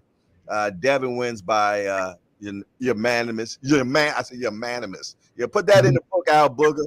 Another hardcore word, man, for the book and thesaurus. Yeah, man. But I'm looking forward to it, man. Just the remaining antics that we're going to get leading up to the fight, I think are definitely going to be priceless. I think he got a team sitting around the table thinking, how can we piss Devin off? If I was Devin, I'd turn off my social media. And I tell everybody around me, I don't want to hear nothing else about Ryan Garcia, and I'm just in the gym. That's it. I'm turning my social media off. I don't want to hear. I want to have professional blinders, man. I don't want to see anything. Like my man Schultz, I see nothing. I know one of y'all old folks know what I'm talking about on that one, right? That's Hogan's Heroes, man. I see nothing. Yeah, I think Devin need to put those, because I really think that it's bothering him. I really think psychologically all this stuff is bothering Devin, man. And that could be just my opinion, and I hope I'm wrong. You hear that, Bill Haney? I know y'all watching. But yeah, man, it's definitely got us all talking, man. It's enjoyable. I can't wait. I hope we don't get Barbosas. I do want to see Devin and Ryan, but I want to see what's after that, man. Because either one of them wins, Tank should be right there next. Tank should be right there next. That person should be calling Tank out at the end of the fight. It is what it is, man. You dig? And if it's Devin, hey, the tapes have been put out now. Show us different. If it's Ryan, you've been knocked out. You said it was your rib problems. Okay, the ribs okay now? All right, then. Fight rematch. You got the belt now at 140. Tank coming to take it. It's all good. It's all good unless there's some nasty rematch clause in there. You know what I'm saying? But other than that, I don't think I want to see that fight twice. I don't. And I don't think nobody else in the room either. Nobody want to see it twice. Nah, Jay Mauricio called for a trilogy. Man. He want to make money off of that WBC belt 3 times. Oh, damn, B3 talk? Shit. Yeah, I'm still here, senior. Damn. I'm still here. Hey, but listen, the problem with that is when Devin win, it's still a weight issue because Tank fight at 135. So, you know, if we do get the rehydration or whatever weight on same day weight, you know, there's going to be more roadblocks placed. So hold on. The reason why Floyd B3, have you heard Tank say that Devin has to have a rehydration clause? I ain't heard that from out of Tank's mouth. Matter of fact, the guy that hangs out with Tank, Richards Hitchens, I love his last name, Hitchens. I mean, he's destined to be a boxer. He said that Tank said to him, I'll fight him at 140 without a rehydration clause. Now, that's what Richard Hitchens said. I don't want nobody going back and say, or Jay Harcourt said, Tank said it. Because no, Richard Hitchens said Tank said that to him. All right? Hey, Jay, with all due respect, Hitchens don't draw up no contracts for Tank. He don't. I know what you're saying. The So, head of at the end of the day, the head of the bees do. Watch him out, B3. Watch how you talk to my big home. Nah, I just had to put it out there because we know what time it is. Tank is a business. What'd you say? I got. Oh, go ahead. I got a scenario. If Devin wins and Tank moves up to challenge Devin Haney for the 140-pound belt, and let's say Tank wins that belt, does he stay at 140 to defend those belts, or does he drop back down? Because there's a lot of heat at 140. What you trying to say? Tank can't handle the heat? Is that what you're saying? I ain't saying that. I just asked a question. I posed the question.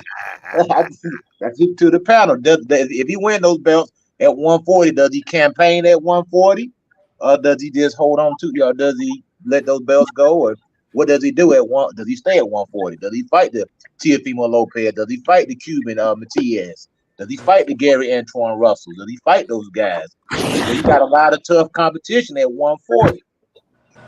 That's my Coach question. Eddie, in my opinion, absolutely. If he go up there and fight and win a belt at 140, I think he will campaign at 140. But as we've seen with Tank can fluctuate in between weights depending on what's the best fight for him in that moment in time. Everybody's not always available. So absolutely, I mean, the Teo fight can be made. Tank can make all these fights, but it's the powers that be that's going to put it to paper. And like at the end of the day, they got to be bringing something to the table. Devin Ryan pushed the timeline up for a Devin and Tank fight. Floyd wants to extend that out for as long as he can so he can reap the benefits of it. He wants to turn it into a $400, $500, $600 million fight. So I do not think we get the fight anytime soon. I think maybe 2025, 2026. We got a super chat. We got a super chat from Brashley McClendon. Appreciate the two-piece. He got to go fight Shakur at 35. I want that. I want that 135 fight, Me man. too. But I think it went backwards a little bit due to the Shakur fight. The Shakur fight that he had supposed to have been a showcase fight. You know what I'm saying? It's supposed to have been a showcase fight, and it didn't happen. You know what I mean? For all intents and purposes, they said he was hurt. He said he was hurt. So I need Shakur to refight De Los Santos, or give me another fight where you show me that it get the buzz talking, because it's the casuals that rule, man, and you gotta appease the casuals. And if you do a knockout, casuals love knockouts, man. And now you're talking Tank and Shakur again. But yes, us hardcores, we want Tank and Shakur yesterday. I appreciate that, Brashley McClendon. Appreciate that. I'm going to put that on the bag for you, too. I got one last final thought, Jay. One last final thought while I pop back on. Yes, sir. I don't see Devin making 140 anymore. He complained about making weight last fight. Right? So after this Ryan fight, he's going to have maybe one more fight at 140 probably? Tim and Tank not going to fight at 140. If they fight, it's probably going to be if Tank want to go all the way up to 147. I don't want to be Buzz killing Tim, but that's the way it looked to me, man. He's already crying about the weight. He rehydrated to 165. How long can you keep doing that? Yeah, but he's a rock between a hard place now, because you put him at 47. You talking about Killer McGrilla. Did you forget 2-0 at 147? But if you can't make the weight, what you gonna do? You got to fight at the lowest weight you can make. I think he's gonna do what he did. I think he does what he did when he was in 135. He's just gonna emancipate. I said emancipate. Be emancipated. Whatever words. Y'all know what the hell I'm trying to say. Emaciate. That word right there, man. I like mine better, though. It sounds a little bit better, but that's freedom, though. So what the hell scene you talking, man? Boots. Yeah, man. He's between a rock and a hard place. He can't go to 47 and do anything, man. Unless you got some low. But it's got to be some low hanging fruit. Like if Barrios get a belt or something. Yeah, he can take on the Barrios, the Stanionis, and then if he look real good against them and feel confident, go see Ennis. Look, so you're a stand-up comic too. I'm learning so much more about you, man. Goodness gracious. The man is a prize fighter. You're multi-talented, I tell you. Hey, hold on. We got a super chat from my big homie, Cash Sport, #JBT, 2 o'clock shorty, if you will. He said, Devin already at 140. Why ain't he fighting all them guys? Shake my head. Because he got that big money fight in front of him. That's before he got low hanging fruit for big money. That's why. I would fight Ryan too. And Rolly next. And Rolly next. Word. Yep. That's it. Wow. Let me ask. Can I add something to the panel, Jay? Yes, sir. I see I know. the gelato that went down a level. So Yeah, we it got you went down a moving little again. level. I'm you know, Tampa Tommy, he got me rolling. You know what I'm saying? I'm feeling like Tampa Tommy right now. But Okay. let me ask y'all this, because I know they was mentions of Devin possibly, you know, having to move up, go to 47 or whatnot. What y'all think about Devin versus Matias? Anybody got any thoughts on that fight? Because that's a fight I want. I picked Devin to win that fight. I Yeah, picked I Devin. think I so. think Devin outboxed him. Hey, tell us why. I mean, break it down. You know how we do when we Oh, say I just this can't. the hangout. This the hangout now. We don't just say, "Oh, I think somebody win." Why? But the same reason: the footwork, the ring IQ, the hand speed, the punching power is not as bad as people like to think it is. It's decent. Devin Haney has pop. He's sharp. He's not a devastating puncher, but he's sharp. He can bust you up, as we seen in the George Kambosos fight. He busted him up. He busted Regis up. But he has respectable power. I just think he's just a level above, a few levels above Matias. Matias is a relentless puncher. He's in good shape. He's well conditioned, but his defense is not well defense. Horrible defense. Yeah, his defense won't hold up against Devin Haney. Devin Haney is one of those punchers that he I think it hurts when he punches you. It hurts. I got a question though, Coach Eddie. He fought Erkshoff. Now they said that Erkshoff was a devastating puncher. He let that guy punch on him for 2 rounds straight without throwing a punch, man. And that guy supposed to be a serious puncher. Right. And but Matias Beard stood up nicely, man. And after all that punches he took, man, he just smashed that boy, man. And keep in mind what he did. You know what I mean? And I'm not bragging on it, man, but the brother did cancel somebody, man. Yeah, he did. Yes, he did. Yeah. But say Devin's smart. You know, Devin knows how to win. He's like a Andre Ward. He's like a Floyd Mayweather. You know, he'll switch it up. You know, if things aren't working his way, he has no problem with tying you up. He has no problem with grabbing you. He has no problem with holding you. You know, he knows all those different tactics because at the end of the day, it's all about getting the W. I mean, yeah, you want to be entertaining, but would you rather be, you know, lackluster in a win or entertaining in a loss? A la Mayweather. Yeah. He learned that from Mayweather. So, and after the Linares fight, he learned how to hug. You know what I'm saying? You know, clinching is a part of boxing. Hey, Coach Eddie, you might make Senior. He might have to stop simulcasting on the rise. You just put Devin in the same lane with Andre Ward. That's a Hall of Famer, a gold medalist. But those are the guys that you look up to, man. You know, if you want to be good, you have to look up to those guys, and you have to steal their tricks. You have to steal things from those guys and add them to your arsenal. You know, so at the end of the day, I think Devin Haney is on his way to a Hall of Fame career. I believe the young man will be in the Hall of Fame. He went undisputed. I think he will be there for sure. Yeah. You can't take that away from Devin. Can't take it away. He'll be there. At the end of the day, he'll be there. There's one thing about him. He'll say, "I'll be your Huckleberry." You know what I'm saying? So we're going to see. It's a lot to see, man. I like what we got going on, especially in the 140 division. We got some gunslingers, man. You know what I'm saying? It's just the point, can we get them all in the ring, man? And that's it's like pulling teeth. You know, if we could just get those fights happening at 140, woo-wee, that would be just beautiful, man. I would love me personally, give me a Sabrina Matias against a Gary Antoine Russell. I take that fight any day. Give me that fight. Huh? That's a fun fight right there. Yes, indeed. I love it. I would love to see that fight. I hope that fight gets made because nobody's calling out the IBF champion, man. Nobody's calling the IBF champion out, man. First of all, you got to get, if you fight him, you got to make sure that you can make weight 10 pounds above. That's it. You know what I'm saying? The night of the fight, 10 pounds in that morning. That morning, you got to still make 10 pounds, man. So you can only come in at what, 150? Can Devin do that? Hey, what kind of drama you think there'd be with Ryan fighting Teofimo Lopez? Would that be a drama show before the fight began and maybe even after the fight? I think the psychologist wins. They both gonna come in there with their psychiatrist in their corner.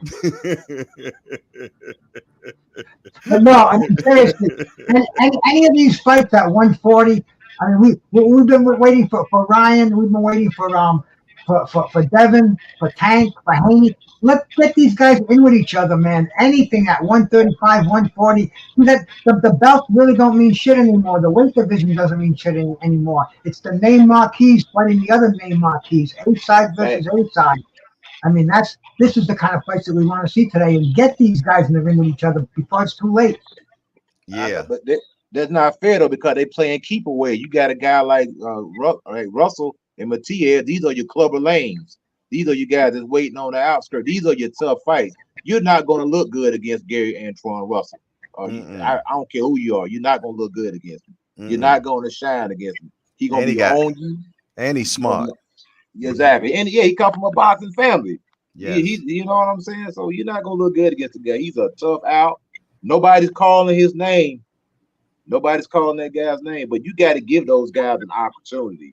You got to fight your mandatory. That's what I don't like about boxing. Yeah, and you and me both. I'm with you with that, man. I'm tired of people not fighting their mandatory. But what's so bad about it is they can remember when they were the mandatory and they cried, they bitched, they moaned. But then when they get into that position, they won't fight their mandatory, man. It's like, yo, I got mine. You got to get yours, man. And I don't like that about boxing, a la Canelo. Look, see, he don't like it either. The dog don't even like it, man. The dog say, I want fights, man.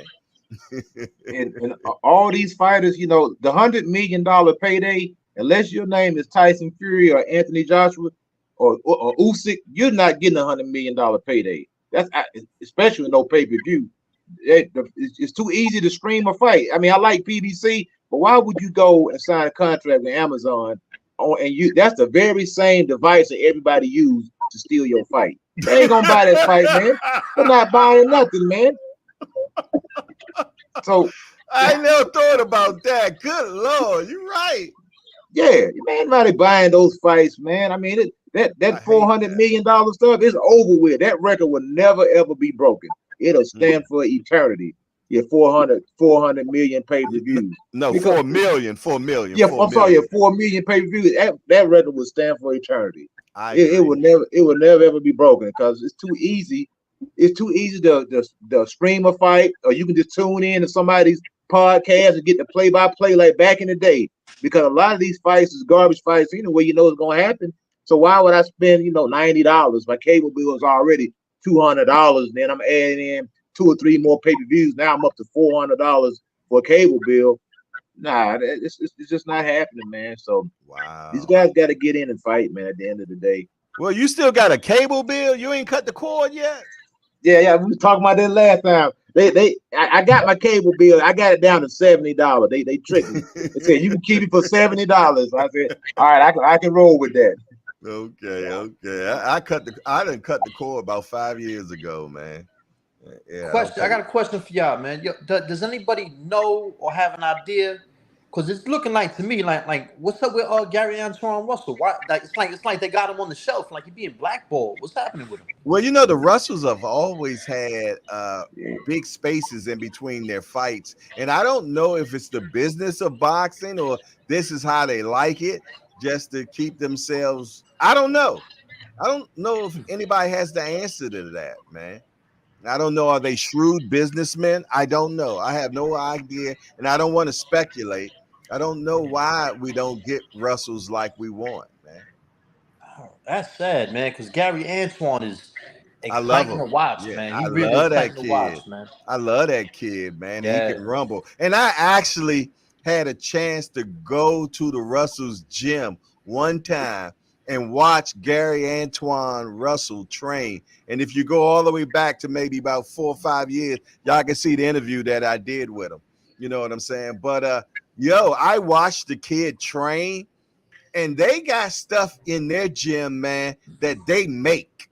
They make certain things to work out with, man. Like they had this thing that you it got a bunch of duct tape on it, and as he's running, it's tied to him. You know, it's like steel just tied to him, man. And I also like that thing they made for their face in between the rounds, man, that they keep it cold and they put it on the face, man, and it takes care of all the face at one time instead of having an end swell. You know what I mean? They got a whole face swell, man. It should be patented and sold, man, because it iced the whole face down at one time while you in the ring. You know what I'm saying? Opposed to just keeping ice on one side. Because how about it's on both? Now you got to be two-fisted. They'd have made something that you put over the face. They're some next level guys, man. They're very intelligent. Gary Antoine Russell, man, just some people just a fine fact about him is he graduated valedictorian of his class. And I know some of y'all don't know what that means because like me, you know what I mean? But that's the smartest person in the school. The smart, and I think he went to private school. I'm not sure, but yeah, he's a very intelligent kid. The Russells are very intelligent, man. Their daddy groomed them well. You know what I'm saying? And when he passed away, man, that was definitely a dark moment in their lives because he was a real father. He was a real father, man, and he taught them well, and he made men. You know what I mean? So salute to the Russells, man, for sure, man. You know. Yeah, What hey, else we Jay, got going on? Hey Jay. Yes, sir. I got a question for Coach Eddie. Mm-hmm.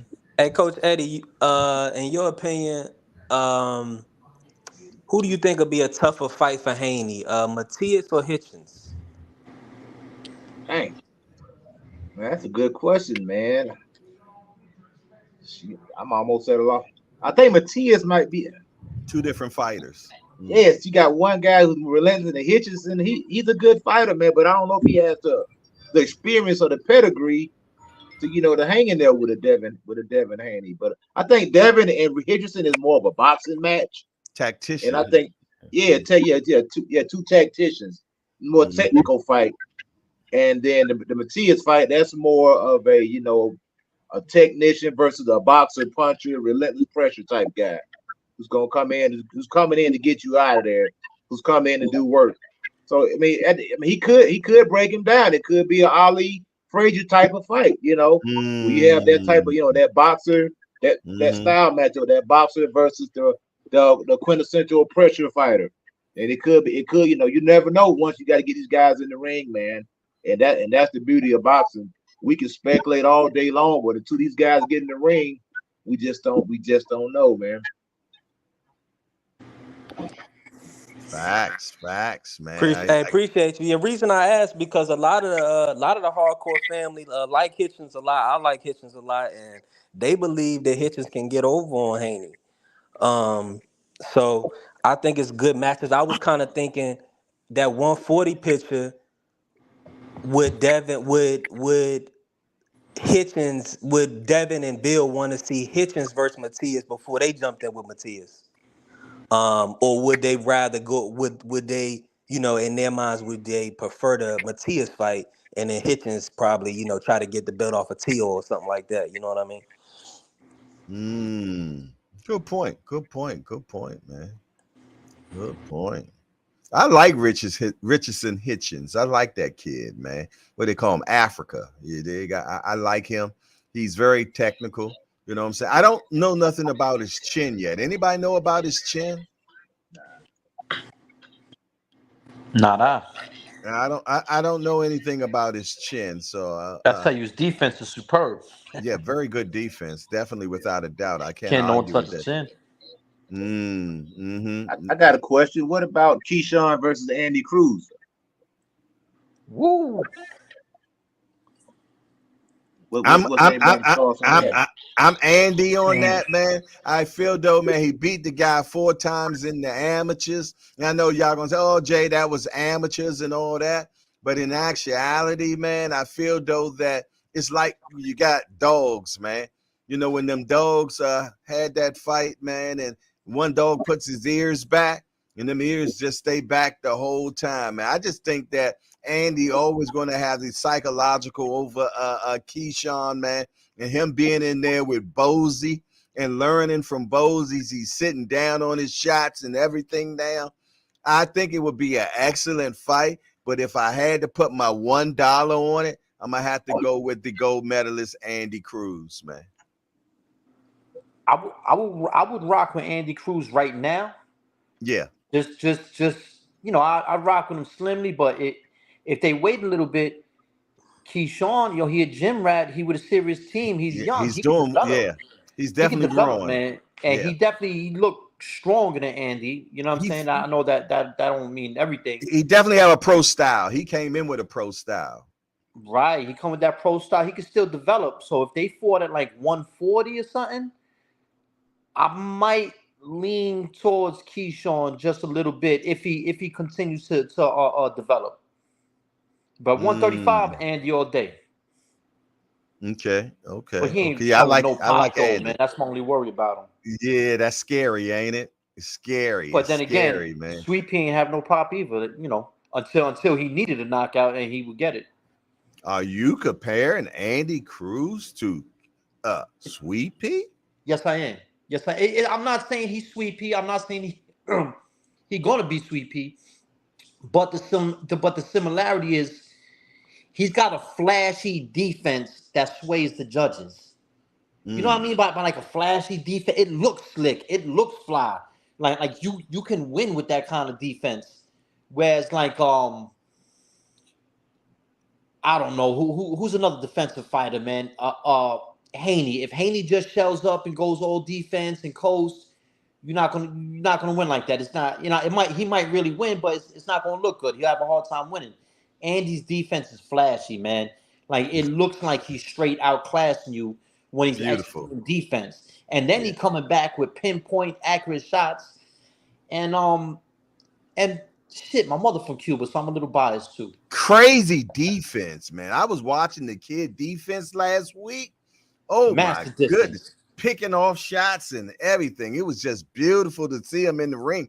I mean, when you talk about sweet science, man, you definitely got to add him in there, man, because the science was definitely sweet last week for him, man. I loved it, man. You were there.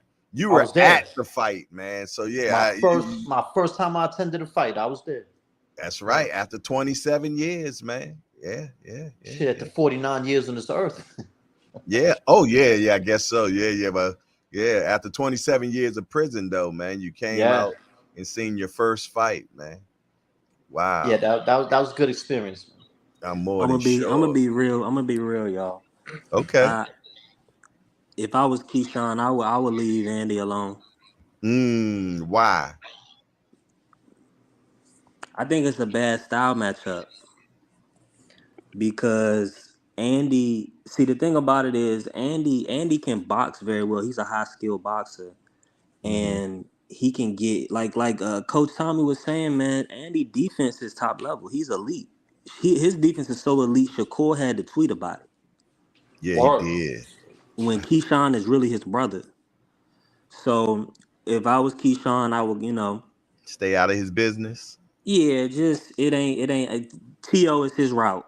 Well, you know what? I think Keyshawn is staying out of his business. If I go by his text, and y'all know I like reverse engineering. He said, "Why is a silverless chasing after a gold?" He was like, basically, was saying, "Leave me alone, leave me alone." You know what I'm saying? He was like, "Why is a silver medalist chasing the gold?" You know what I'm saying? He ain't. You know what I'm saying?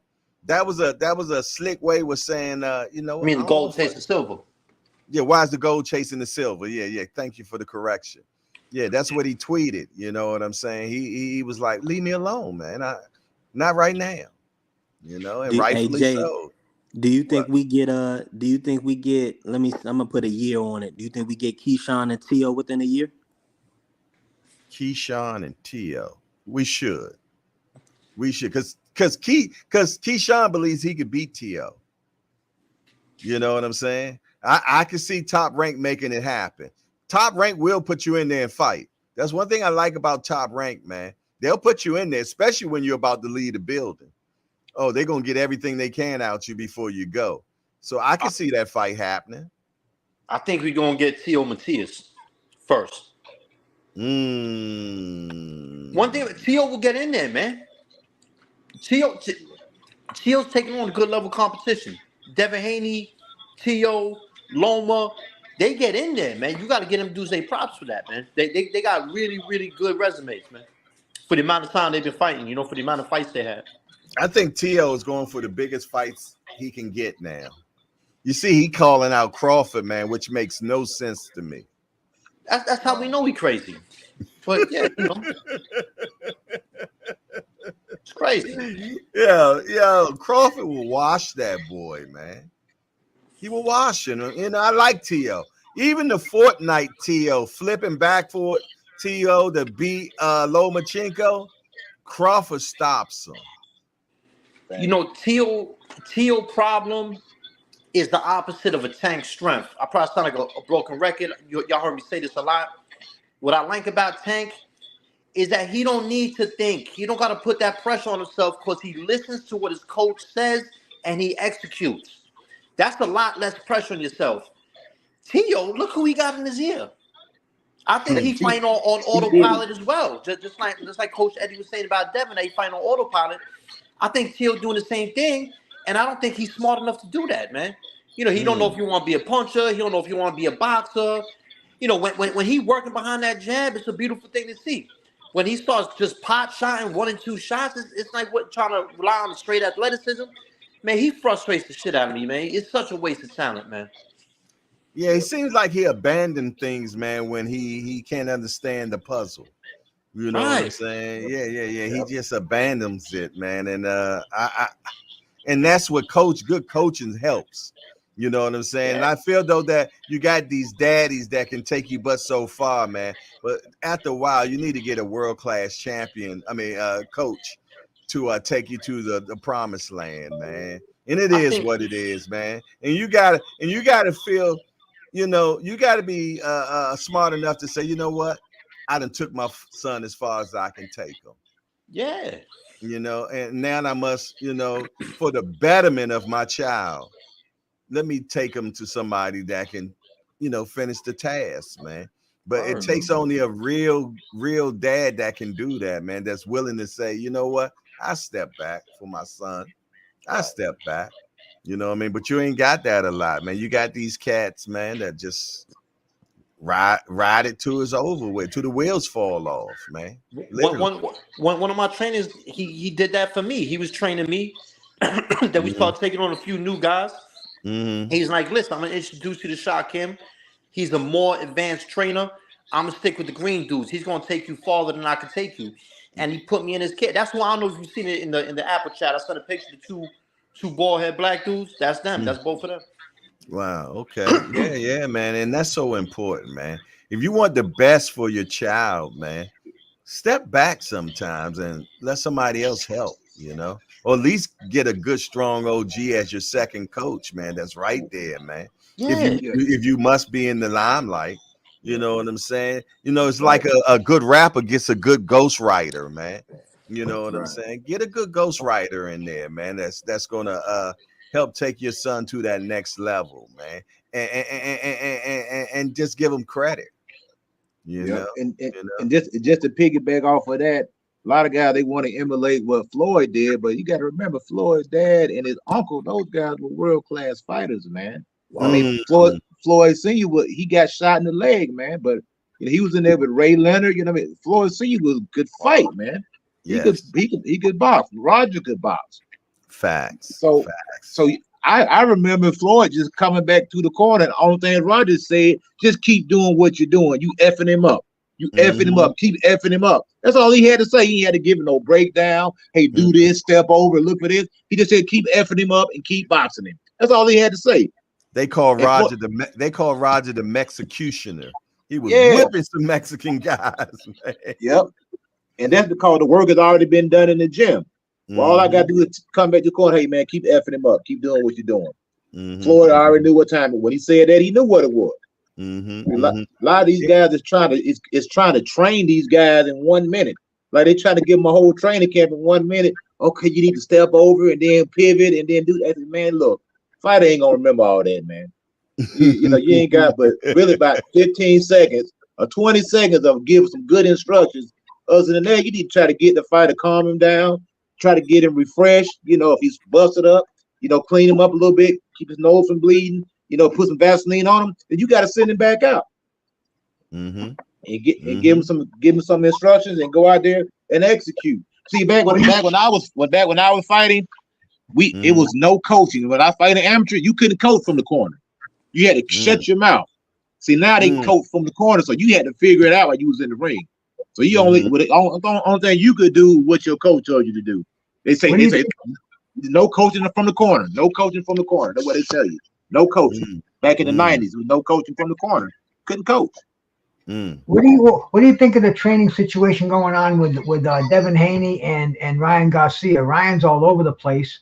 He's got Derek James with him now, but I mean he's been bouncing around from trainer to trainer. And Devin Haney's got his dad, who, in my opinion, is not a world-class trainer. So what do you think of that situation, Coach? Just like Jay was saying, man, they need to find somebody to step aside, which they did. Get Derek James, you know, to step in there. And I feel for Derek James, because all his fighters are drunks and alcoholics, and you know, I mean that brother having a hard time right now, man. He got Errol Spence, drunk alcohol. Then he got this other guy, Ryan Garcia. He all over the place. Then you got, you know, Jamel Charlo, which got on the national stage and just embarrassed the man.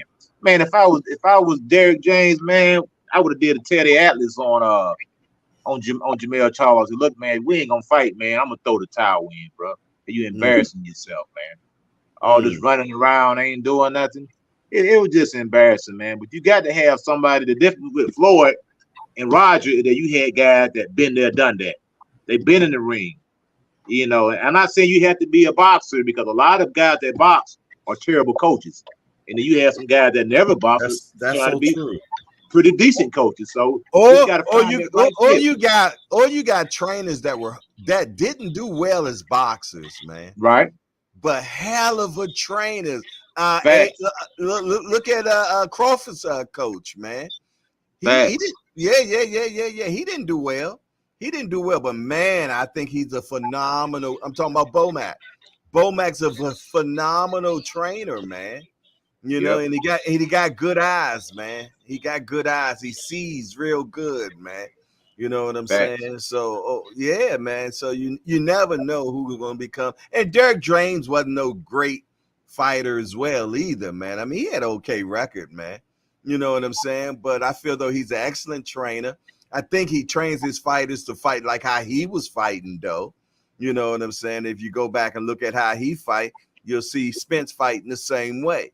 You know, but I like to see Devin with somebody else, man. I'm gonna be truthfully honest. Two trainers stand out in my mind who are extremes. Like you got Freddie Roach, who was a mediocre professional, but he became a great trainer. And then you got Buddy McGirt, who was an outstanding professional, and he's an outstanding trainer. So it's there's really no cookie cutter method to judge on that. You know, I guess it all depends on how sharp the fighter's mind, the individual's mind is, what he can see. You know, relaying that experience and that in the preciseness of training, which you have to another fighter. You know, which is, you know, you can never figure out who's going to be the next great trainer to come along. That's so true. Jay, let me interject this real quick, because, you know, I'm just coming from a fan's perspective, and from the looks of it, you know, Bill Haney still being Devin's lead trainer in certain aspects. Of course, over the years, he's always bringing other guys to kind of, you know, help mold and shape Devin. So, in y'all's opinion, like, do y'all feel like, you know, I mean, I'm saying, because of course Bill has been learning over all these years as well. Now he has, you know, Shamar Canal, and he also has Amari Jones, you know, that he's training as well. Do y'all feel like like a person that haven't boxed or haven't, you know, trained before, you know, can learn over the years and become a good trainer? Over the years, I believe anybody can get better, man. I mean, anything that we do, consistency knocks the tree down, you know. But when you have somebody like Devin Haney, which is a world-class athlete, You know, it's nothing wrong with bringing in like a Joel Judah, man, you know, to overlook things, man, and make sure things are done correctly, man. I feel though that his father is he's a trainer learning as he go.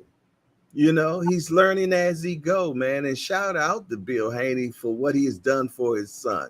You know what I mean? But for me to just say that I think that he is all his son needs, I think his son needs more. And that's just my opinion.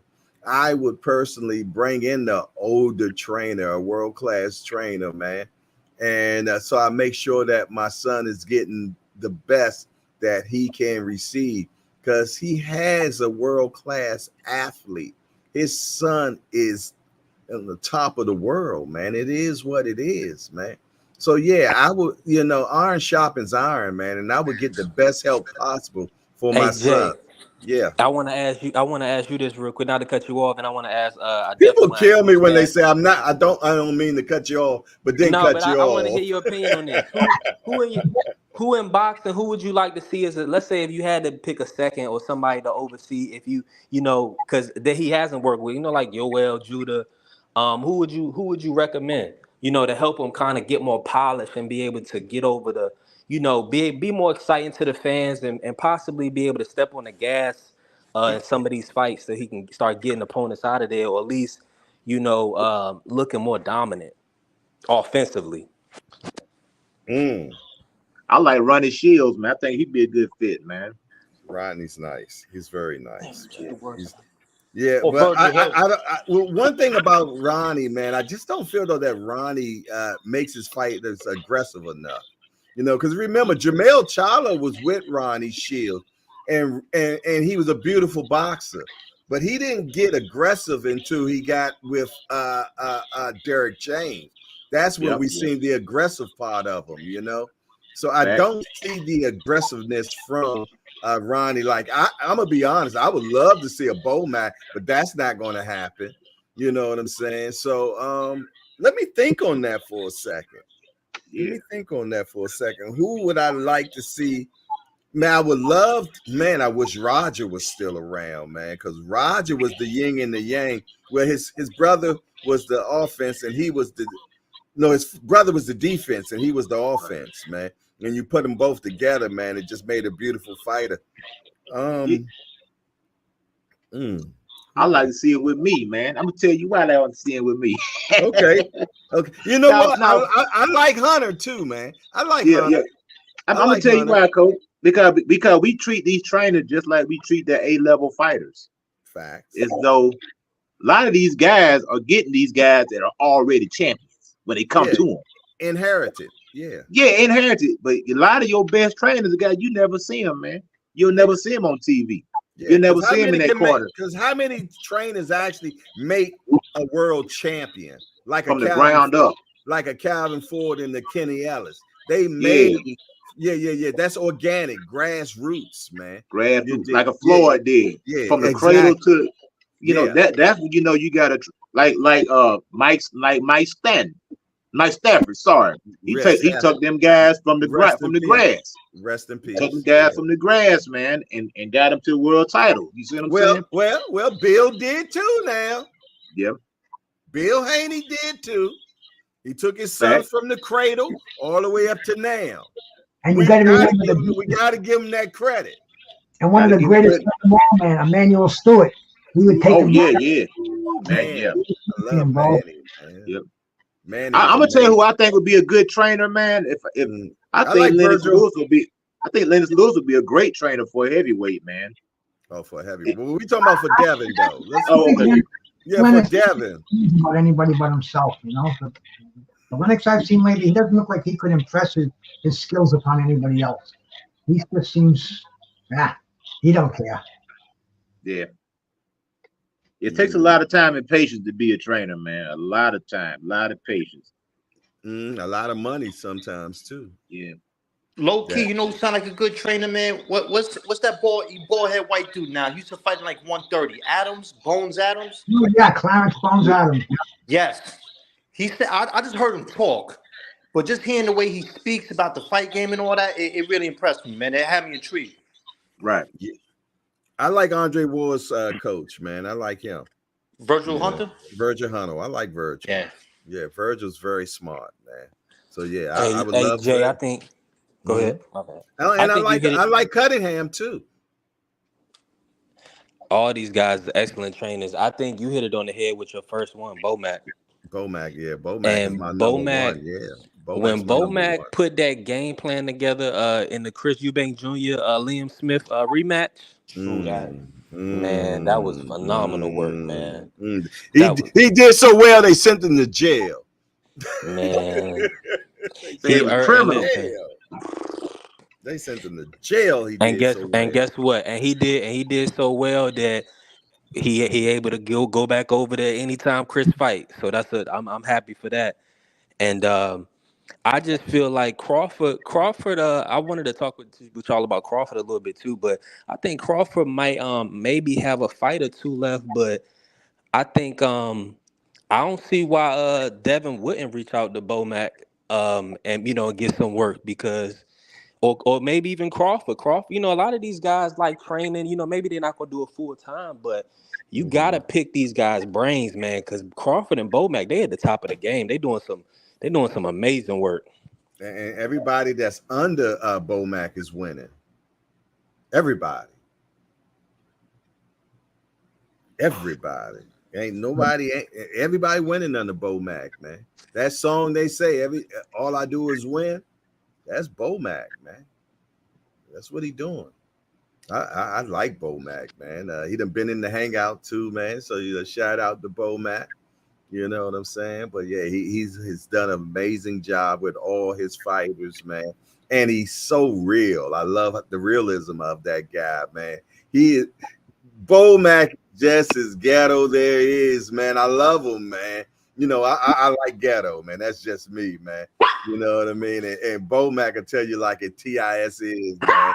I like when they asked him about Keyshawn. He said, man, that's just a kid, man. Y'all worried about that man smoking some marijuana? He could have been doing so much more.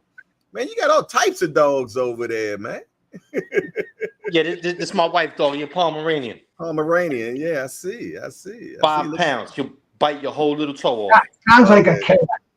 Those little guys got the most balls. I mean, they'll go after a pit bull or Roddy. They don't give a fuck. Exactly. Not this one. This one start barking at people, run behind me. Get me beat up. Hey, I got a friend of mine who would make this guy's in the gym every day, former 2-time champ of the world, and he's got his services out there. He's looking for somebody to work with, and that's Tim Witherspoon. And if anybody wants Tim's services, bro, get in touch with me. I'll put you in touch with him. He's in the gym every day. This was one of the most gifted defensive heavyweights of all time. He had a right hand from God that would knock your fucking head off. And he's available, and nobody's calling him. And it's I don't understand that. He doesn't understand that. All right, well, you don't put it out there now, man. So hopefully he started getting some calls, man. Exactly, man. All he got to do is have one fighter that make it, and then everybody else follows the trend, man. Mm-hmm. Oh, and he was trained by Slim Jim Robinson. I mean, Eddie Futch. He had Angelo Dundee in his corner. This guy's got fucking decades of wisdom available. Can you a guy named Slim Jim? Goodness gracious, he got to be a bad dude. Oh, you Google him, bro. Slim Jim Robinson, one of the greatest trainers. You can mention him with all the top trainers in the world, man. Wow, man. That's amazing. That's right. But you got those celebrity trainers, man. I mean, you got to have a good fighter at the end of the day. If your guy can't fight, it don't matter who training. Your band can't fight. Because we've seen that a bunch of times. They gotta get these celebrity trainers and they get knocked out. They look worse than they did before they got the guy, man. So a lot of times go ahead. No. You finish, my brother. Stop. No, like I say, it take two to tango. You gotta have a good fighter. You gotta have a good trainer, man. You can't have one without the other. At the end of the day, man. You know what I don't like? Just a year and a half ago, Derek James was the best thing since sliced bread. But soon as his fighters started losing, man, now Derek James is not that dude no more, this, that, and the third. But just a minute ago, y'all was crowning him a trainer of the year, this, that, and the third, and everything. It's just how soon we forget, man. It's the boxing community is so damn fickle, man. You dig? I mean, he's the same trainer he was last and 2 years ago. No different. His fighters just lost, man. You got one fighter that flipped a Ferrari in the air and got thrown out. You know what I'm saying? Then you got another guy, Jamel, that just, but he took him to being undisputed, man. He went undisputed, man. But now since he did that weakness with Canelo, and that had nothing to do with Derek James. That was all Jamel's stuff, man. You dig? But he gets in, but at first everybody flocking to him. Joshua flocked over there. I mean, and now Frank done left him, from what I understand. Did Frank leave him? Anybody know if Frank left Derek James? Is that true or not? Anybody in chat, let me know. I don't know, but I heard that Frank left Derek James. I don't want to just speculate and say that's true because I don't know. You know what I'm saying? But if he left him, why? You know what I'm saying? Derek did not look like he wanted to be there yesterday at that press conference. Would you? But bro, if my fighter was fighting in a main event, Madison Square, well, I'm sorry, the center, you gotta be there. Isn't that what happened when Ryan lost? He was there, but he ain't had to like what was going on. I felt bad for them. I was cringing the whole time. I cringed the whole time, man. I thought it was horrible and very distasteful. It was very distasteful, man. And I just it promoted the fight because they say there's no such thing as bad publicity. You know what I'm saying? But is that what you want you to be known for? Can you show that video to your kids 20 years from now? Would you want to? Them the type of questions I ask, man. You know what I mean? It was just horrible. I couldn't show my kids that now. I don't want to. Well, that's the business obligations that he had to fulfill.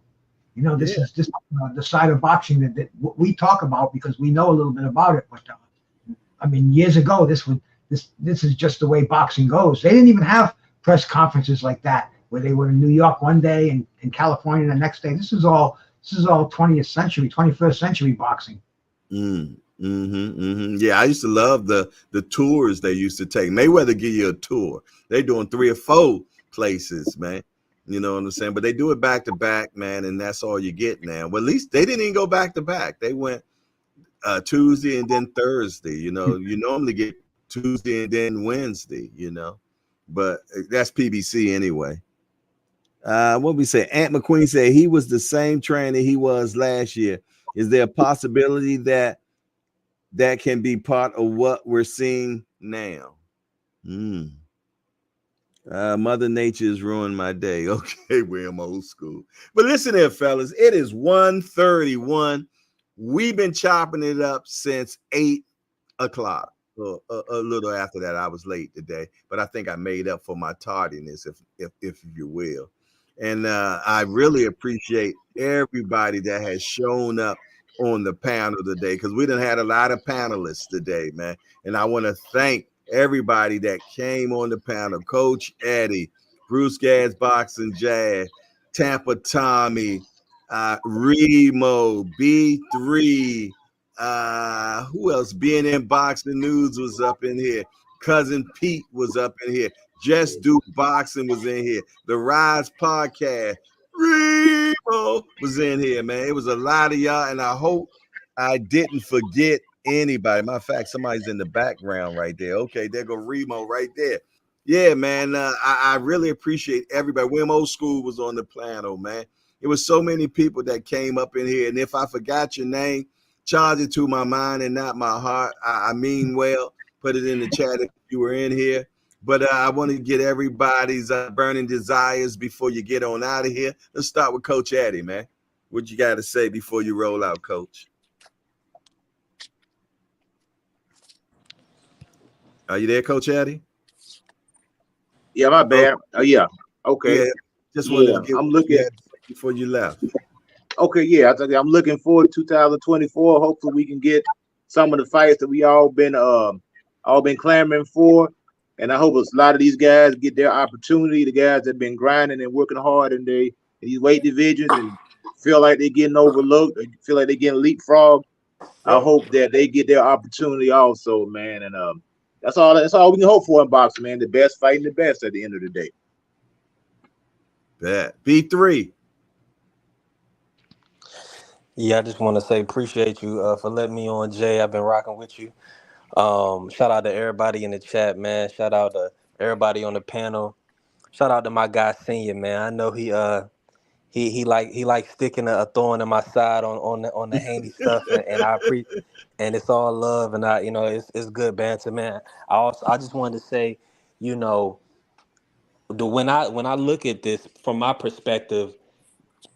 When I started watching boxing, I seen Haney as the original Carmel in Floyd's gym.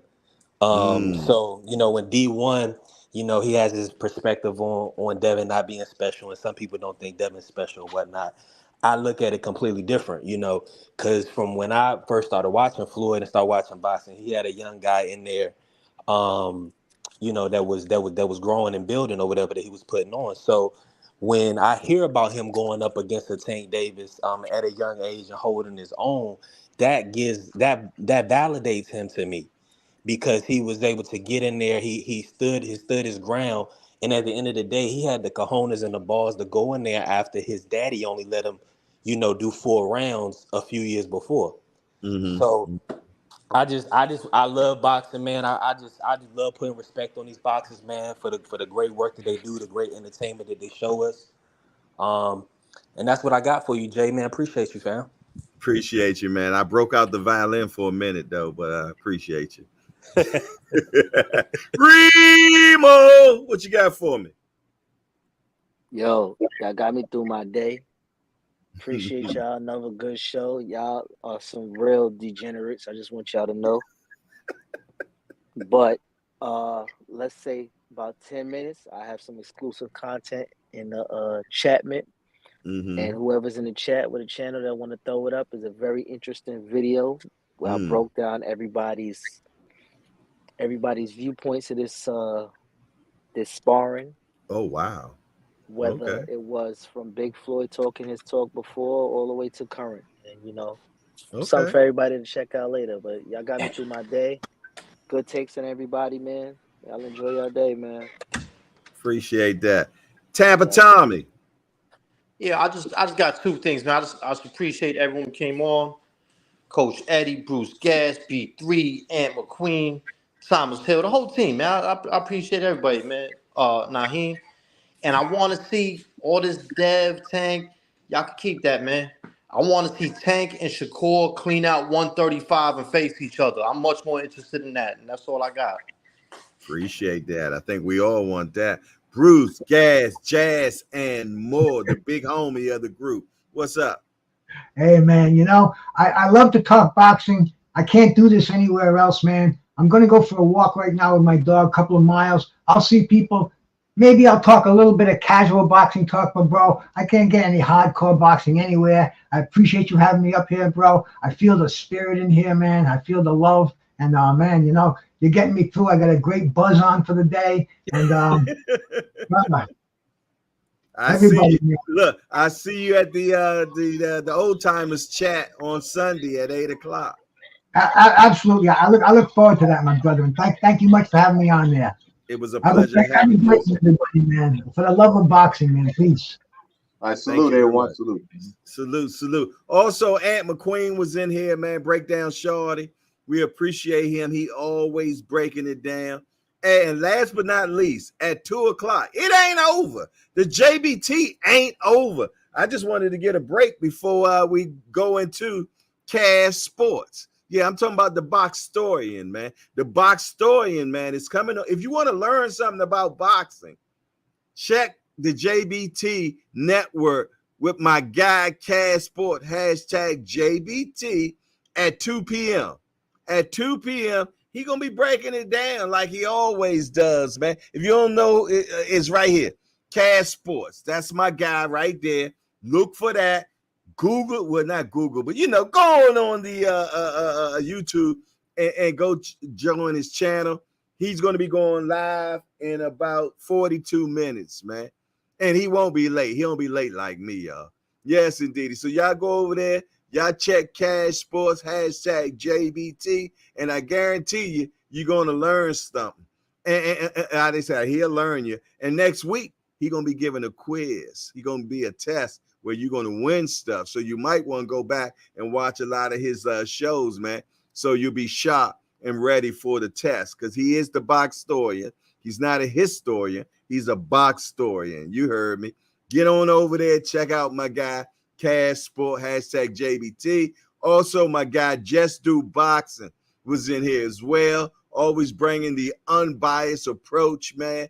Yes, indeed. He going to be getting the baton pass from Cash Sport to him, and he going to rock out at 4 p.m. At 4 p.m., Just Do Boxing going to be doing his thing. And then I'm going to spin the block, and he going to pass the baton back to me at 8 o'clock. Yes, indeed. And I'm going to break down at 8 o'clock what done happened in between 8 and 8, 12 rounds of boxing of news, man. And I'm going to let you know what's new that's happened at 8 o'clock. And from there, I'm going to hand the baton off to Senior from the Rise Podcast. He going to run ankle leg. That's the, yeah. He got the big homie broadcast, man. Yes, indeed. And I appreciate all you all that came over from the Rise Podcast and hung out in the Hangout. I hope you enjoyed the Hangout. I hope you subscribe to the Hangout, since you know how we get down over here. We work on having an unbiased approach, but we all love our guys, man. You dig? And we Team Tank over here. It is what it is. And I ain't going back and forth with none of y'all about it. Other than that, it's your boy Jay Hardcore Boxing News. And I'm out of here. Man, how you turn this damn thing off? And I'm out.